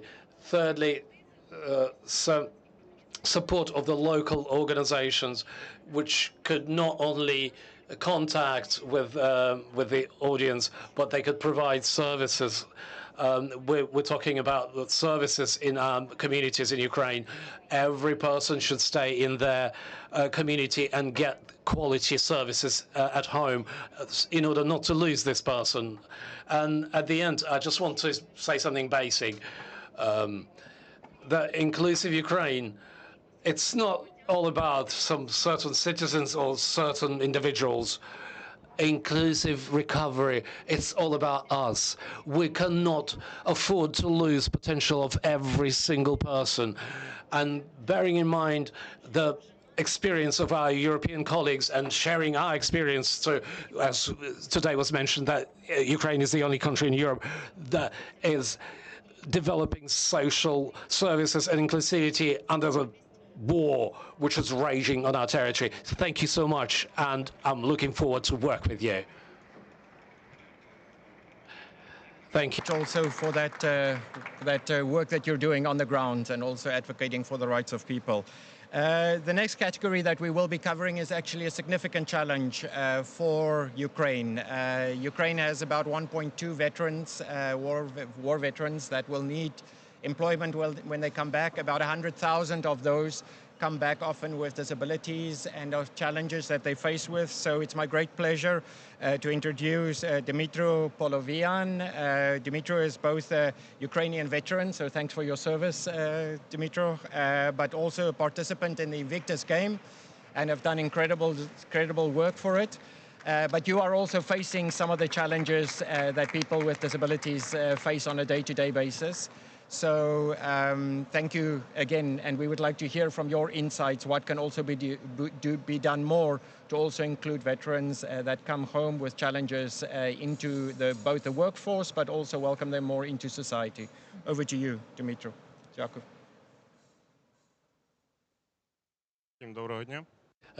Good afternoon, everyone.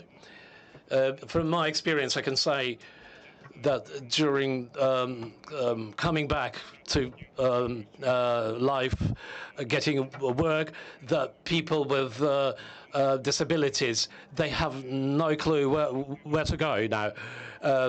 That's one of the great experiences that everyone should take on board. It's the experience of Ukrainian railways, Ukrzaliznytsia. They started employing veterans because they have 14,885 employees who are fighting in the front line. Out of those, 270 people returned back to social life, and out of these people, 1,470 people returned back to work. It's half of that amount. I think it's a good number because Ukrzaliznytsia, Ukrainian railways, bearing in mind the needs of the veterans, and it's good. When I came back to work, they organized a workplace for me with a certain asking me whether it answers my needs, and despite the fact that I packed in my job at the Ukrzaliznytsia, I know that the next person who will join Ukrzaliznytsia, Ukrainian Railways, will get what he or she wants and needs. Also, there are some different grants from the Ukrainian Veteran Foundation that help veterans to set up their own business. And many Ukrainian veterans, they were injured and they have certain disabilities. They are setting up inclusive businesses, employing people with special needs, with disabilities, and it's very important. And I think we should support moves in that direction. Also, bringing people with disabilities to social life and bearing their thoughts in mind, working over schemes which could be helpful to people with disabilities and will be influencing things which are happening in our country. Thank you, Dmytro, and again, thank you also for the service and for the sacrifices that you've also made for the country of Ukraine, Ukrainian people. We are now going to hear a little bit also from what are people faced with, both in terms of living in Ukraine from a trauma and psychological perspective. So I would like to call on Pavlo Tiko, the Chief Executive Officer and co-founder of the Order of Malta Relief Services in Ukraine. Pavlo, it's nice for us to have you here. Can you maybe tell us, for building social cohesion within Ukraine, and in a society that is still experiencing a lot of trauma, what can be done and what you're also doing on a day-to-day basis. So.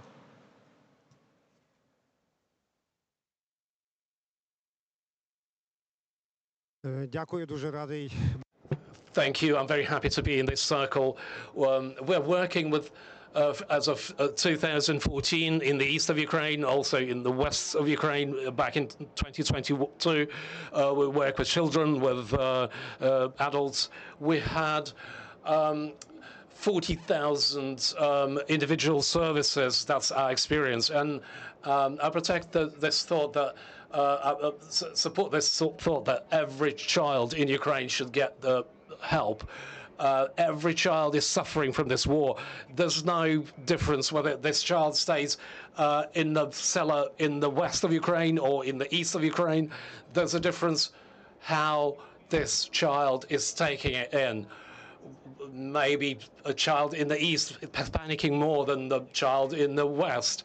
But this is the answer to the question, the Kyrilla's question, who will heal us? People will heal us. These people, we have these people in Ukraine.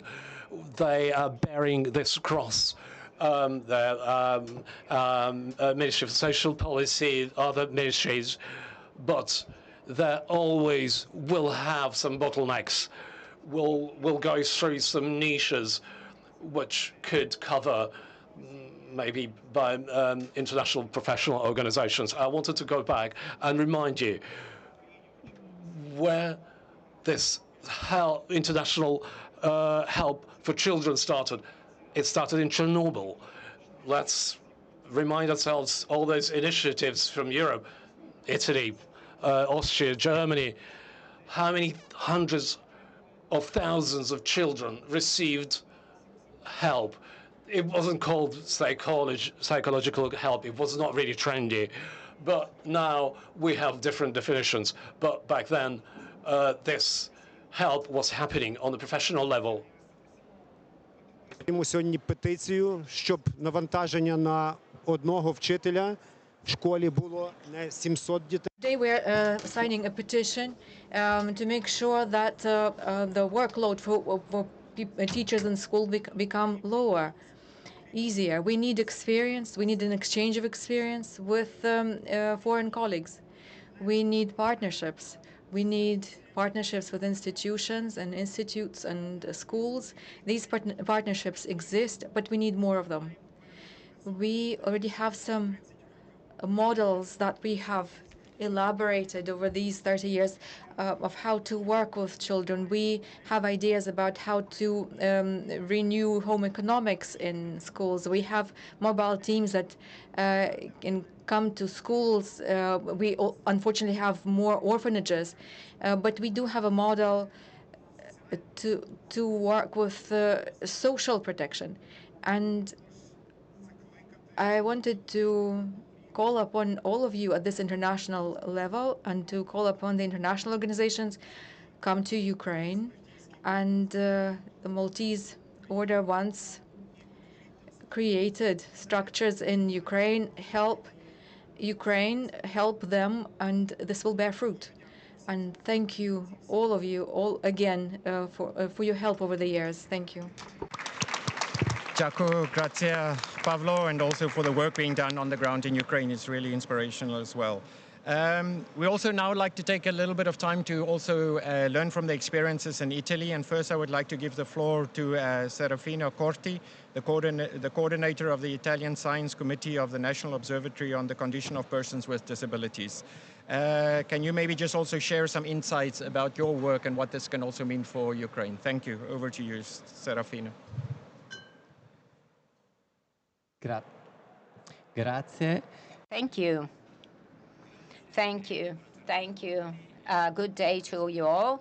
And first of all, I would like to thank the organizers of this event because they decided to dedicate a specific panel to human capital centered panel.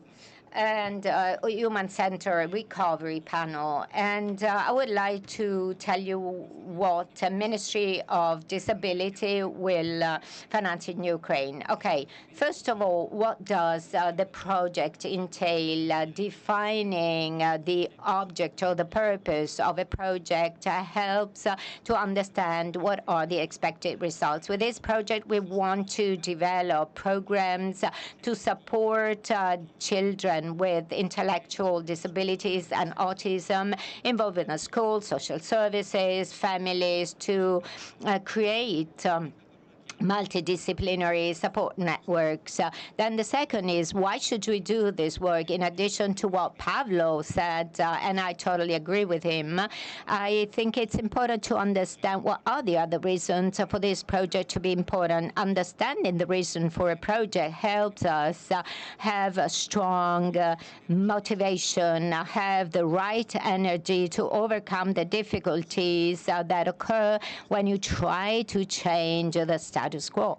And in addition to what Pitko said, I would like to say that there are some misbeliefs that we have to go beyond. And one of these misbeliefs is that people with intellectual disabilities and autism, especially people with high need for support, are preserved from physical suffering because of their disability, as if the disability to understand the context does not make them suffer. This is a false belief.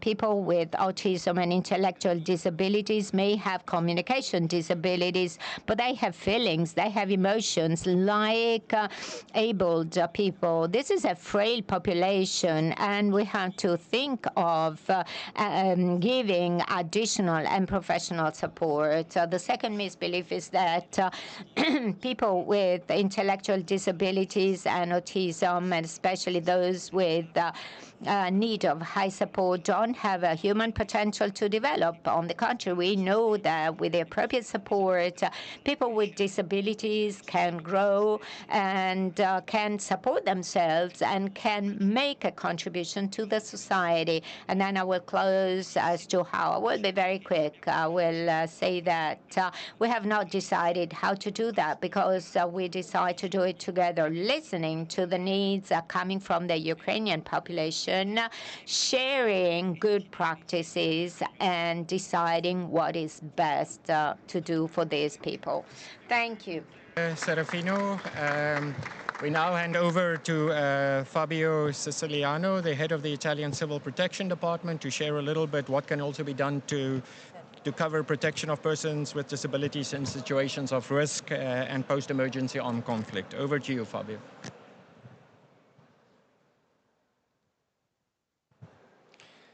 Grazie, buon pomeriggio, grazie per l'invito. Thank you for the kind invitation.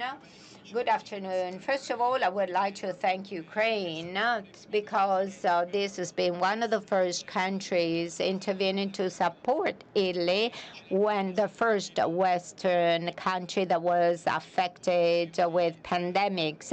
And they contributed, Ukraine contributed with important healthcare forces to support the Marche region, which is a very important region in our country. So thank you.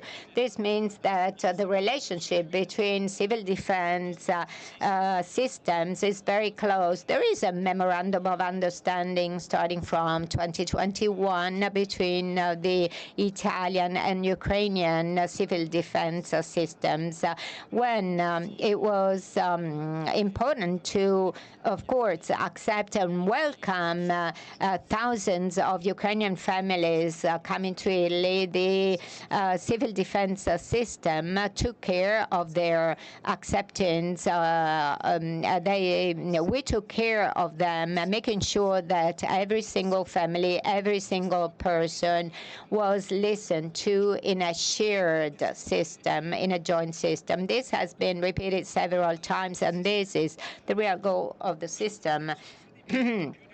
more than almost 1 billion euro were used to welcome and host these Ukrainian families. Obviously, we cannot forget that frailty is a fundamental element component for our action. I have two hands, head of civil protection system and also extraordinary commissioner for emergency in our country. So institutional synergy, which means involvement of the people that must have an interest to work with us, is of paramount importance. And actually, in March this year, Italy for civil protection systems enacted, provided for operating instructions for people with specific needs. Specific needs means disabilities, means temporary disabilities, support to veterans, and support to frailty.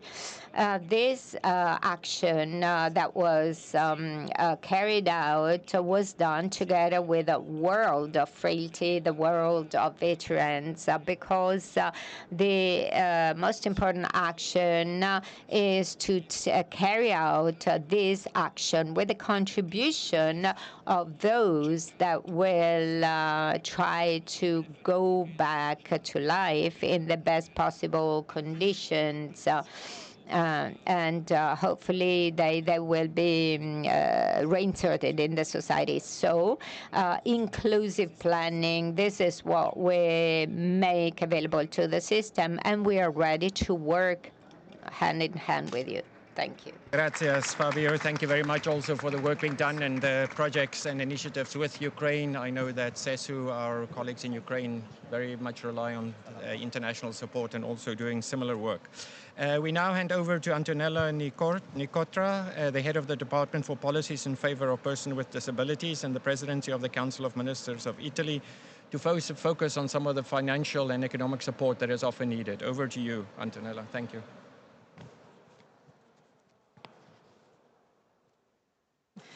Grazie, buongiorno. Thank you so much. Good morning. And I'm very pleased and very interested in this participation of this very important panel. And I would like to start with your question, that is the financial sustain and support. As Locatelli said before, in Italy, Minister Locatelli has create an amount of financial resources to try to help in this sense. And I have to reiterate what my colleague said before. These financing resources will arrive with you, looking with you what are the best solutions to do, the best actions to do in order to finance and also to finalize and realize the financing resources in three specific activities that can also include the three lines of our memorandum of understanding. I would like to stress the line of activity related to the development and implement of programs in order to interchange experiences related to the rights for people with disabilities, for formation initiatives, education initiatives, and also to develop these path for integrating them in the workplaces and different contexts. So what about the formation, education, and trainership?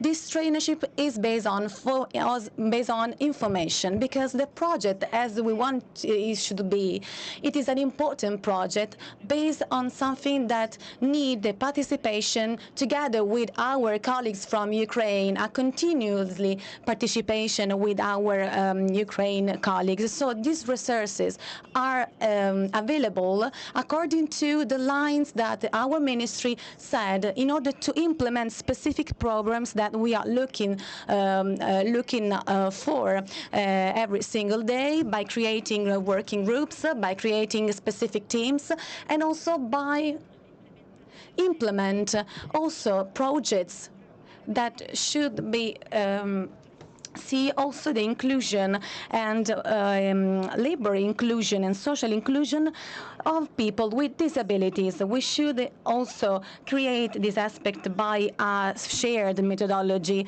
And another important thing, this shared methodology is something that is very pivotal for us. When Serafino said how we can do that, the methodology is pivotal. We don't have a specific methodology that related only for societies, NGOs, or something else. It should be a methodology that needs to involve all the possible situations and fields, for example, including entrepreneurship. The most important thing is that the methodology should be valid, there should be a model to be followed by in different situations that are very different from them. And we should put on the core of these methodologies people with disabilities. So we should say, as my colleague, the ministry, said before, we should assess which are the skills, the competencies, knowledges, and capabilities that these people can have in order to find for every single person the right job, the right skill, the right knowledge in order to help them, this person with disabilities, in this social field, because it integrated these people in workplaces and social field is very important. So to conclude, I should say that our department is responsible for considering also the budget issues, and then when we implement all these initiatives, we will consider also to comply with all the financial lines and also to finance all the very specific projects that we have. Thank you so much. Grazie, Antonella, and sorry for the time. We're getting closer and closer to the end, but thank you also for those insights and also what is being done, because financing, it's one thing to talk about it, with financing and to make sure that the support is there for these critical services. Last but not least, it's my great honor also to introduce Gunther Anker, who's a long-serving member of the European Economic and Social Committee. Віце-президент Європейського форуму людей з фізичними вадами. Чи ви можете поділитися з нами, що з вашого досвіду, чим ми можемо скористатися? Слово вам. Dear colleagues, yeah, could you hear me? Yes. Dear colleagues, it's true honor to me to be here today to represent European Disability Forum and also to have possibility to speak in a first panel about accessibility and inclusion in this Ukraine Recovery Conference. And I would say it's not just about rebuilding Ukraine, it's much more, for my point of view and my European colleagues, about reimagination of Ukraine, to make a new image. And today, in very many sessions and panels, we are talking what kind of image do we need for Ukraine. In our panel, I would like to stress two words: accessibility and inclusion. And I can see in this room a very wide and important mix of different people. We have government leaders, we have European Union officials, we have local authorities, international donors, and civil society actors. And everyone has a very important role in shaping the recovery. And today I would like a bit speak with all of you. So I would like to start with European Union representatives. Yesterday we have a great panel about inclusion of Ukraine to European Union. And we see how powerful Ukraine is. And we see how fast Ukraine moved to be member of the European Union. And we are very, very happy about it. But we are also a bit worrying because we know that changing mindsets takes time. We can change very fastly laws, we can change our legislation, but we need to change the way how people are thinking. And that's why when we are talking about European Commission and we are talking about membership in European Union, I would like strongly say that we need to talk more about monitoring and implementation. We need to remember that without this, the gap between law and real life will be very wide. And we should do remember when we are talking about people with disabilities. When we are talking about with Ukrainian authorities and Ukrainian government, I know how heavy burden it is for you. We have meetings with Ukrainian ministries, and we know how many hours you are working to really reach such kind of effective work. And we would like to ask you, don't forget about people with disabilities. And I see in many of your comments that they are not forgotten, at least on paper. So I'll be so happy if the organizations of people with disabilities will be involved in the active work. And maybe not only the organizations of people with disabilities in Ukraine, but also the organizations on European level, on global level, because it's always very important to remember that point of view from outside would help more, sometimes not more, but a bit better than point of view from inside. So take both, work together, and it makes Ukraine much more accessible and much more inclusive to everyone. And I just would like to remind you that accessibility is something which makes belonging and something which makes exclusion.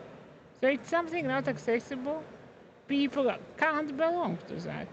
People are outside, and that is not what we are going to talk when we are talking about new Ukraine.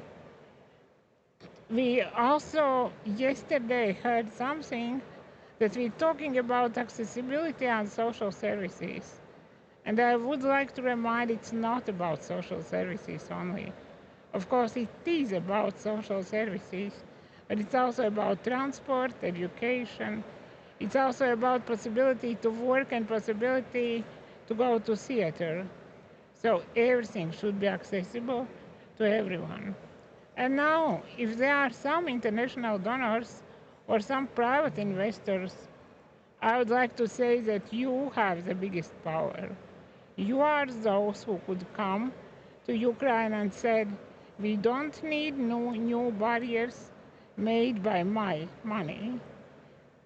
We should make every accessible, and even if it's not accessible, we should change the situation to make it, to have Ukraine accessible and inclusive, and donors could do that by their rules, and I'm sure European Union will do it by European Union's funds. And to my partners and to my friends from organizations of people with disabilities in Ukraine, I know you are fantastic.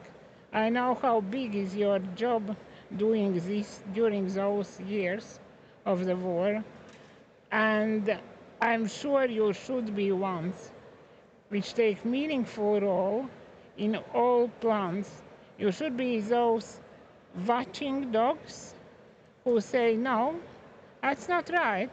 Even if all is great, you should be those who say, you should change it because it doesn't work for us.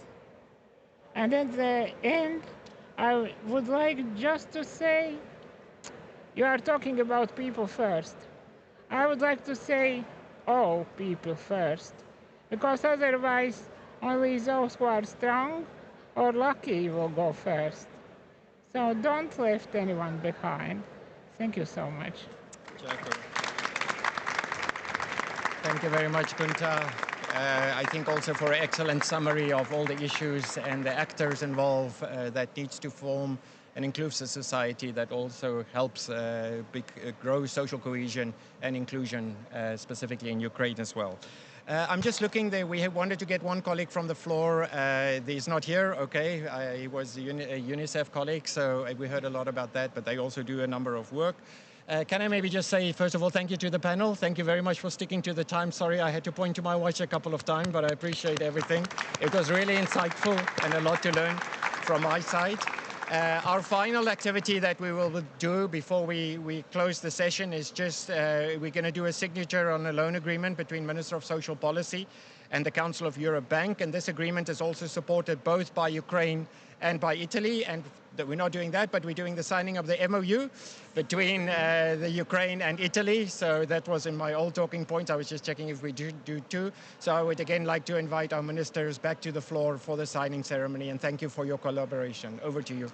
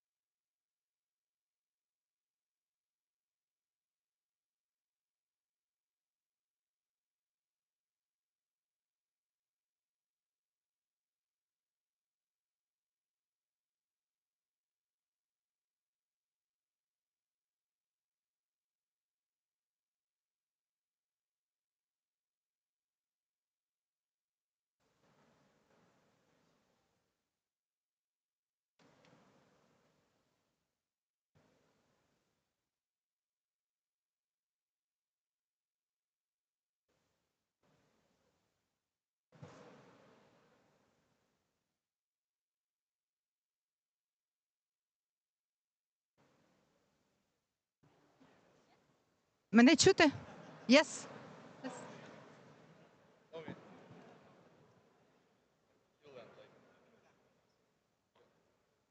Let's start. Dear friends, let's start. Dear Minister Body, dear Commissioner Mikhailov, representative of the government of Ukraine, Olympic champions, leaders of international youth organizations, and veteran communities, ladies and gentlemen, panel participants. It's my great honor to open today's panel as for the first time, youth development is featured as a stand-alone priority at the URC. I truly believe Ukraine's recovery will be achieved if youth and their development are placed at the very center of the nation's rebuilding architecture. Today, we are here to speak of young people as a catalyst of stability, resilience, and innovation, as those who will take care forward the legacy of recovery and transform into long-term national competitiveness. But before we start, I want to share a story that shook me to my very core. One evening last week, while driving home, I saw a young man, just 19 years old, by the side of busy road, clearly in a bad way. I stopped to speak to him. He was lost, fragile, disoriented. His father is at war, his mother distant. He was not sober. But what struck me was not his condition, it was his silence, until it broke. He cried. He said, "I just want to be heard. I want to feel I matter." I took him home. He sat for hours in my kitchen, speaking about loneliness, about meaning, about how scared he was. It was not one boy's story. It's the echo of a generation suspended between survival and hope. Ukraine youth today is living through a war, a break in generational ties, and a collapse of safe environments, all while navigating the universal challenges of becoming an adult.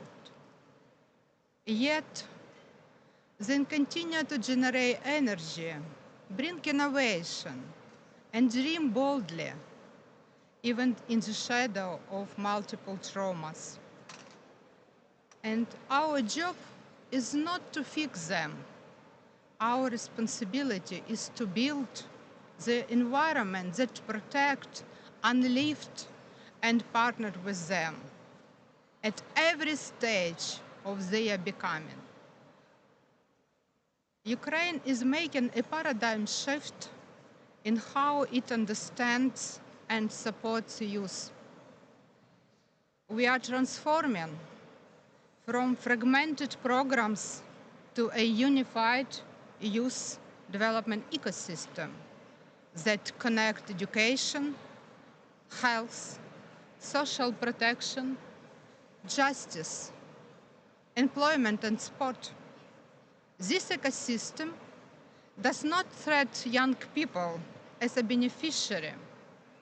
It recognizes them as partners, as co-owner of our country's recovery and further development. It ensures No younger person carries the burden of navigating disconnected systems alone. Instead, our systems must integrate seamlessly to offer coordinated, equitable, and development appropriate support. The cross-sectoral policy that developed is now being institutionalized.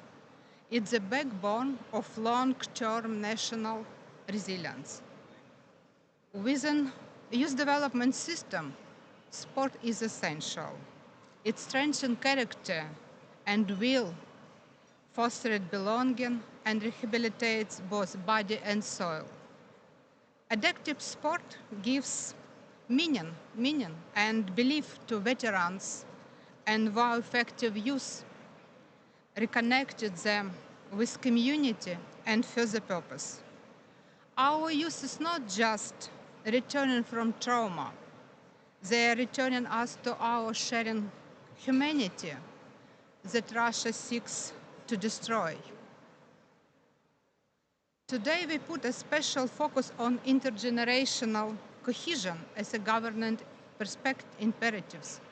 We must embed solidarity between generations into our public policies, again, cross-sectorally.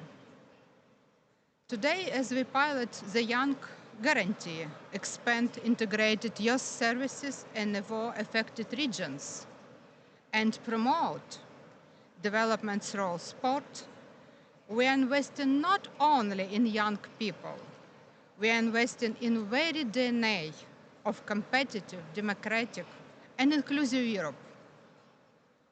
The vision is impossible without our partner. Today, when the war began, Europe opened their doors.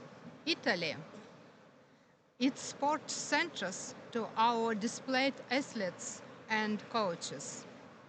That act of solidarity was not just humanitarian, it was visionary. Our young athletes continued to train, to grow, to dream. In doing so, they remind us, all of us, that even in darkness, opportunity can be a form of resilience.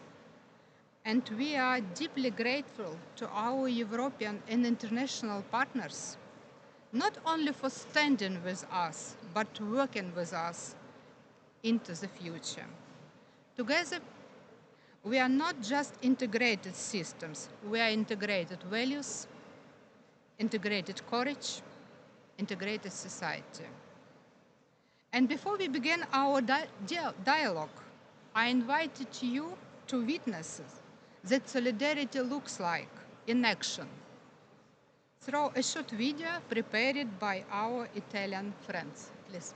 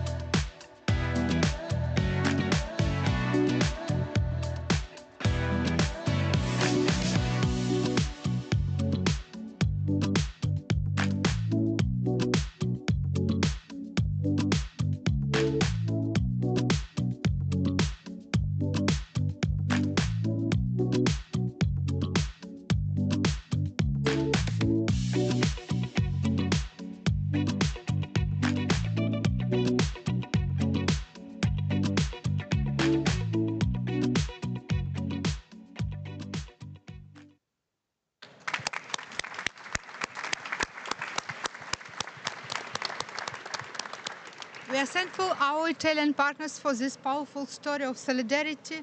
This is not just about sport. It's about responsibility, vision, and the political will to stand with people in their most difficult moment. And it's my great honor to invite Andrea Bodi, the Minister of Youth and Sport of Italy, a strong leader who seeks sport as a unified force for peace, fostering dialogue, mutual respect, and solidarity across the border. Mr. Brody, thank you for your kind support and most challenging time. Please, the floor is yours.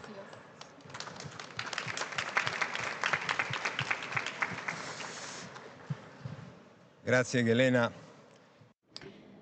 Thank you, Galena, for the kind introduction. Good morning, everyone. It's a pleasure to have you here in Rome, in Italy, for this opportunity that we strongly wanted together with my colleague, Matmi Bitney, who is unfortunately, well, he's linked. He will speak online.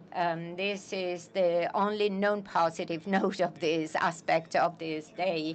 But it's like hugging him together in the spirit of a relationship that started a few years ago. So we certainly expressed our will to cooperate, and this will is representing a little conquest, a little achievement, starting from Minister Tajani, because having a panel in this conference represents the will of putting the theme of youth and sport in the agenda of not only bilateral relationship but also multilateral relationships.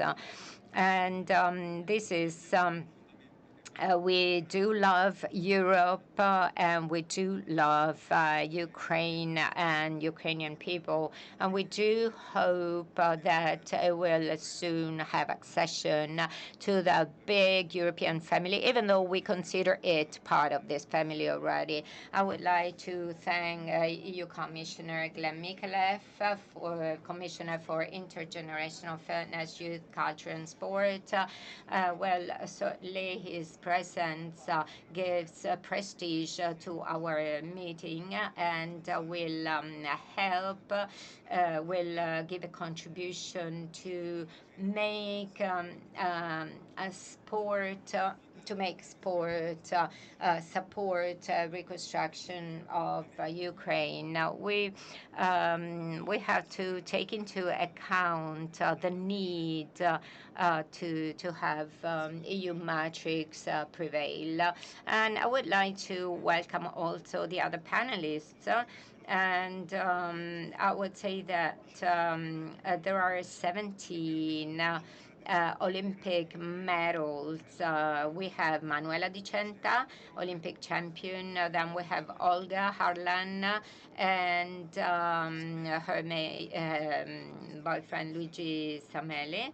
But this is a testimony of how the Olympic family is present to show the common will to support the efforts of people that does not give up and that wants to achieve its dignity, its freedom, and its normalcy, its normal life, wants to go back to its normal life.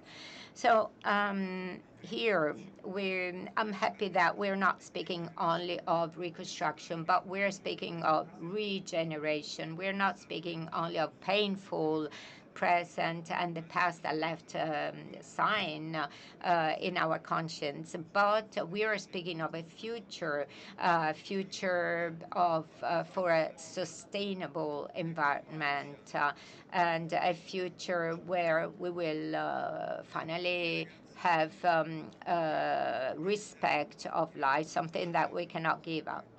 I would like to welcome the guys, the young people who attended the side event devoted to young people. And it's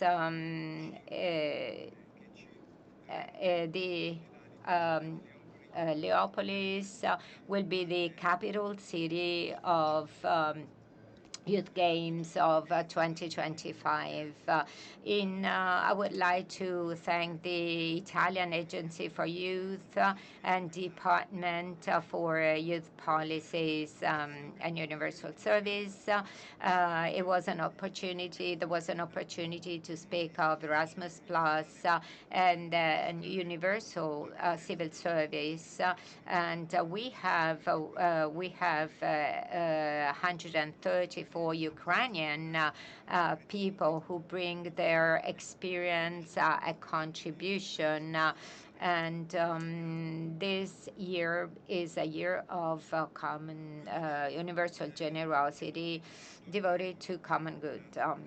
Here we want to go beyond solidarity. We want to be concrete, and the presence of our commissioner and the presence of Matvi, my dear friend Matvi, will also lead to the signing of memorandum of understanding. I must say that it's a protocol within this conference that is held in Rome. This is a protocol we started to work on recently. We are clear on the goals that we want to achieve, that is cooperation between and for young people, and sport, which is of paramount importance to have young people return to their normal life. And with sport diplomacy, we will give our support to make this dream come true. We work on material infrastructures and equipment, but we also work on immaterial, intangible structures or infrastructures. And this is the architecture of the Memorandum of Understanding that we will soon sign. I will now stop here, and I'm sure that you will find the goals that we established in the concrete actions that will be carried out. I would like to to welcome Andriy Chesnokov, Deputy Minister of Youth and Sports of Ukraine. We certainly work hand in hand as regards values that are inspirational for us. Long live Ukraine, long live Italy, long live Ukraine. Country. And today we have a pleasure to hear Minister of Youth and Sport of Ukraine, Matvey Bidny online. He is a transformative leader who is reshaping the approaches of youth policy and sport, placing young people at the head of national recovery, social cohesion, and sustainable future. Let us take a look at the screen. Mr. Minister Bidny.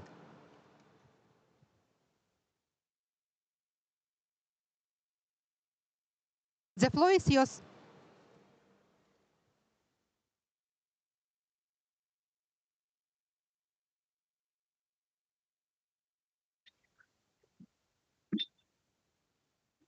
Thank you, dear Helena. Dear Minister Abodi, dear Commissioner Mikalev, distinguished guests, colleagues, dear friends and partners.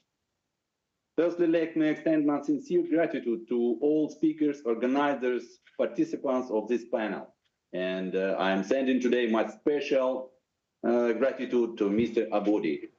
Egregio Ministro, your personal leadership initiating and promoting this panel demonstrate not only a deep commitment to Ukraine's recovery, but also a strong belief in the power of youth and sport to shape resilient and inclusive societies. Unfortunately, due to a difficult situation in my country, I won't be able to attend the conference in person. But I'm confident that this important dialogue will open new avenues for cooperation and further strengthen the partnership between our countries in the field of youth policy and sport. I'm sure today's panel will send a powerful message to the international community that investment in people, especially in the younger generation, is essential for long-term peace and reconstruction. For us, This event is a shattered starting point for the new phase of cooperation in which young people become a strategic priority on the path to Ukraine's recovery, cohesion and competitiveness, and the beer of national strengths and values. We are grateful to Italy for its steadfast partnership in sport, on the international stage, in solidarity and its act of humanity. Today we speak of joint action, joint decision-making, and shared responsibility, and of youth people who are co-creators of our present. Ukrainian youth represent a generation of determination, responsibility, and action. They volunteer, defend the country, develop innovations. However, their potential does not unfold on its own. It requires support, system-based approaches, and new solutions. This is why Ukraine has chosen the path of institutionalizing youth development as a state policy of a new kind, not fragmented, but cross-sectoral, evidence-based, inclusive, and grounded in trust. We developed a cross-sectoral approach to youth policy aimed to provide support to young Ukrainians during the transition from adolescence to adulthood, and strengthen their resilience during wartime and in the post-war period. The ministry has taken the lead in implementing the youth development system, which integrates educational, healthcare, employment, sport, juvenile justice, and social protection into a unified national ecosystem. This system responds to the most urgent challenges faced by young people, from loss of access to services to emotional exhaustion. Fragmented services can no longer adequately address these challenges. Our response is the launch of systemic solutions.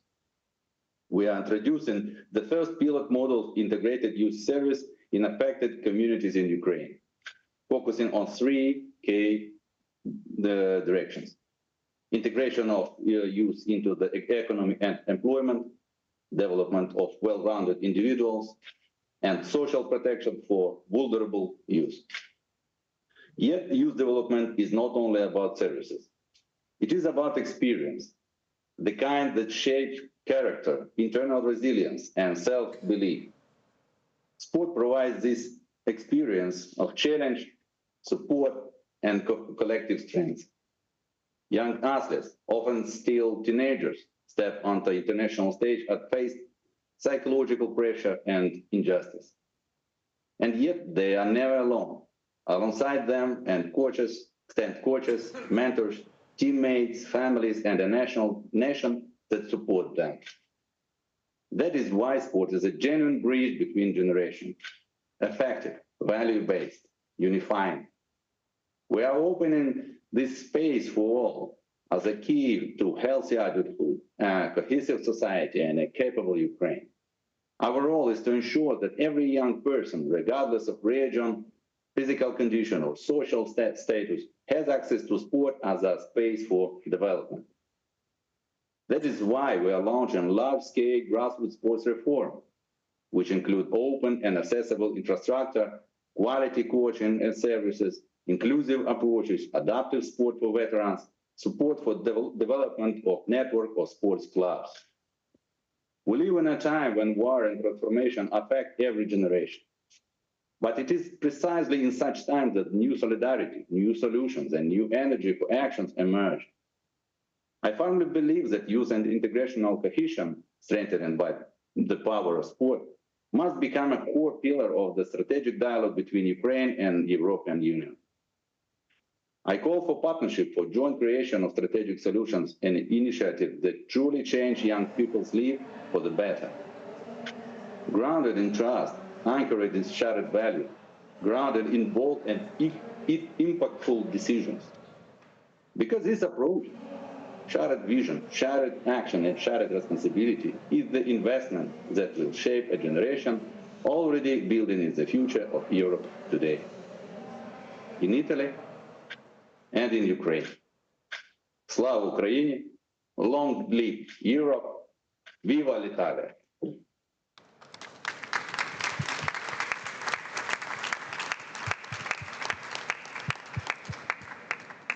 We thank Minister Matvey Bidny for his leadership And our next speaker is Glenn McAuliffe, the European Commissioner for Intergenerational Fairness, Youth, Culture and Sport. And Mr. McAuliffe also oversees initiatives of combating cyberbullying, protecting children's rights and strategic foresight, preparing whole for Europe for future challenges. It's my great honor to invite you to share your thoughts. Dear Commissioner. Allora, caro Ministro, caro Andrea, Minister Bidney, fellow colleagues on the panel, and ladies and gentlemen, I want to start by thanking my friend Andrea Bodi and Minister Bidney, Madhvi. Caro Andrea, dear Madhvi, thank you for hosting this event. Vi ringrazio per l'invito. And I'm delighted to be here seeing the central role that this conference is giving to the human dimension of Ukraine's recovery and resilience, which focuses especially on engaging young people through sport and other activities. This is absolutely fundamental. It is vital that we mobilize Ukraine's human capital, especially now in times of war, but more so in times when hopefully there will be peace in Ukraine. And allow me here to start with a thought-provoking insight which was shared by President Zelensky during last month's NATO summit. There, President Zelensky was asked by an 11-year-old correspondent for a message to young people. And the president responded, and he said, "We wish only for peace. You are our future, and I think that you are a basis for peace in the world." The words from President Zelensky are a very strong reminder of our contribution as young people to driving forward the recovery of Ukraine, but also steering it towards European integration. I have now visited Ukraine already 3 times this year, and there I could see firsthand the power of Ukrainian youth. I will never forget walking the halls of City Hall in Lviv, seeing the photos hung on the wall of athletes practicing their sport, amputees and people returning back from the front lines, using sport as a means of recovery. These young Ukrainians, they did not let the physical scars of Russia's cruel war crush their spirits. They have used sport to recover physically, but also psychologically and mentally. And I sincerely believe that they are role models, not just for Ukrainians, but also for us Europeans. Because they send us, they are a living message that we are Ukraine's future, and they are a shining example of resilience. And they will prevail. They are the living slogan of the Lviv capital of youth, which reads, "Not easy, but move." And with them, the entire country is moving forward. I experienced this firsthand in Lviv, where, again, Russian bombs did not stop the enthusiasm for the Lviv European Capital of Youth 2025 to take place. And these are also young Ukrainian heroes that made it possible, including those who did not live to see it happen, like Yavna, whose memorial I visited when I was in Lviv. She was a 21-year-old young activist who dedicated her life to support Lviv's work to become European Capital of Youth. And unfortunately, she was killed by a Russian drone attack together with her mother and sisters. She was robbed of her life while helping to shape Ukraine's European future. But her work lives on, and her legacy lives on in the work of her colleagues, by people and by a nation of strong young persons who also work on projects like Unbroken, which is the name of an EU co-funded program by the municipality of Lviv, an initiative of more than 20 projects, which has so far offered treatment to over 19,000 wounded Ukrainians. As a European Union, we are so proud that we are helping in this process for the recovery and resilience in Ukraine, especially more so that it focuses on the power of youth and the power of sport. Last year, to further these supports and to further these efforts, we opened our Erasmus Plus program to Ukraine, for Ukraine to be able to take part in our youth and in our sport capacity building actions. These innovative transnational projects equip Ukrainians to better contribute to Ukraine's resilience and its recovery. Under last year's call, 9 youth capacity building projects were selected for funding, and so far 2 million euro in grants have been contracted. Amongst these projects is PACT. With an EU grant of almost 300,000 euro, this project is addressing the trauma inflicted to young Ukrainians. Together, project partners have co-created a manual on providing psychological first aid, and they are using techniques such as art therapy to promote well-being amongst Ukrainians. And to deepen our cooperation, we strive to fully associate Ukraine to Erasmus Plus as soon as possible, so that together we can take full advantage of the opportunities that this program provides to strengthen Ukraine's resilience and to lay the foundations for a better future. But this work also includes actions in the field of sport, be it in international competitions or through the many projects that we support.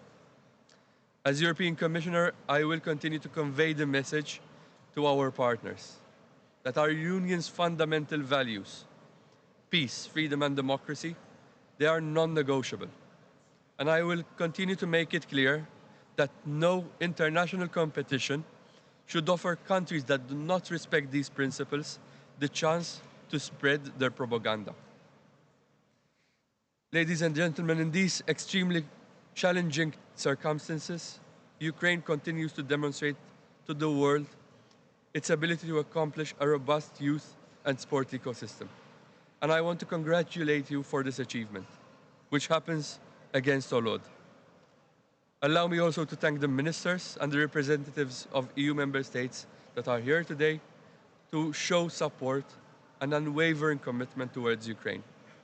Together we can continue to seize the power of youth and sport, and we can continue to strive for a peaceful future for Ukrainian people. To the young people whose lives have been cut short or put on hold by Russia's brutal war, I want to thank you for your enormous sacrifice.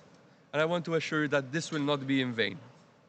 Your resilience is moving the nation forwards towards recovery and a brighter future in the European Union. Thank you. Grazie.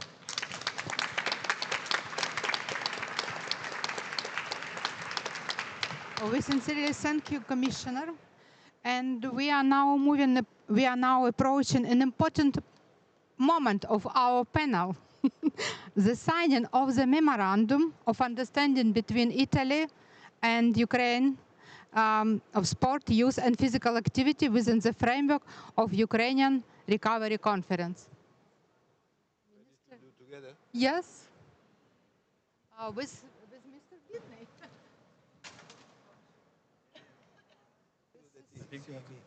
Yes. Does he see the minister? Yes, he sees. Where?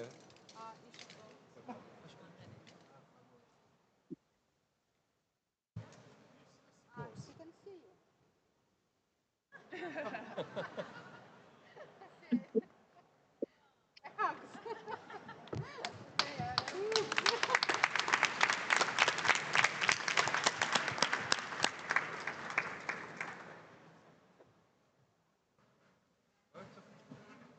Так, що їх тут три? Українську, англійську і польську.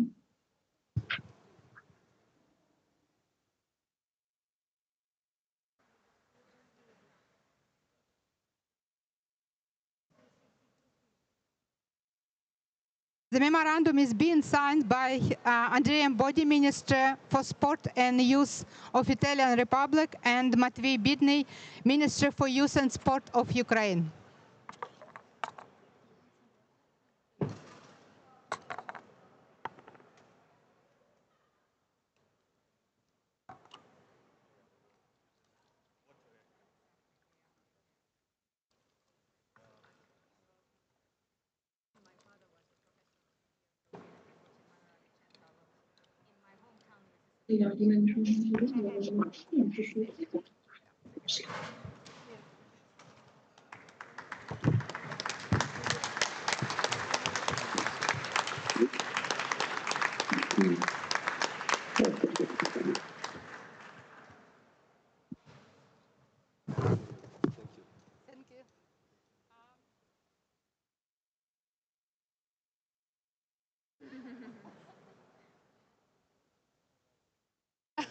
A hug is important.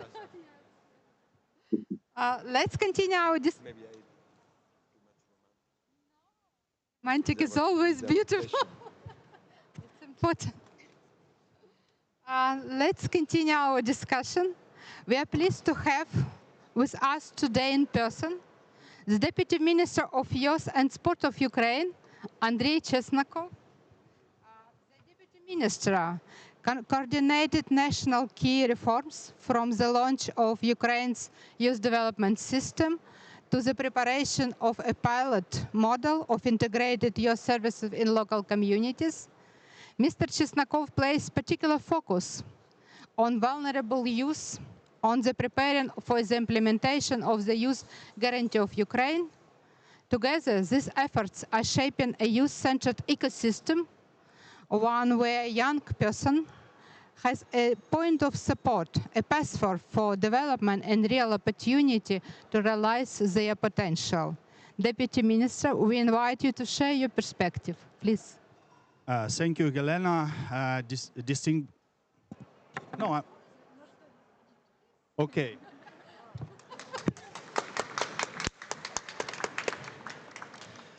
Thank you very much. I will follow the example of Commissioner and Minister Abodi, and also will continue the statement of my minister, Minister Bidny, on behalf of our ministry. So, distinguished colleagues, partners, and friends, we are here today not only to discuss recovery, but to define the political choices that will shape Ukraine's future for generations. Let me state clearly, youth is not a marginal issue. Youth is a strategic foundation of Ukraine's recovery, resilience, and European future. Even in the midst of war, Ukraine has not delayed difficult reforms. On the contrary, we are building the future in the hardest conditions imaginable. Because we understand investing in youth today is not optional, it is existential. We are grateful to our European partners, and in particular to Italy, for recognizing this and standing with us. Your support sends a powerful signal. Ukraine's youth is not alone. In 2024, Ukraine launched its most ambitious youth policy reform since independence, the Youth Development System, a cross-sectoral, intergovernmental model that puts the needs, aspirations, and rights of young people at the heart of national policy. It addresses the realities of war, trauma, displacement, interrupted education, shrinking opportunities, and it responds with systemic solutions, not slogans, not pilot projects, but structural change. Dear fellow panelists, dear friends, among the key pillars for the work of the ministry today is our movement towards implementing the EU Youth Guarantee Scheme, with the goal of ensuring that no young person in Ukraine is left behind, economically or socially. This is not about adaptation, this is about full-scale integration of EU standards into Ukraine's youth ecosystem. We are also introducing integrated youth services in war-affected communities, connecting youth work, education, employment, health, and local governments in a single ecosystem of support. Because fragmented efforts are no longer enough. The scale of the challenge demands scale in response. And let me be very clear, this reform is not just about the future, it is political commitment to act now. Ukraine is not rebuilding what was, we are building a new country. And young people are not simply beneficiaries, they are co-authors of this transformation. We believe that intergenerational solidarity, backed by shared values and bold decisions, must become a pillar of Ukraine-EU strategic dialogue.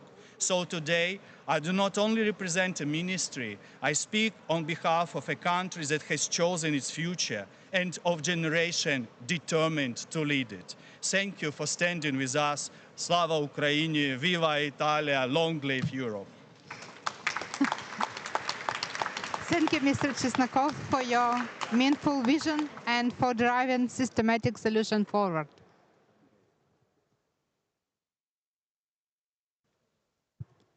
And it's my honor to invite the person who has become a symbol of resilience and integrity for entire nations, Ms. Olga Harlan, to take the floor. Olympic champion, Ukraine's most decorated fencer, and a woman, a beautiful and young woman, who has not only earned victories, but shown the world that values a matter of principle. And the sport must remain a space of dignity and respect. Mrs. Haram, we invite you to share your experience and vision.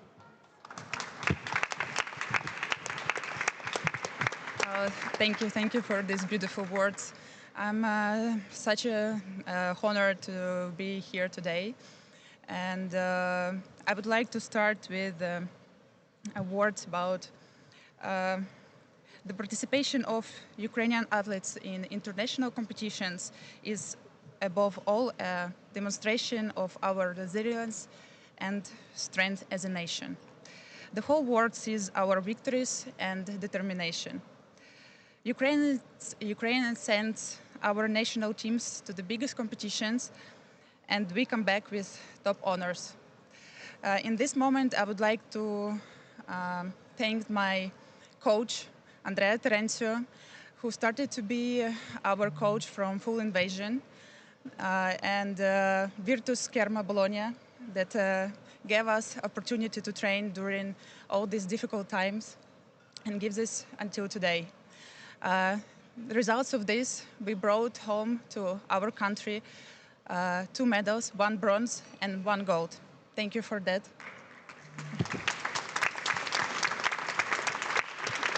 Thank you. But the largest part of Ukrainian sport community will never see us competing or cheering for us again. Russia killed over 600 Ukrainian athletes and coaches and destroyed or damaged over 750 sport facilities. The path of Ukrainians' recovery must include sport as a key point. Hundreds or thousands of Ukrainian children need places where to train, where to improve their physical and mental health. As Minister Bidny said in his speech, the Ministry of Youth and Sport of Ukraine has launched a sport reform, one of the core elements of which is a club system. Ministry encouraging active community to open sport club to increase citizen engagement in sport and physical activity. We as Ukrainian athletes, we feel a huge responsibility to support Ukrainian people to develop sport in our country. For example, I aim to establish a fencing academy in Kyiv, which will allow me to involve Ukrainian children, youth in my beloved sport. And I hope our flag will be in the top of podiums, together with Italians for sure.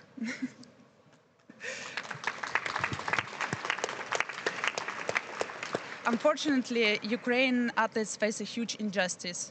While Russia bombarding Ukraine every day with missiles and drones, more and more international federations, one of them, International Fencing Federation, is trying to reintegrate Russian athletes to the big sport arenas. We've seen representatives from Russian armed forces with the high-ranking military titles, which is beyond all the borders of logic and fairness. Sport must serve development of society and uphold Olympics values. Sport shouldn't become a platform of propaganda and legalization of war. We hope that Olympic Games in Italy will be a huge example for what sport should be: fair, honest, and dedicated to peace. Thank you.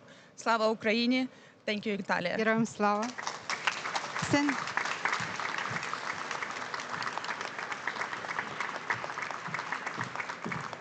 Thank you, Olga, for your powerful words and actions. And now I have the honor of inviting Mr. Emanuele Di Centa to take the floor, a legendary Italian cross-country skier, 2 times Olympic champion, the honorary member of the International Olympic Committee. Sorry, I add some words about you, if you don't mind. And one more remarkable fact. Miss Di Centa was the first Italian woman who carried the Olympic flag to the summit of Mount Everest. We look forward to hear your reflection of how sports can invite generation in society. Grazie. Thank you so much. It's a great honor for me to be here today. I would like to thank Italy, I would like to thank Ukraine and Europe to give us this opportunity to share. I try to give a little bit of energy, maybe this little bit that will be very useful for Ukraine, our Ukrainian friends. As a member of the IOC and as an Olympic champion, I can tell you what is the real meaning of the sport, which is not winning, Olga, sorry.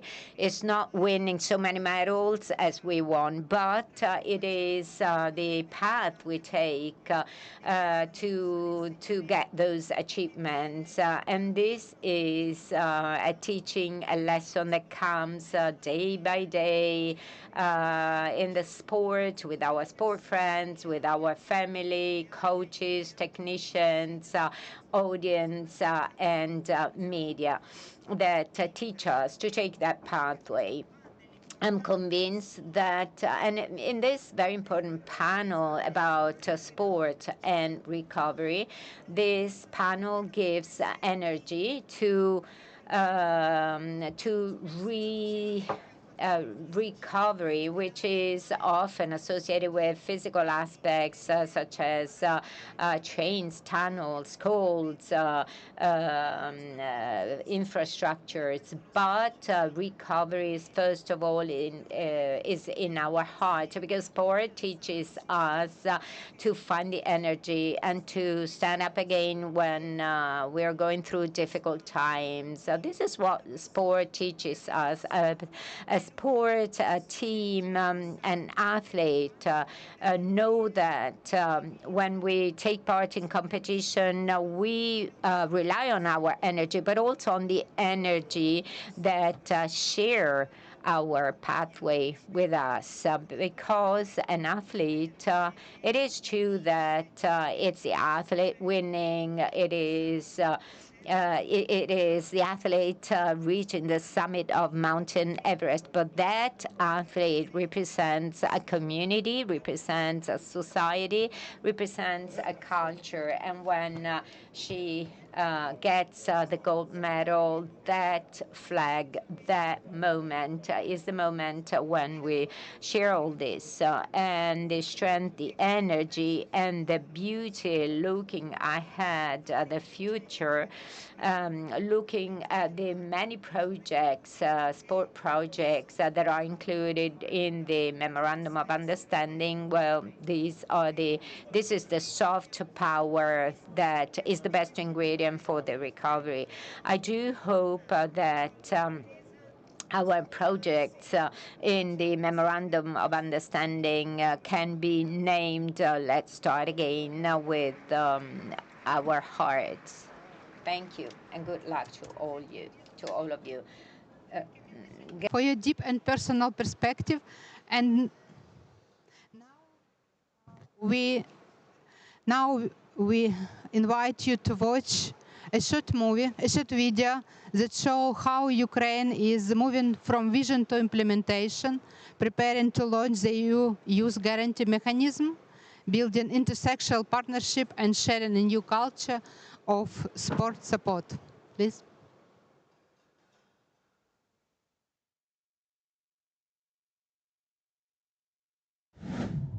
Ukraine's youth are the heartbeat of the nation's future.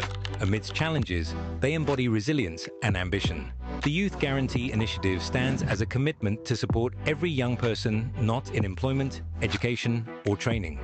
Known as NEETs, the Youth Guarantee has contributed to the reduction of youth unemployment in the EU, from a peak of 24.4% in 2013 to 15% by the end of 2024.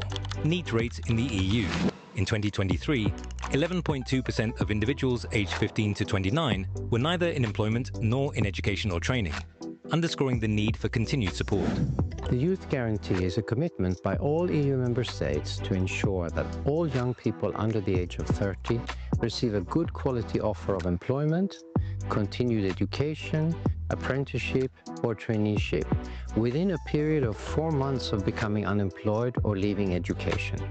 We at the European Commission, together with our partners, the European Training Foundation and the International Labour Organization, are happy to be supporting Ukraine in their efforts to implement the Youth Guarantee. The Youth Guarantee isn't just a policy. It's a promise to equip youth with the tools they need to thrive. By investing in their potential, we're not only fostering individual growth, but also laying the foundation for Ukraine's prosperous and integrated future within the European community. March 13, 2024.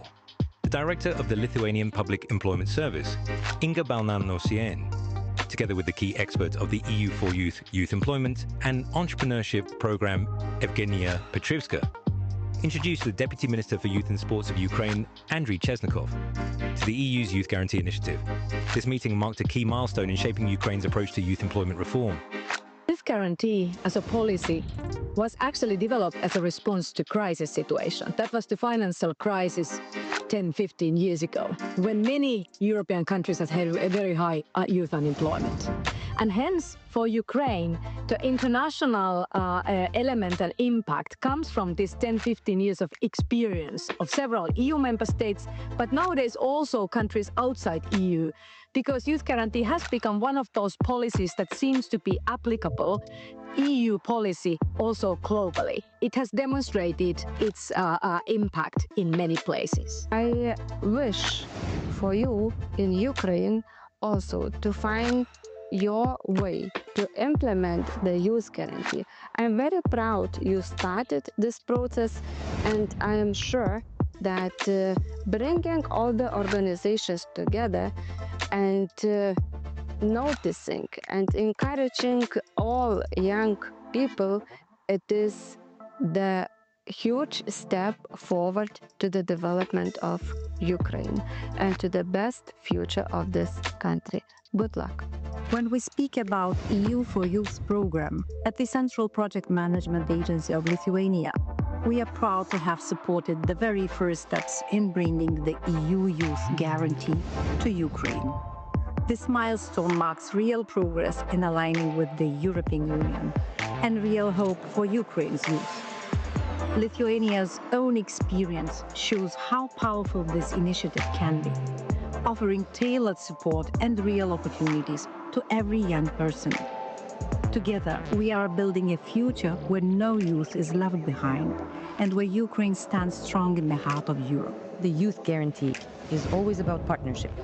This initiative is impossible without cooperation between various central executive authorities, local government bodies, local self-government, which is very important, youth public organizations, youth unions, youth centers, the third sector, and key social partners. You, all together, will be creating the Youth Guarantee. You are already working on this. I am confident that this approach, this work, this joint effort will truly expand opportunities for Ukraine.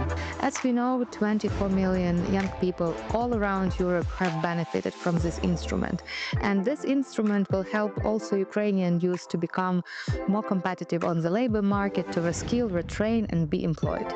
We are creating a state where Ukrainian youth will be happy and live in welfare, and we want to go through this way together with Europe. Young people in Ukraine are the energy that keeps the country moving forward. During the war, many had to leave to find safety abroad, but according to a UNDP study, 76% of them want to come back. Our job is to make sure they have real reasons to return. Why should we invest in youth? UNICEF data shows that every hryvnia spent on young people gives back 2.5 hryvnias to society by 2030. That's not just a support, that's smart economics. Bringing the Youth Guarantee into national policy will help to create opportunities for young Ukrainians who studied or worked abroad to return home. It means fresh ideas, modern skills, and global experience coming back to Ukraine. When young people have jobs and chances to grow, society becomes more stable and united.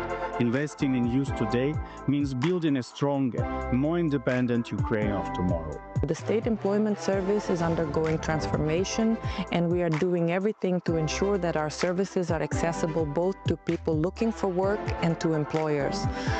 I sincerely thank our European partners, especially Lithuania, for the work we are doing together, for the exchange of experience between our countries and directly between our state institutions and employment services. And what is very important is the promotion of our vocational and technical education, because it is precisely here that we now need to change stereotypes and shift the paradigm.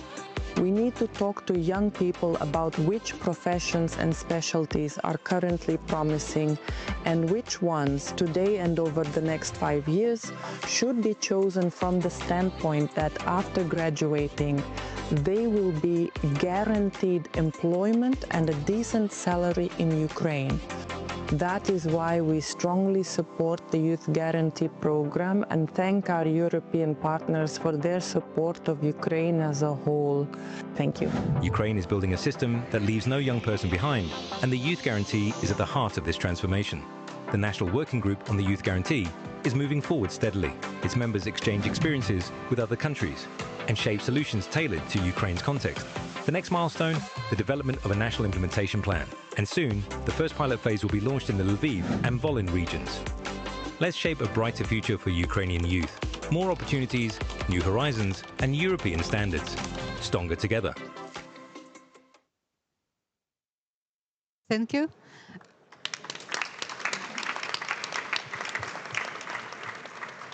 Our next speaker is Dr. Pilvi Torsti, Director of the European Training Foundation, who brings a unique perspective, not only as a scholar and international expert, but also as a former member of Finnish Parliament. Dr. Torsti played a key role in introducing the Youth Guarantee in Finland and one of the first EU countries to implement it. Dr. Torsti, we invite you to share your vision.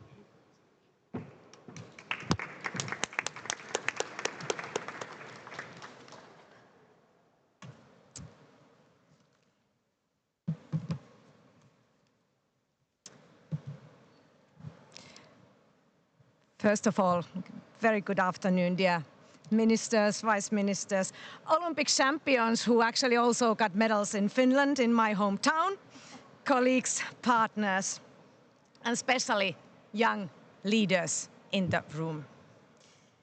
First of all, I have to say I represent an EU agency, but EU agency that has a home here in Italy, in Turin, which was the Olympic city for winter sports in 2006.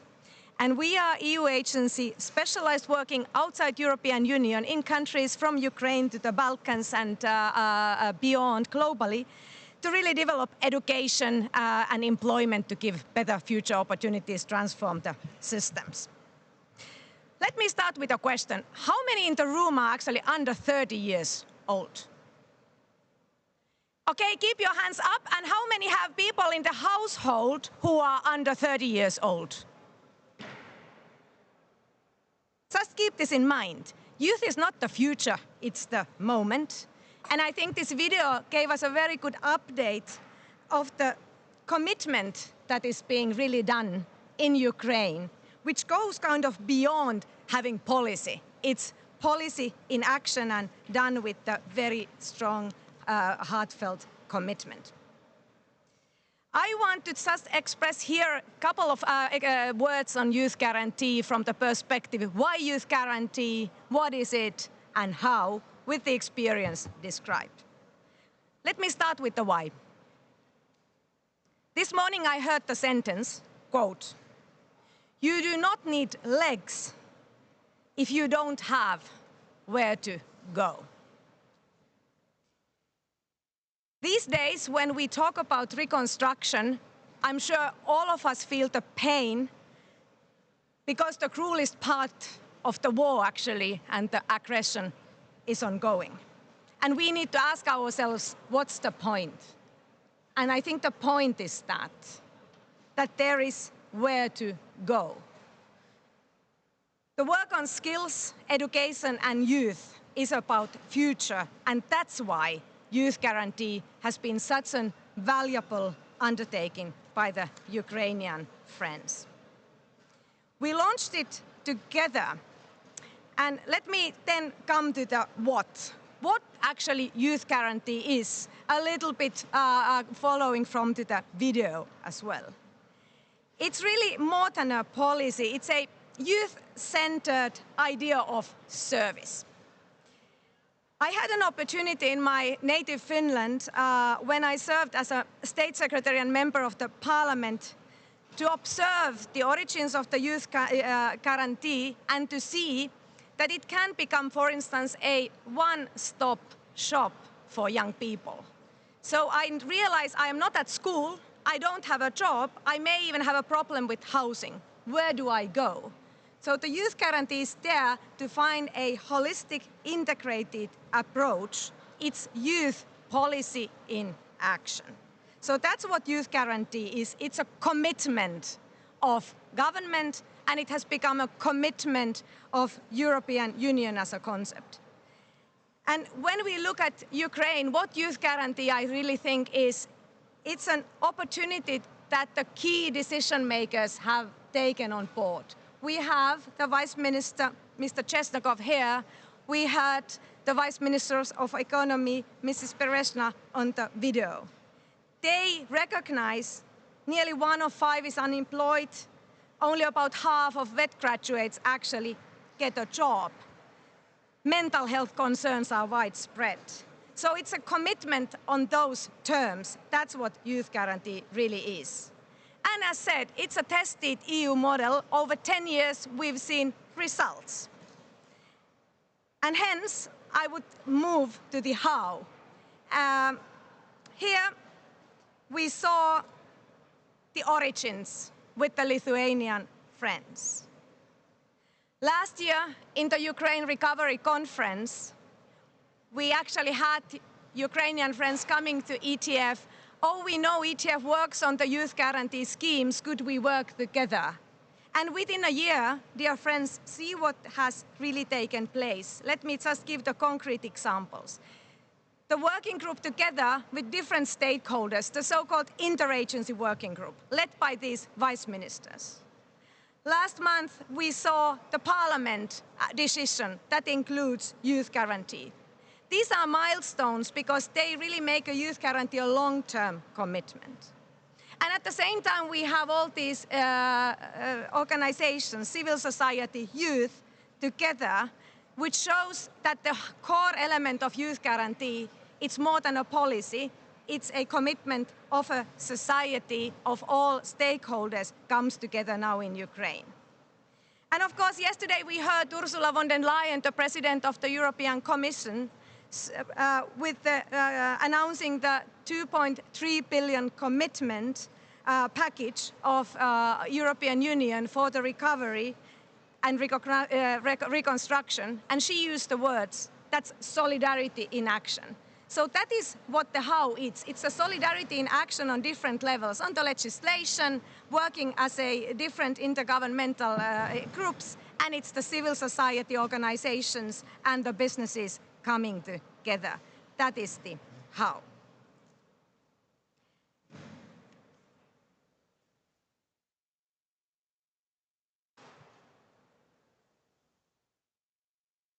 Dear friends, if you have seen the passion of the Youth Guarantee, I think then we can go back to that question we had in the beginning, why?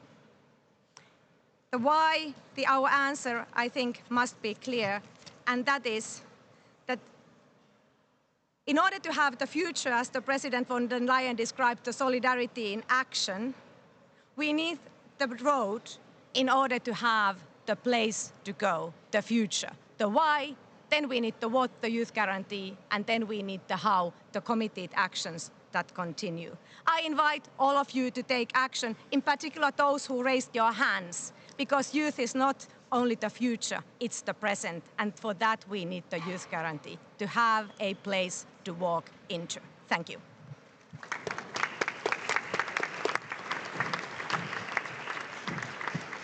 Thank you, Dr. Pilvi-Torsi. Now we invite you to hear the voice of Ukrainian youth themselves. Youth leaders who are demonstrated resilience, cooperation, and responsibility in actions. Video, sorry. Please join us in watching a short video prepared by the Minister of Youth and Sport of Ukraine in cooperation with UNICEF Ukraine. Let's watch it.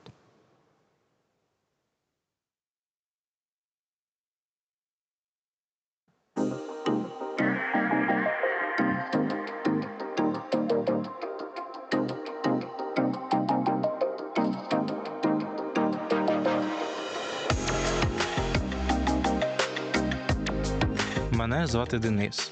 Я і моя команда розвиваємо навички з робототехніки серед молоді і дітей в нашій громаді. Ми будуємо наше майбутнє тут, вдома. Мене звати Еріка, я професійна. My name is Erika. I'm a professional sportsman, and I want to develop. My name is Anastasia. Together with my friends, we implement eco initiatives in our city. We're staying here and rebuilding our community. My name is Natalia. I inspire youth to volunteer. Together with the government, I help youth, young people rebuild the country, community by community.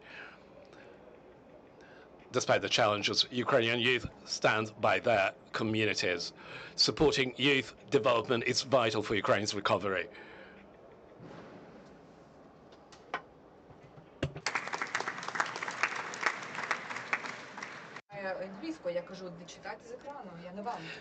Наш наступний спікер репрезентує наступне покоління молодих лідерів. Це буде Юліан Прицак. Разом зі своєю командою вони запускають пілотний проєкт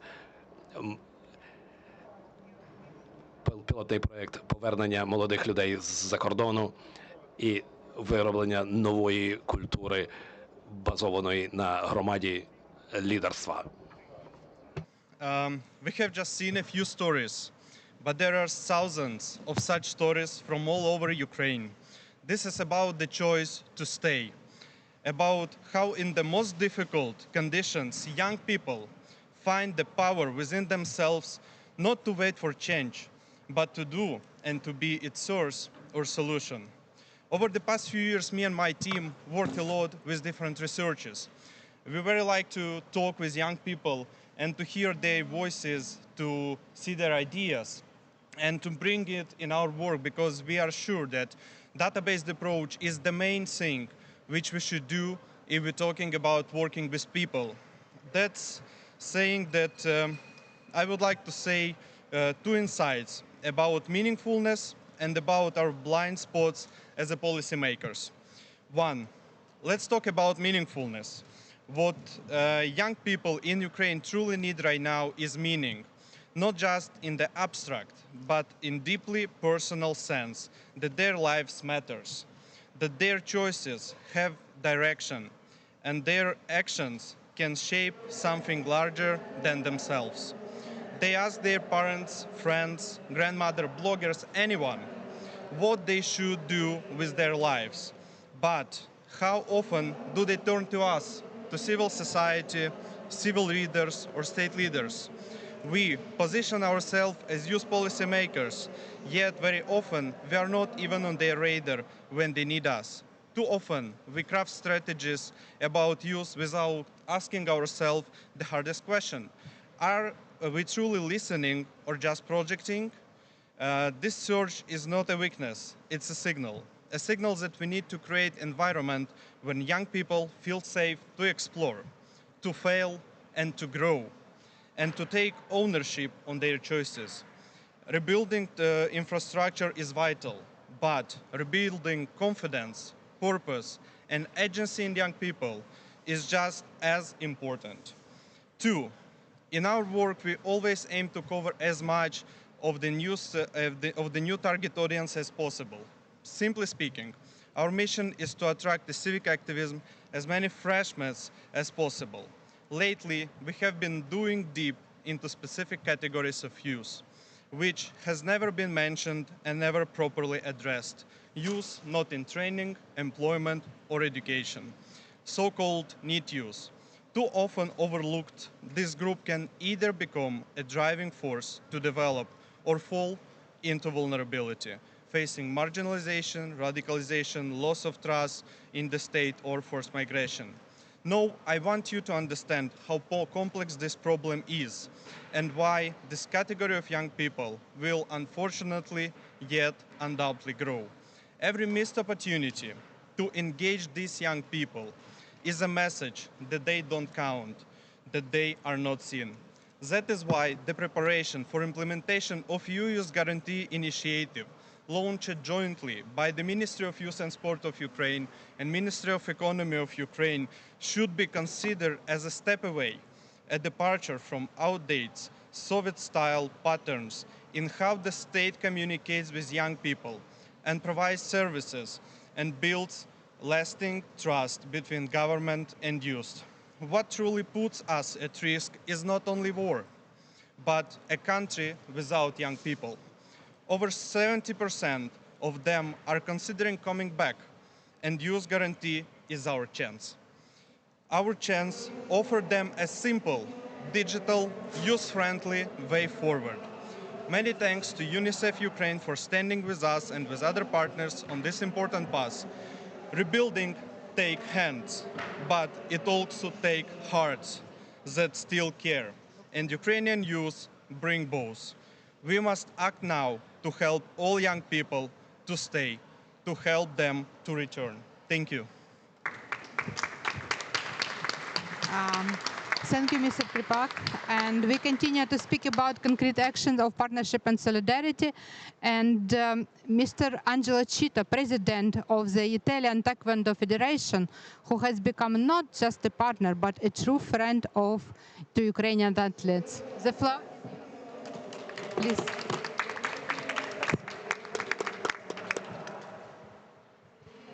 Buongiorno a tutti. Good morning, everyone.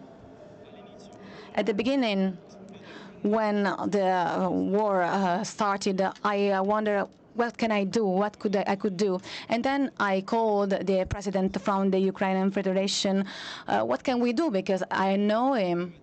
And he said me, I need that you can welcome some United athletes from the National Federation because they are trained to participate in the World Champions. He talking about some months, and I said, yes, of course, I can welcome them. So we arranged all the things to welcome these athletes. And then I talked with the minister or a body to support for this cause. And then he immediately said, yes, of course, because when we talked with the president of CONI, Giovanni Malagò, we welcomed these guys, these athletes, and they also have been integrated into the Italian National Federation. And now these athletes became as adults, and then all of them studied during this period. They get their diploma, and some of them is studying in that university. And please, could you get up to talk about these Ukraine athletes? So, thank you. And they represented Ukrainian athlete in this preparation center for Olympics Games. They were a big example for my athletes for the Italian national preparations and federations. So when we talk about pace, it means that the war has already started. So we have to do something. We know that in the sports, it's very important, this aspect. So the cooperation of all of you was fundamental. The cooperation between the Ukrainian and Italian federations was pivotal. And so we try to give our contributions. And also I have taken the invitation by the President of Republic that said we can welcome in our house Ukrainian people, and all the clubs from federations opened their doors for these athletes. We have so many athletes that are now in our country that are continuing to be trained in some clubs of Taekwondo freely, completely freely, and because we need to help them. But my big satisfaction was to give to these athletes, these are trained, and they never asked nothing, because these athletes always were happy with what we can give to them. They were always available to be trained. They participate in these world champions, European champions, in the qualifications, and also they participate in European Olympic Games. They supported Italian athletes in Paris, and thanks to them, Italians athletes have won. And then they help us in this. That's the witness of the athlete of today, because the war in this case failed, because they didn't interrupt the dreams of these wonderful guys and boys and athletes, because they want to be champions, they want to affirm their importance, and they can do that thanks to our welcoming, as other federations done as well. In sport is very important, concrete things. So talking about Olympic values is very important, but at the same time, we need to make concrete these Olympic values. And thanks to this welcoming, and thanks to their witnesses, when they came back to Ukraine, and when they meet again their friends, they can talk about this experience, and mainly they can talk about their example. So I would like to thank Ukraine and all the athletes, and we are always with you. Thank you so much.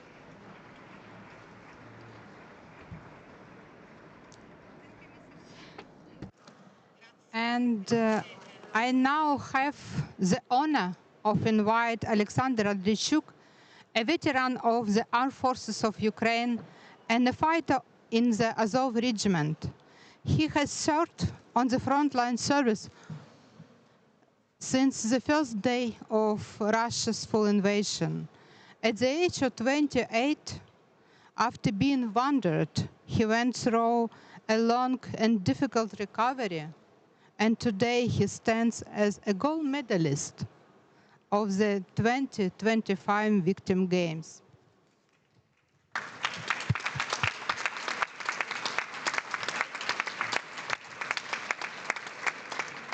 Now Alexander channels his experience into helping others overcome their own challenges.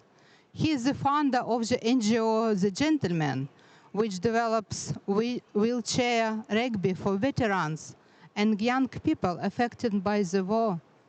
Alexander, first of all, thank you.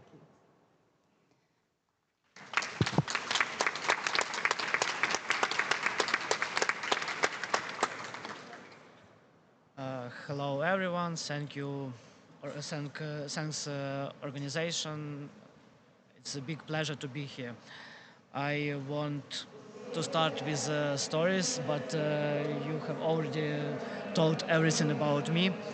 I'm veteran, and I joined in the first day of full-scale invasion. I joined the army, and after 10 months, I got injured by mortar shell. I lost 12 centimeters of my bones from leg and have shrapnel injury to my neck.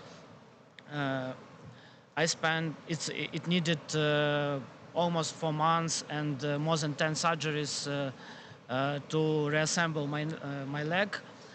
And after that, my rehabilitation started. It was a long way. First, it was just a swimming pool, and the turning point was watching Team Invictus in this Team Ukraine on Invictus Games in Düsseldorf, and encouraged by my wife, I decided to try out on the next year, and I was elected to national Ukrainian team Invictus Games 2025, and it was a start of 6 months training course, intensive training course. I prepared for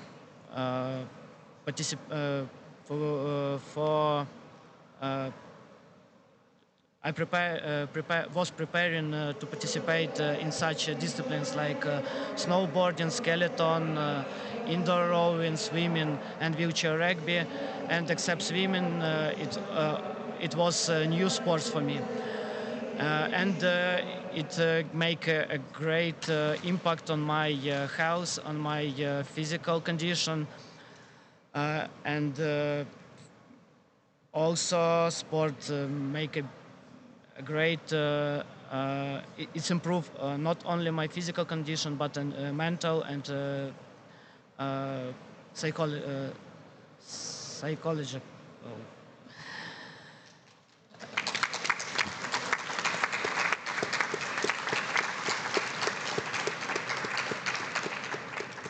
And this experience, and also the fact that more than 100,000 people has a status of war-related person with war-related disability, became a reason to start our NGO, Gentlemen, and bring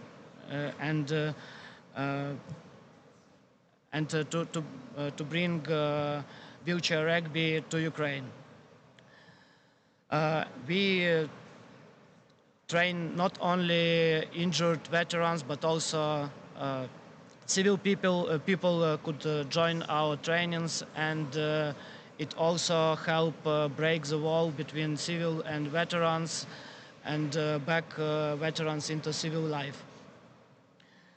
The greatest challenge is that we need more inclusive space for training.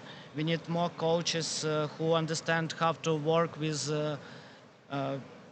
people with serious injuries. And also we need more equipment. For example, now in Ukraine we have 10 wheelchairs for rugby in whole Ukraine. And that's why it's important to support such initiatives and Важливо в цьому випадку бути підтриманим нашим урядом, міжнародними партнерами. Because personally for our NGO it helped to increase area, increase audience, and to change more lives. And in conclusion, it's essential to recognize that among young people there are veterans, and adaptive sport is necessary to adapt them to it's necessary for their rehabilitation and smooth return into civil life. It's crucial to support initiatives like our NGO and other sport activities to ensure we can support the recovery of Ukraine. Thank you. Thank you, Alexander. Thank you. And now I invite Minister Abodi for closing remark. Please. Allora, sono stati 90 minuti. Well, we've been talking for 90 minutes, the time of a football match. It took 90 minutes to share experiences, projects, to share the commitment to make this 90 minutes fruitful. And so these 90 minutes hopefully will bear fruit in terms of respecting the sovereignty of nations. So this will show that when someone attacks, when there is a brutal aggression, the other part of the world will react. And sport represents a tool of diplomacy, a tool for cohesion. I liked the quote of my friend, Minister Bitney, Matvi, of the bridge. And Andrei too probably referred to the bridge. I'm convinced that the time that we have spent together will make us know the two banks to make sure that the bridge is sound, that the bridge will not collapse. And now we are now stronger. After this event, we are stronger, and we are convinced that we will continue to support Ukrainian people, men and women, and especially young Ukrainian people. We will always be ready to offer them hospitality, humanity. We will offer them our hand to help, to solve difficulties, hoping that this will be a warning for the future to avoid tragic situations like this. So I would like to thank all the participants that have passionately listened to us. I would like to thank the organizers, Vice Minister Andrei Chesnikov and my colleague Matvi. I would like to thank the agencies of my ministry, diplomatic counselor, and all the agencies within my ministry, the Italian Agency for the Youth, National Council for Youth, and also those who are engaged and involved in side event for youth. Certainly, we will not lose sight of each other. I'm sure that the things we said today, in addition to making us come closer to each other, will increase our responsibilities. So, dear Matvi, it's like I'm hugging you now, as if I were there hugging you. And the meaning of this hug means that we respect you, we admire your resistance, your resilience, the sense of friendship that we have. We really are close friends. Thank you very much. Thank you so much. Thank you, Minister. Thank you. Thank you, dear colleagues. I want to warmly thank you, my dear kindly colleagues, asked for me your to openness. announce that please join us in the auditorium for the closing ceremony of URC 2025, which will start in just a few minutes. Thank you.